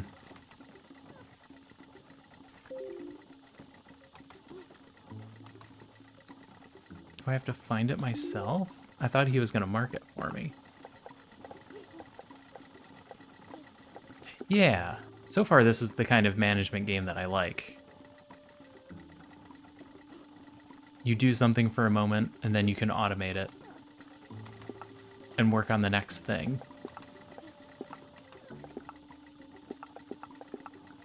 Teleport to the ancient waypoint. Can't activate that monument. Circled a location on your map he believes to be a spark shrine. Oh, I see it now.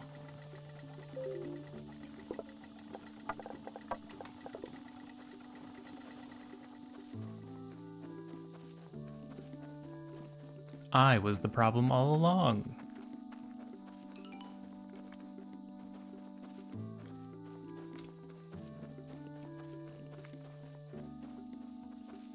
Wait, I found the shrine?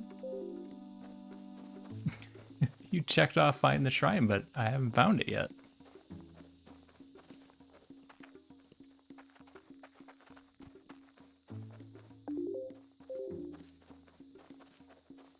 There it is. Actual arms that can work. Why are limbs so difficult to make? You extend your hand to touch the shrine, and a strange metal in your brooch radiates a soft light as the machine begins to hum to come to life. This machine clarifies that it is capable of making a crafty spark, but is currently broken. 4 stumpies and 4 wooden panels. I have those. You touch the shrine and a small hatch opens to reveal a slot for you to put stuff inside.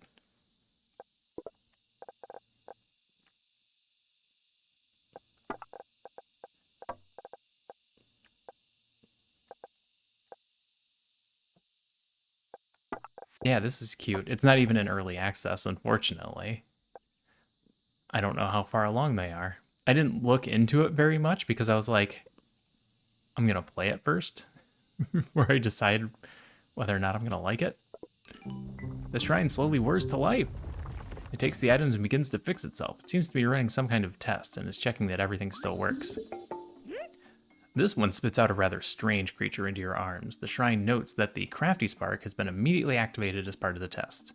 The crafty spark waves at you, ready and eager to receive instructions. However, before anything could be done, with a puff of magic, the spark turns into a wooden disc that fits in your hand. With the deactivation successful, the shrine claims that it is now fully operational and ready to be assigned sparks. Reward 2 crafty sparks.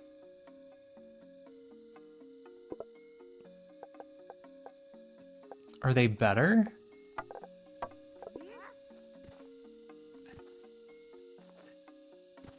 I assume they're better.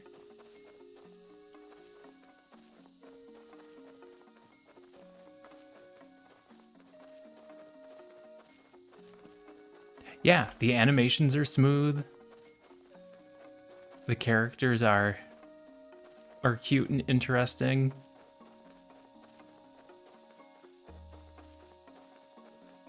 It looks like there's different zones.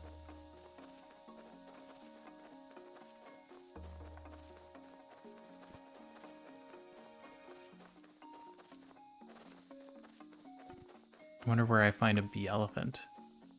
Able to carry more items. They'll prove useful at the shop. This is a different... Oh, that's another new spark.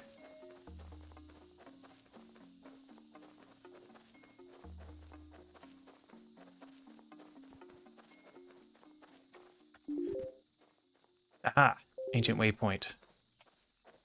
I almost missed it.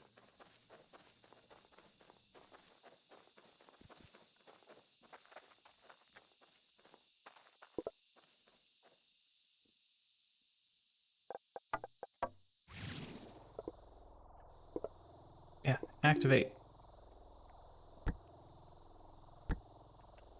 No. Oh, that one doesn't have fuel.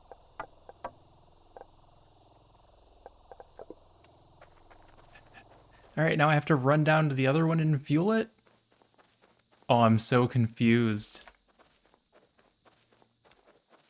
How does that help?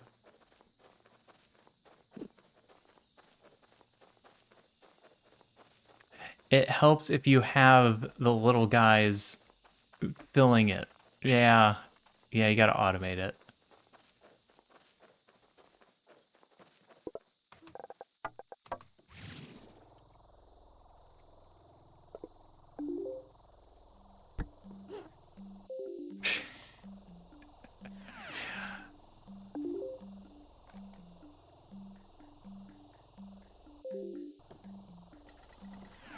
Okay, that should accomplish the mission.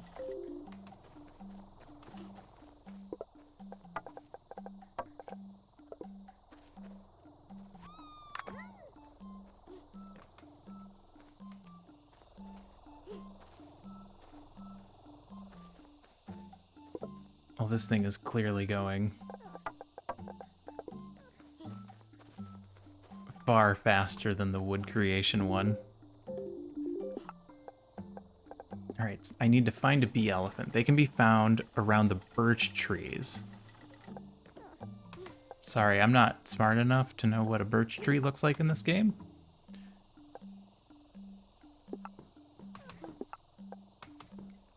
Wait, what? The village's monument waypoint was fixed. Oh no! It wants me to do this one.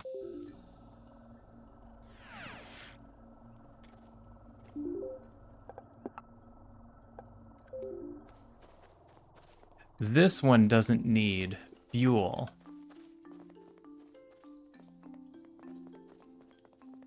Only the ones out there need fuel.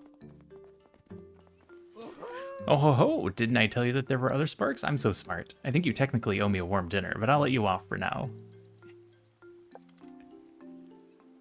10 crafty sparks. Ah, enough gloating for this, old man. It's time to do some work. Complete the waypoint.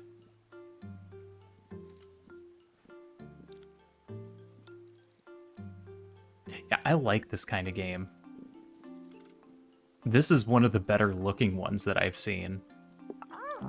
Instantaneous travel, how incredible. Tell me how it was, and don't spare any detail. You described the process of using the village monument to the divine researcher. My cat is back, and she seems like she's gonna hang out, so I'm gonna turn this back on. You mentioned the other waypoints that you have seen in the woodlands, how it feels, how it works, and how you were designated as a user. Fascinating, fascinating. It's so curious that you can only teleport to the specific waypoint, but from anywhere. Is there a distance limitation? I wonder how we can assign other people as users. Ah, here, for you.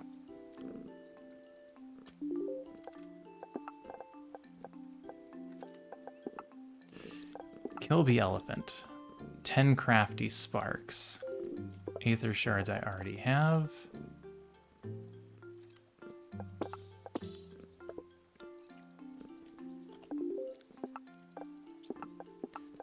I can turn in the 10 wooden panels to the quartermaster.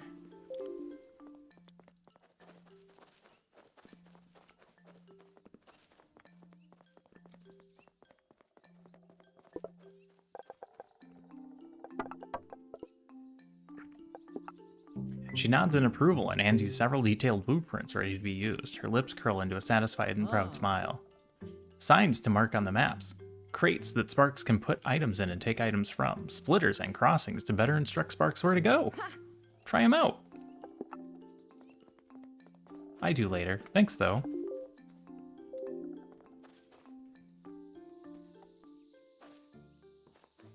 It mentioned in the intro how far along they were in the game, but I don't remember.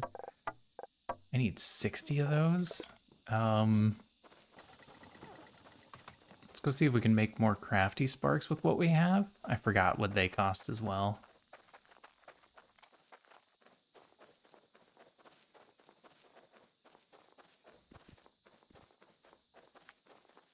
These are pine trees. Oh, I forgot I can just climb.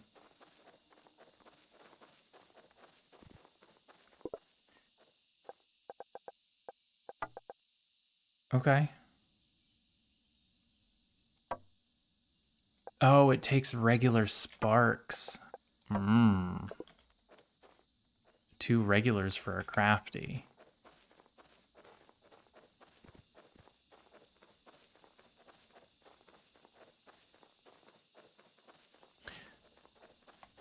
If I thought this was going to be long enough, I would start automating this as well. But I think we're going to run out of demo.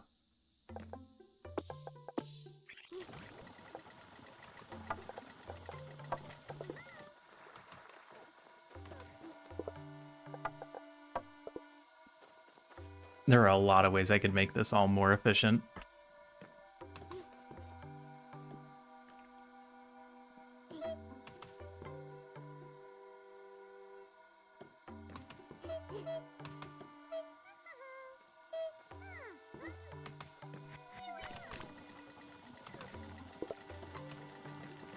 Yeah. All right, those 2 are faster. Excellent.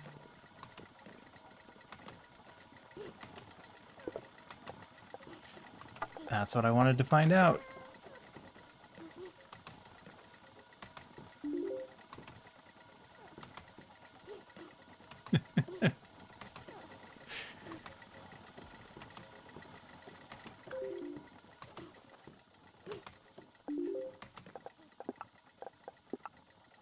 $60 wooden panels, 10 crafty sparks, find a bee elephant.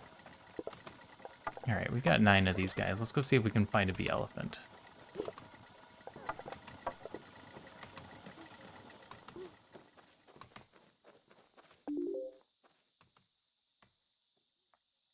Maybe up here?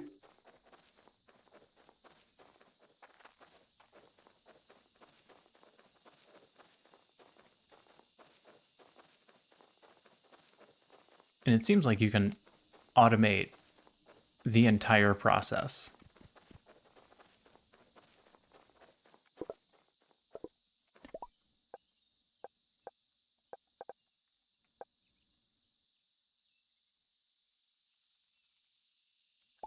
Does it specify the sparks that I can make? I was expecting there to be a crafting one. Oh, maybe the one that I created can do multiple recipes. Is this several giant trees in the same area?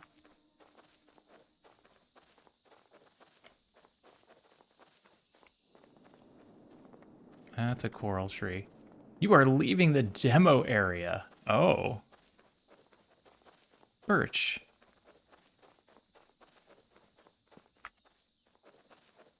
Fine. All right, I found some birch. Where are the bee elephants?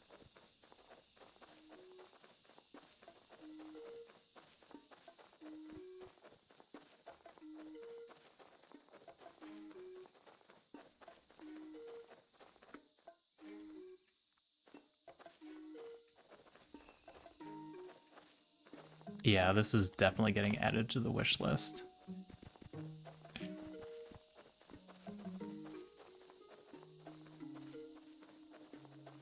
Coral trees?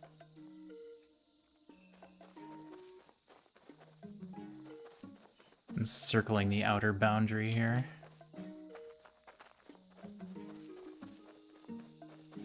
See how much we have to work with.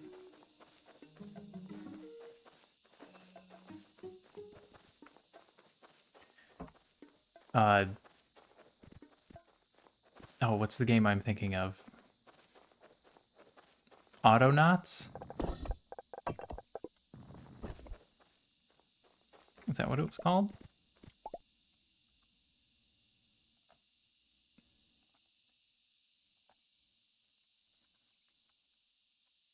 Yeah, Autonauts. I thought Autonauts was a fantastic game. Criminally underrated.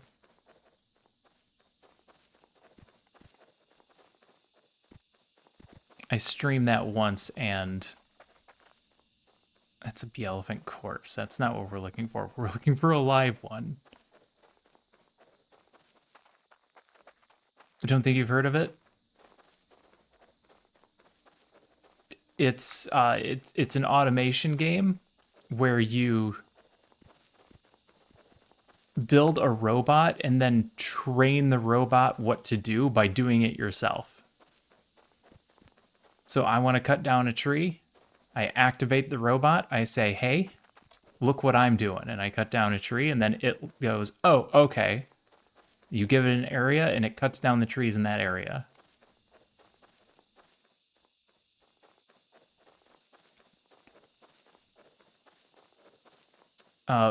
Eventually, when you get better at it, you can directly program them to do things and get more complex. Yeah. You actually end up programming them.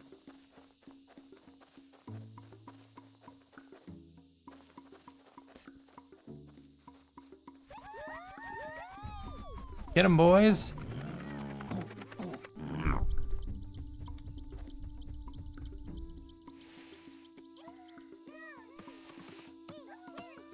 Oh, did I... Oh, I'm losing them. They're dying.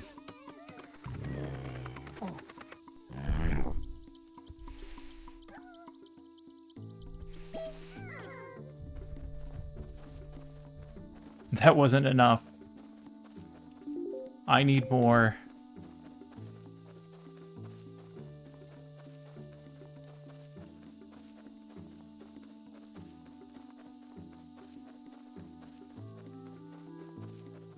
On top of that, the game actually had goals. So it wasn't just getting stuck doing like, oh, I'm building with no real point. There was actually a point.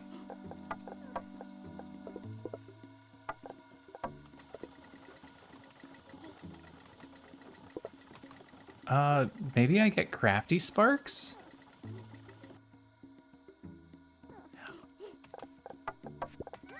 I usually say that I'm boring because of that sort of thing, but honestly, it's fun.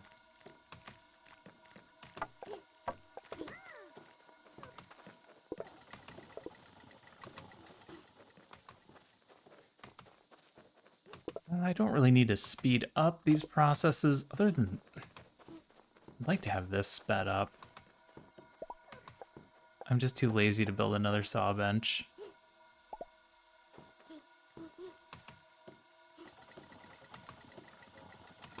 Why am I being lazy about the saw bench? Just build one more. It's 20 wood. You've got 20 wood just sitting here.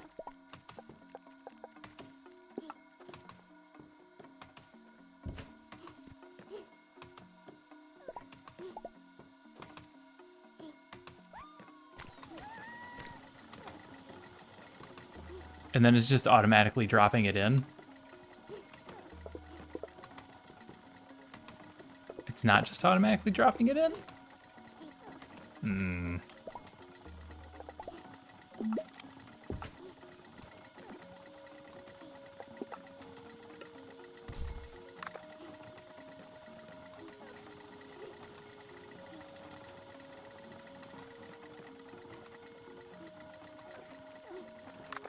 Oh, it still doesn't like that they're connected.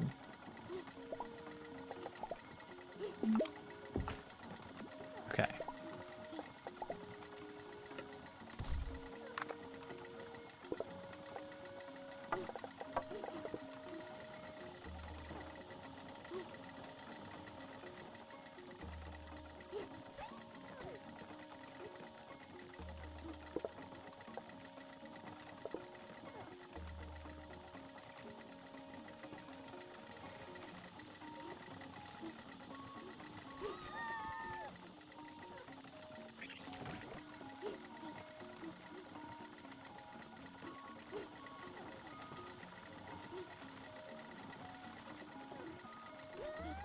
One more.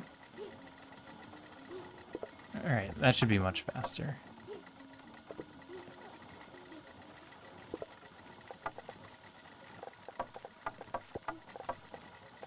Now I need 4 more of these.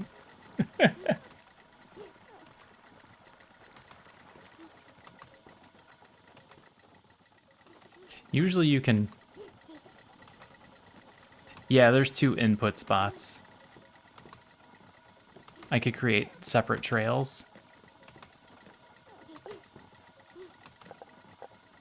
It's not a bad idea.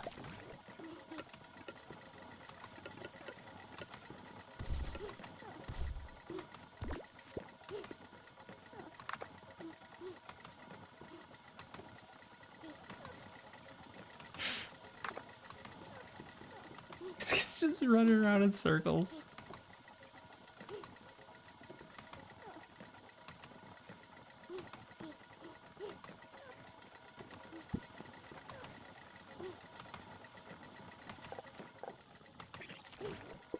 This is fine.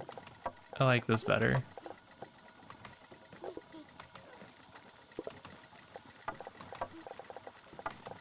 All right, let's go. Let's go murder a bee elephant. Hate to phrase it that way. Oh, this one doesn't know how to do the other one. I haven't learned to make the other spark. That's too bad.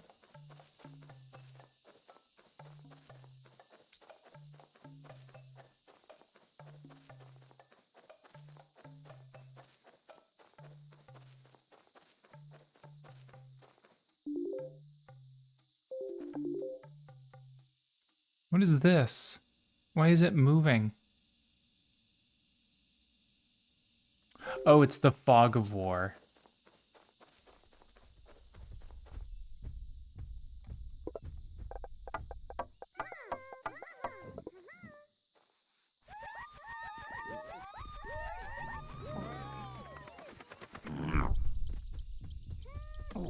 Get him, boys. Wake up, he's killing your brothers.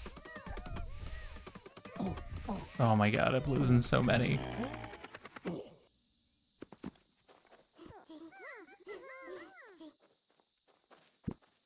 Well, not bad.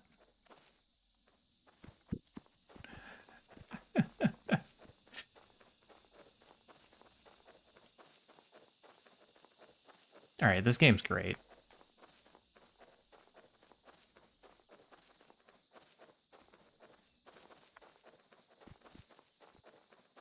I wonder how much more game I have left to go.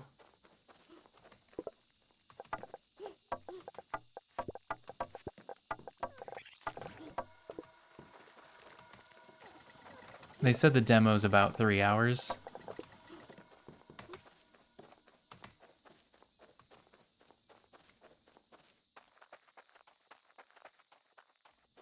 I'm not exactly crushing it with my speed playing, though. So it'll probably take me a little longer. Oh crap, it's 1 a.m. Man, I had a 3rd game lined up for tonight.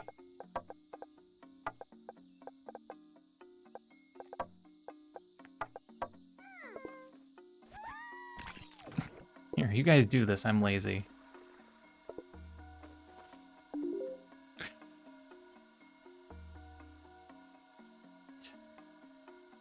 I'm gonna take a quick walk around the border while you guys work on that.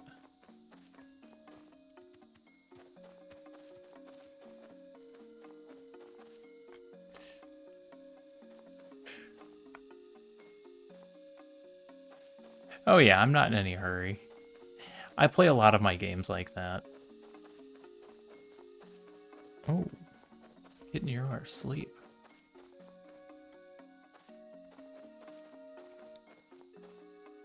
Sometimes I'll get a person in chat telling me that I'm doing something wrong or I should play the game a certain way.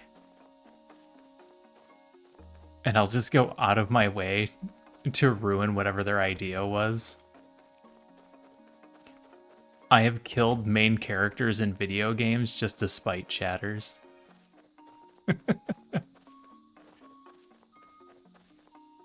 I know it's an awful thing to do, but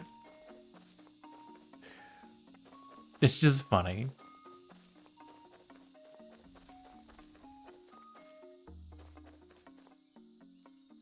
These are the forest spunnies. Those are the ones that will attack us. They're aggressive.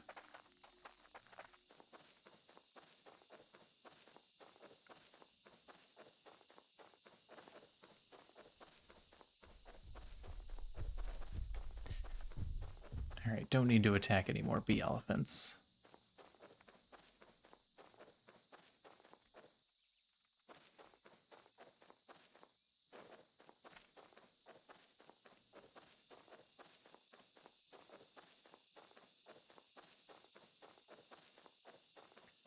One of my favorite ones was playing Lisa. 99% of the time, I don't even mind backseating. I edit my title, backseat away. But when somebody gets it absolutely insistent on something, when I was playing Lisa, somebody was like, oh, you have to use so-and-so. He's the best character in the game. Like, you actually have to use him. It's the only way. And I immediately got that character murdered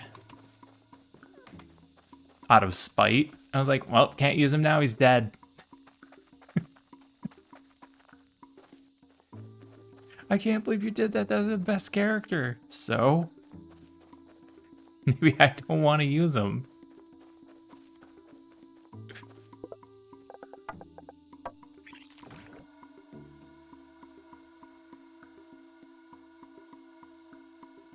It's alright, Bella. Gotta switch legs. Nope, you're fine. You're okay. I'm not going anywhere.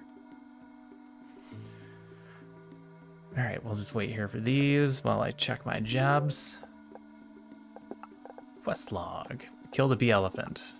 We're gonna have our 10 crafty sparks. We're gonna have our 60 wooden panels. And this is an end game that I don't know why they gave it to us immediately.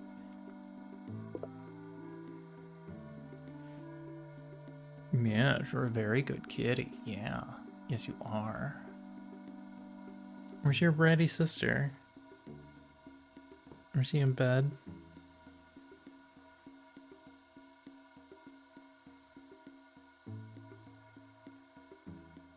I also occasionally like a little downtime in my game so I can pet my cats. They also enjoy this. Oops. 8 down, 2 to go.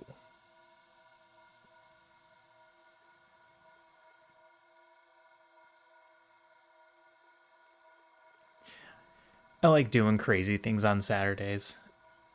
Just playing one-off games. Like this demo. Okay. Yeah, you just don't know how to purr properly? That's fine. You're shedding all over me.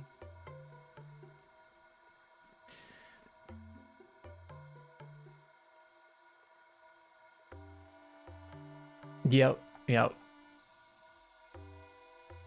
Plus the warm lap. Alright. Got our good sparks, which we're gonna lose immediately.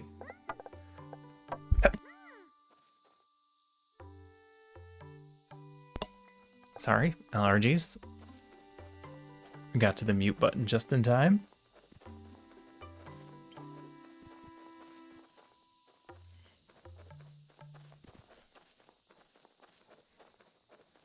It's actually freezing in my basement. I stream from the coldest room in the house.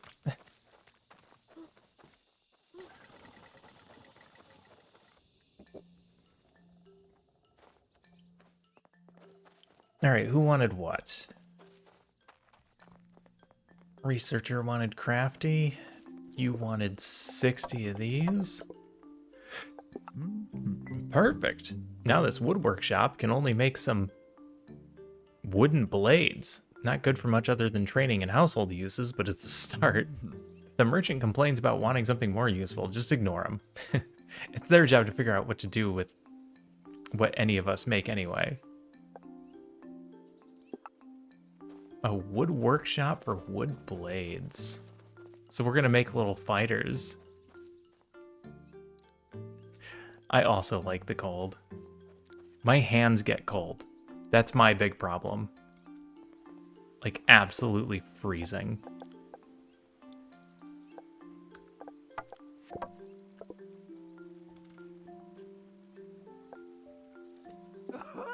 Yes, this is very simple. Oh, chance truly favors the prepared mind. Let me show you. You'll find that setting it up will be as easy as rolling off a log. You don't actually have another quest for me? All right, then. I've heard you've been doing very well for yourself, and you even found other spark thingies. Well, I'd like to see just how much you've progressed. If you could provide me with some, that'd be lovely. That's so many. I know it's a lot, but since you managed to shatter my expectations last time, I figured I'd set the bar high. But you take as long as you need, my dear. Don't forget to take care of yourself and take breaks. Nice. Throw in the take breaks.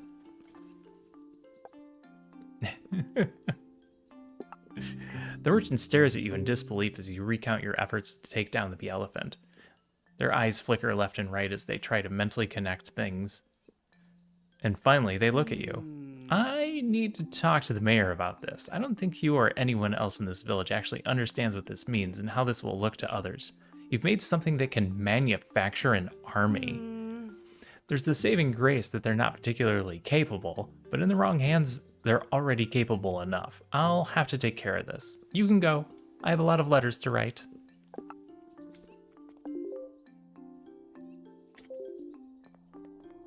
Okay, then.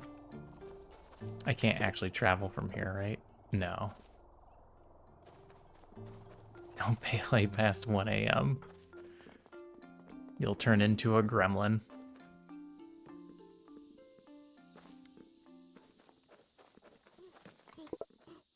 At a certain point, I start to kind of fall apart. Just like my ability to pay attention disappears. My ability to speak coherently also disappears.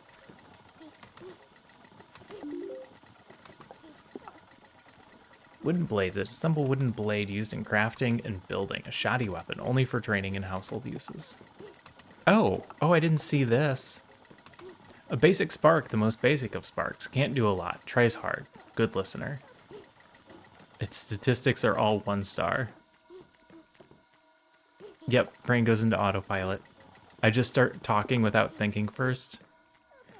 Crafty spark, a worker spark, good at working in buildings. A rather grumpy looking bunch, but they seem like they actually enjoy working hard. Efficiency 2. Their offense is worse,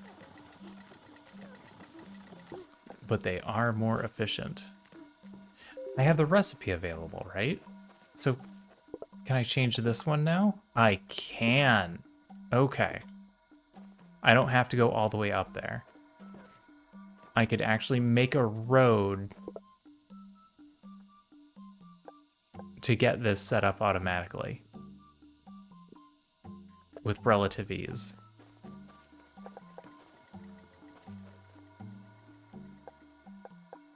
In fact, I'll do it now.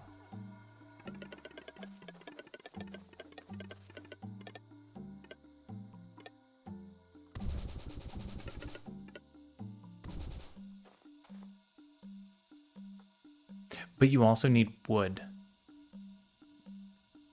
Oh no, you also need...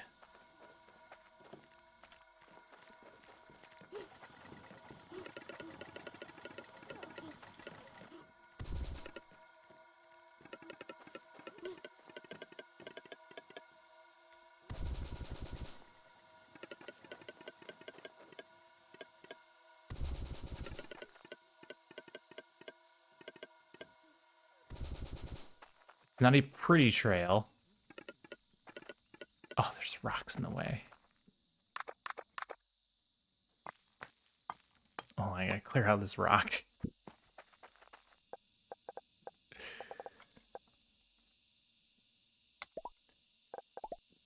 We lose an hour. Oh, I did forget that.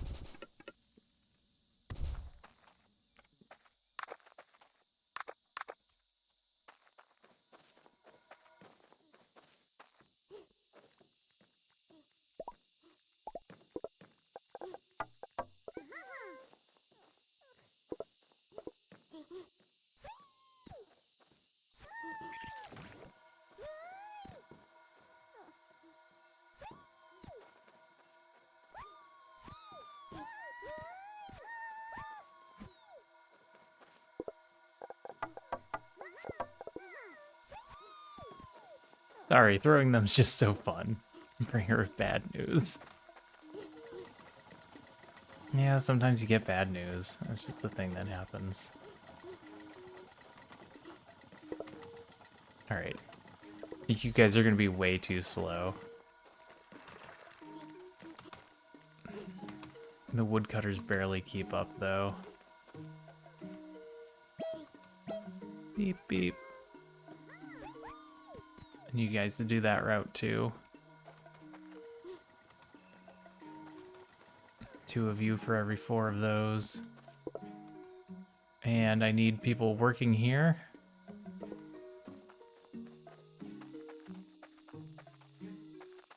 That is 2 entry slots, right?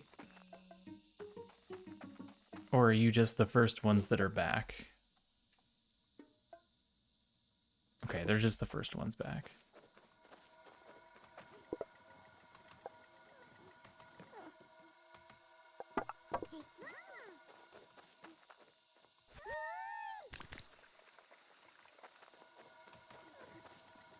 They sound like they love being thrown. They do. They're having a blast.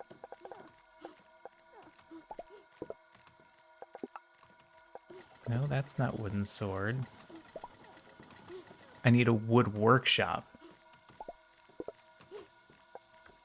Which requires 20 logs that I absolutely do not have. This will eventually fill up, though.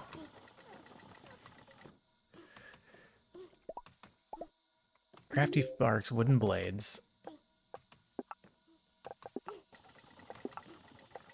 That's it? That's the last thing I've got for right now? Let's check the quest overview.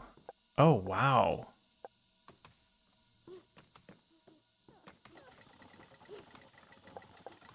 You're gonna let me get to at least tier 3? There's more game here. I thought we were gonna run out of game.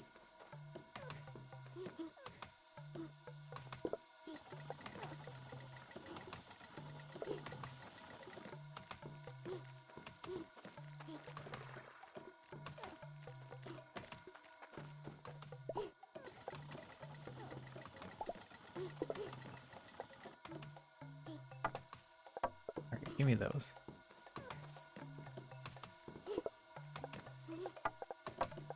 I need to get 20 of them so that I can build the workshop. All right, there's more in this demo than I thought. I'm gonna get well over 3 hours out of this. No, gimme. Oh, I missed it. Do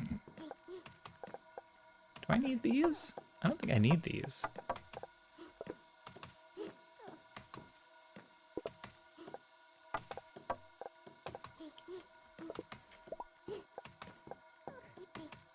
Or rather, I only need 10 of them.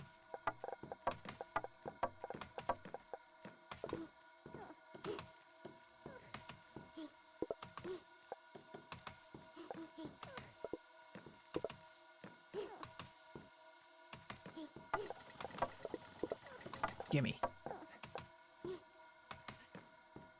2 more. 1 more. I just need to figure out where I'm going to put the new building. Actually, I can put it anywhere, and then we can move it later.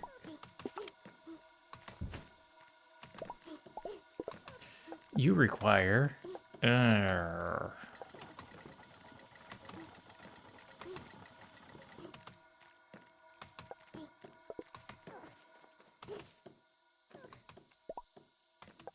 We're not as well set up for that.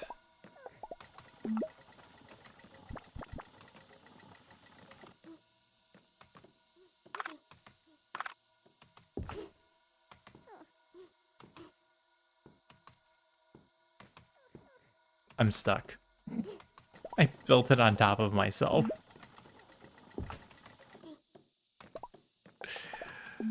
All right, that's a thing that can happen.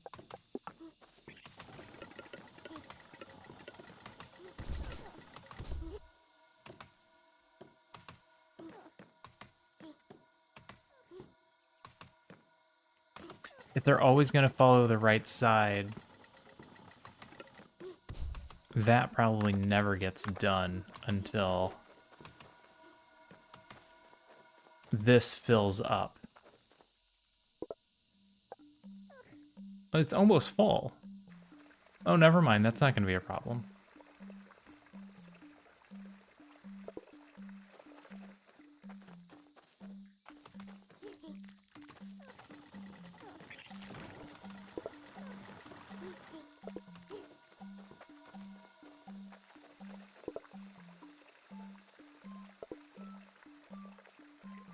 Except that I need 40 crafty sparks.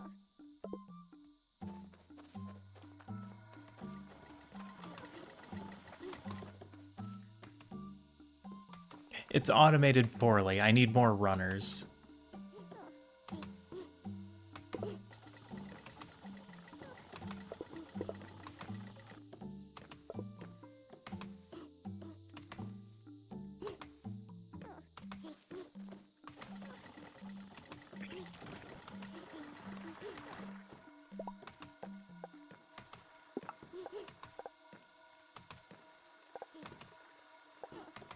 Oh, I forgot about the crossing.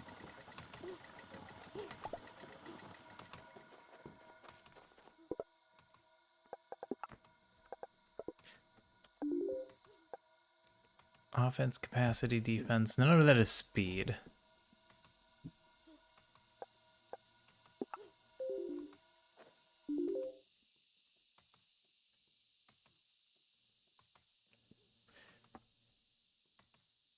Ancient Shrine? Spark Shrine? I didn't see what that one did. That's the distiller. I don't think I can technically get to that one. Oh, there's several of those I didn't open.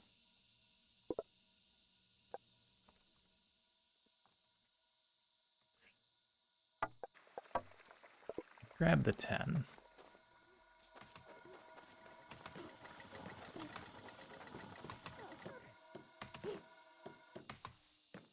Looks like I need another runner here.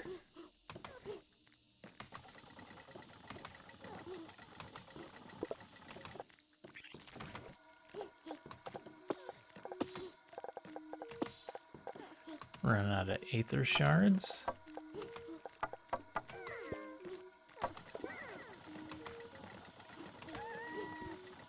Just one more runner.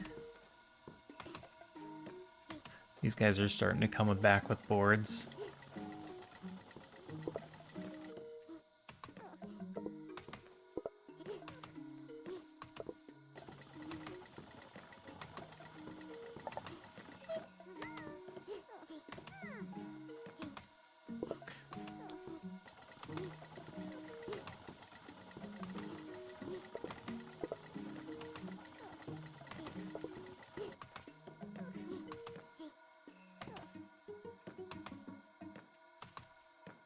Look at my hand, cat.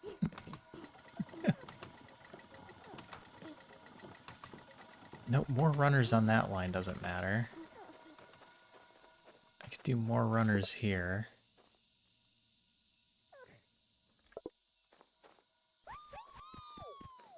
That might matter. No, they're not capping out.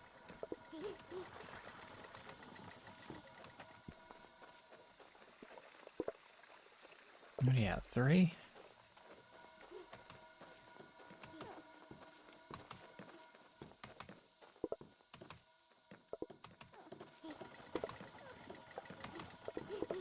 I could also just steal these and put them there for swords, but it doesn't matter. We need a bunch of crafty sparks and a bunch of wooden blades.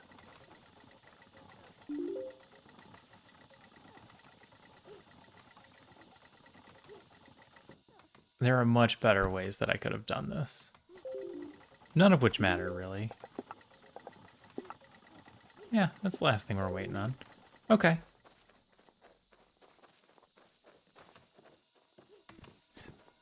I think this gave us a good enough general idea of what the game is.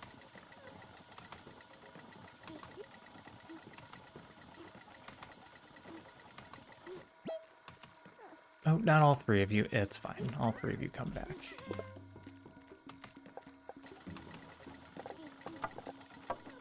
This is fun. I think this is going to be really good. I think the way the crafting is done, the ease with the throwing, the fact that we didn't run into any bugs or issues at all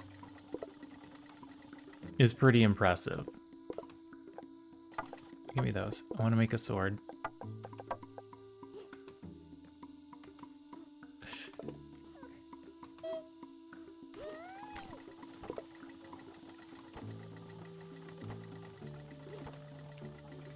The animations are cute. It looks like the different levels of these guys are going to have different abilities, so it's not like you're going to have one awesome group. It's going to be like, these guys are good at this, these guys are good at this. And there's an area on the farm where we can build that looks like it's not just manufacturing up here, but like there's a spot in town we'll be able to set up. I think this is going to be a good game.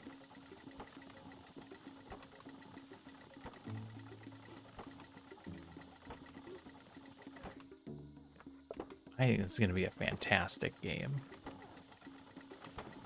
Nope, that one came back with a board. Are you full again? No, you're only at 7.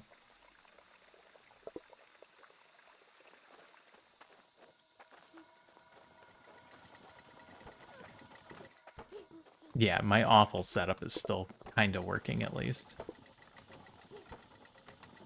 This is going on the wish list. If this ends up being a full release and not an early access, I'm probably gonna run it early because this is good. Well, I didn't get to my 3rd game tonight, which is too bad.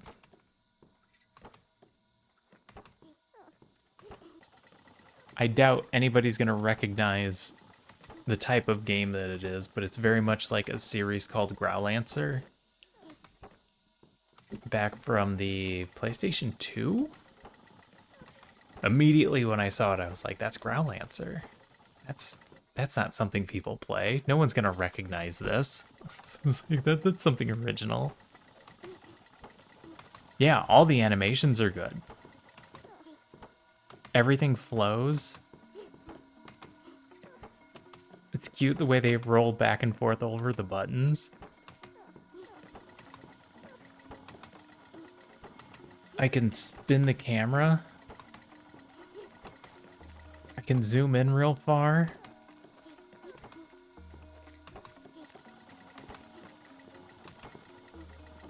I can zoom out.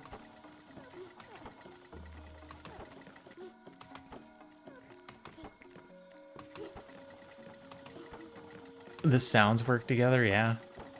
I have no complaints. I have absolutely no complaints about this.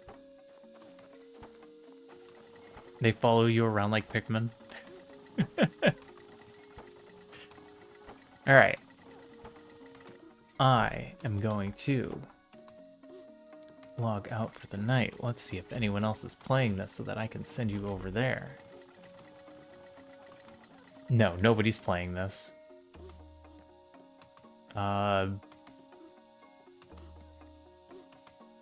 Nobody even knows this exists.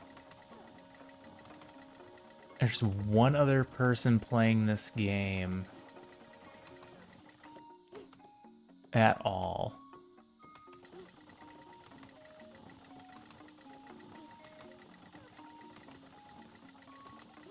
Let me see if, sorry if you get sound.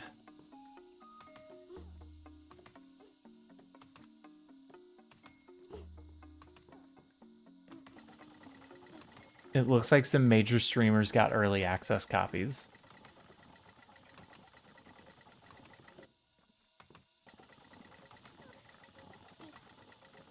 And that's it.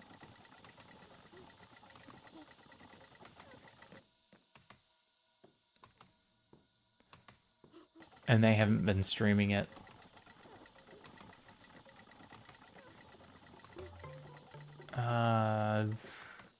Most recent videos.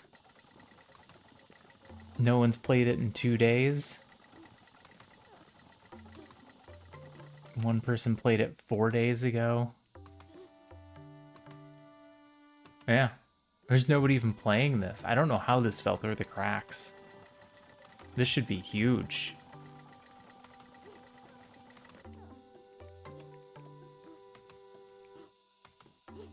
I'm amazed. I'm going to bring this up again. All right. I got to get some sleep. Who's still up that I can send you on over to? Sylphia is playing some Vintage Story.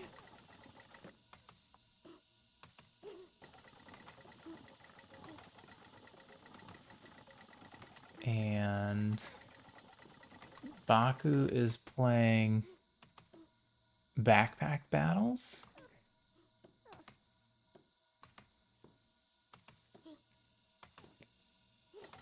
Yeah, let me add this to my list. I want to see what they've got for a release date.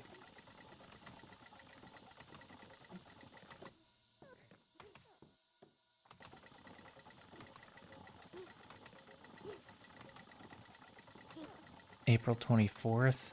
April 24th is going to be early access. Oh no.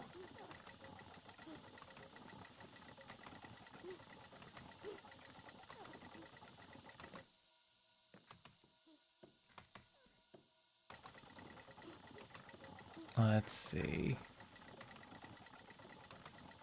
What's in the demo? What's in early access? Oh, 10 different sparks. 15 workstations, 20 logistics buildings, 80 quests. So it's not small. It's not small.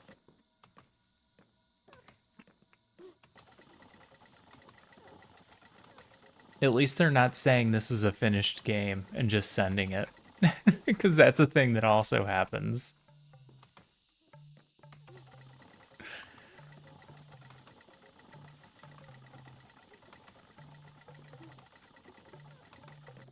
This came up at Next Fest and it didn't get a ton of coverage.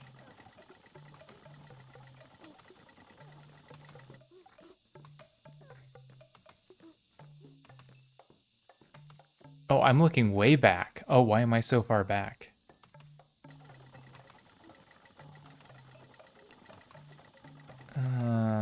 Biomes, mountains, logistics.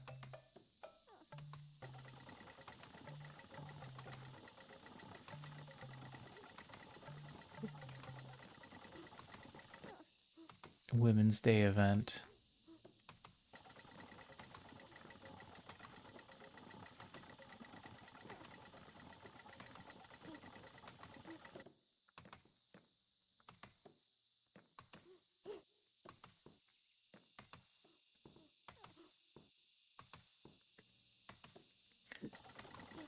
A demo will stay up for a while. That was in February. Oh. It sounds like the demo is going to be taken down soon. Probably when they enter early access. That makes sense. That's what I do. I have a hard time browsing Next Fest. I have a particular streamer that I watch during Next Fest because he goes through almost everything.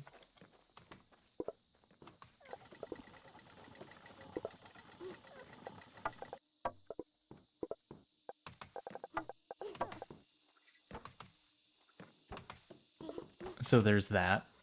Yeah, there's too much. There's too much for somebody like me. I don't have the time to do it all. So I also have a tendency to pick roguelikes. There's a stack of 10. All right, anyway, let's go.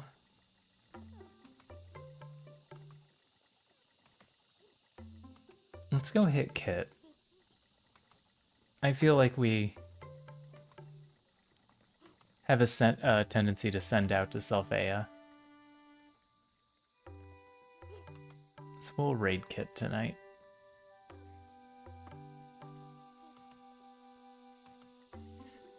All right. Kit is playing Backpack Battles, which is something that I've also been keeping an eye on. Not as closely as others, clearly. Kit is a variety streamer. He's all over the place. So you never know what you'll get on his stream. He's got a really good VTuber model, though. He also stops in once in a while. I always appreciate when people stop in. And for anybody worried, I actually keep track of who stops in rather than who talks, because I am the lurker that never talks in anybody's channels. But I'm gonna go. I gotta get some sleep. I'm off tomorrow. I'll be back the next day. We're gonna pick up Earthbound next week. I told a friend that I would play it. So we're gonna play Earthbound. Have a good night, have a good day, have a good evening. Take care of yourselves. Be kind to one another, and I'll see y'all again soon. Bye for now.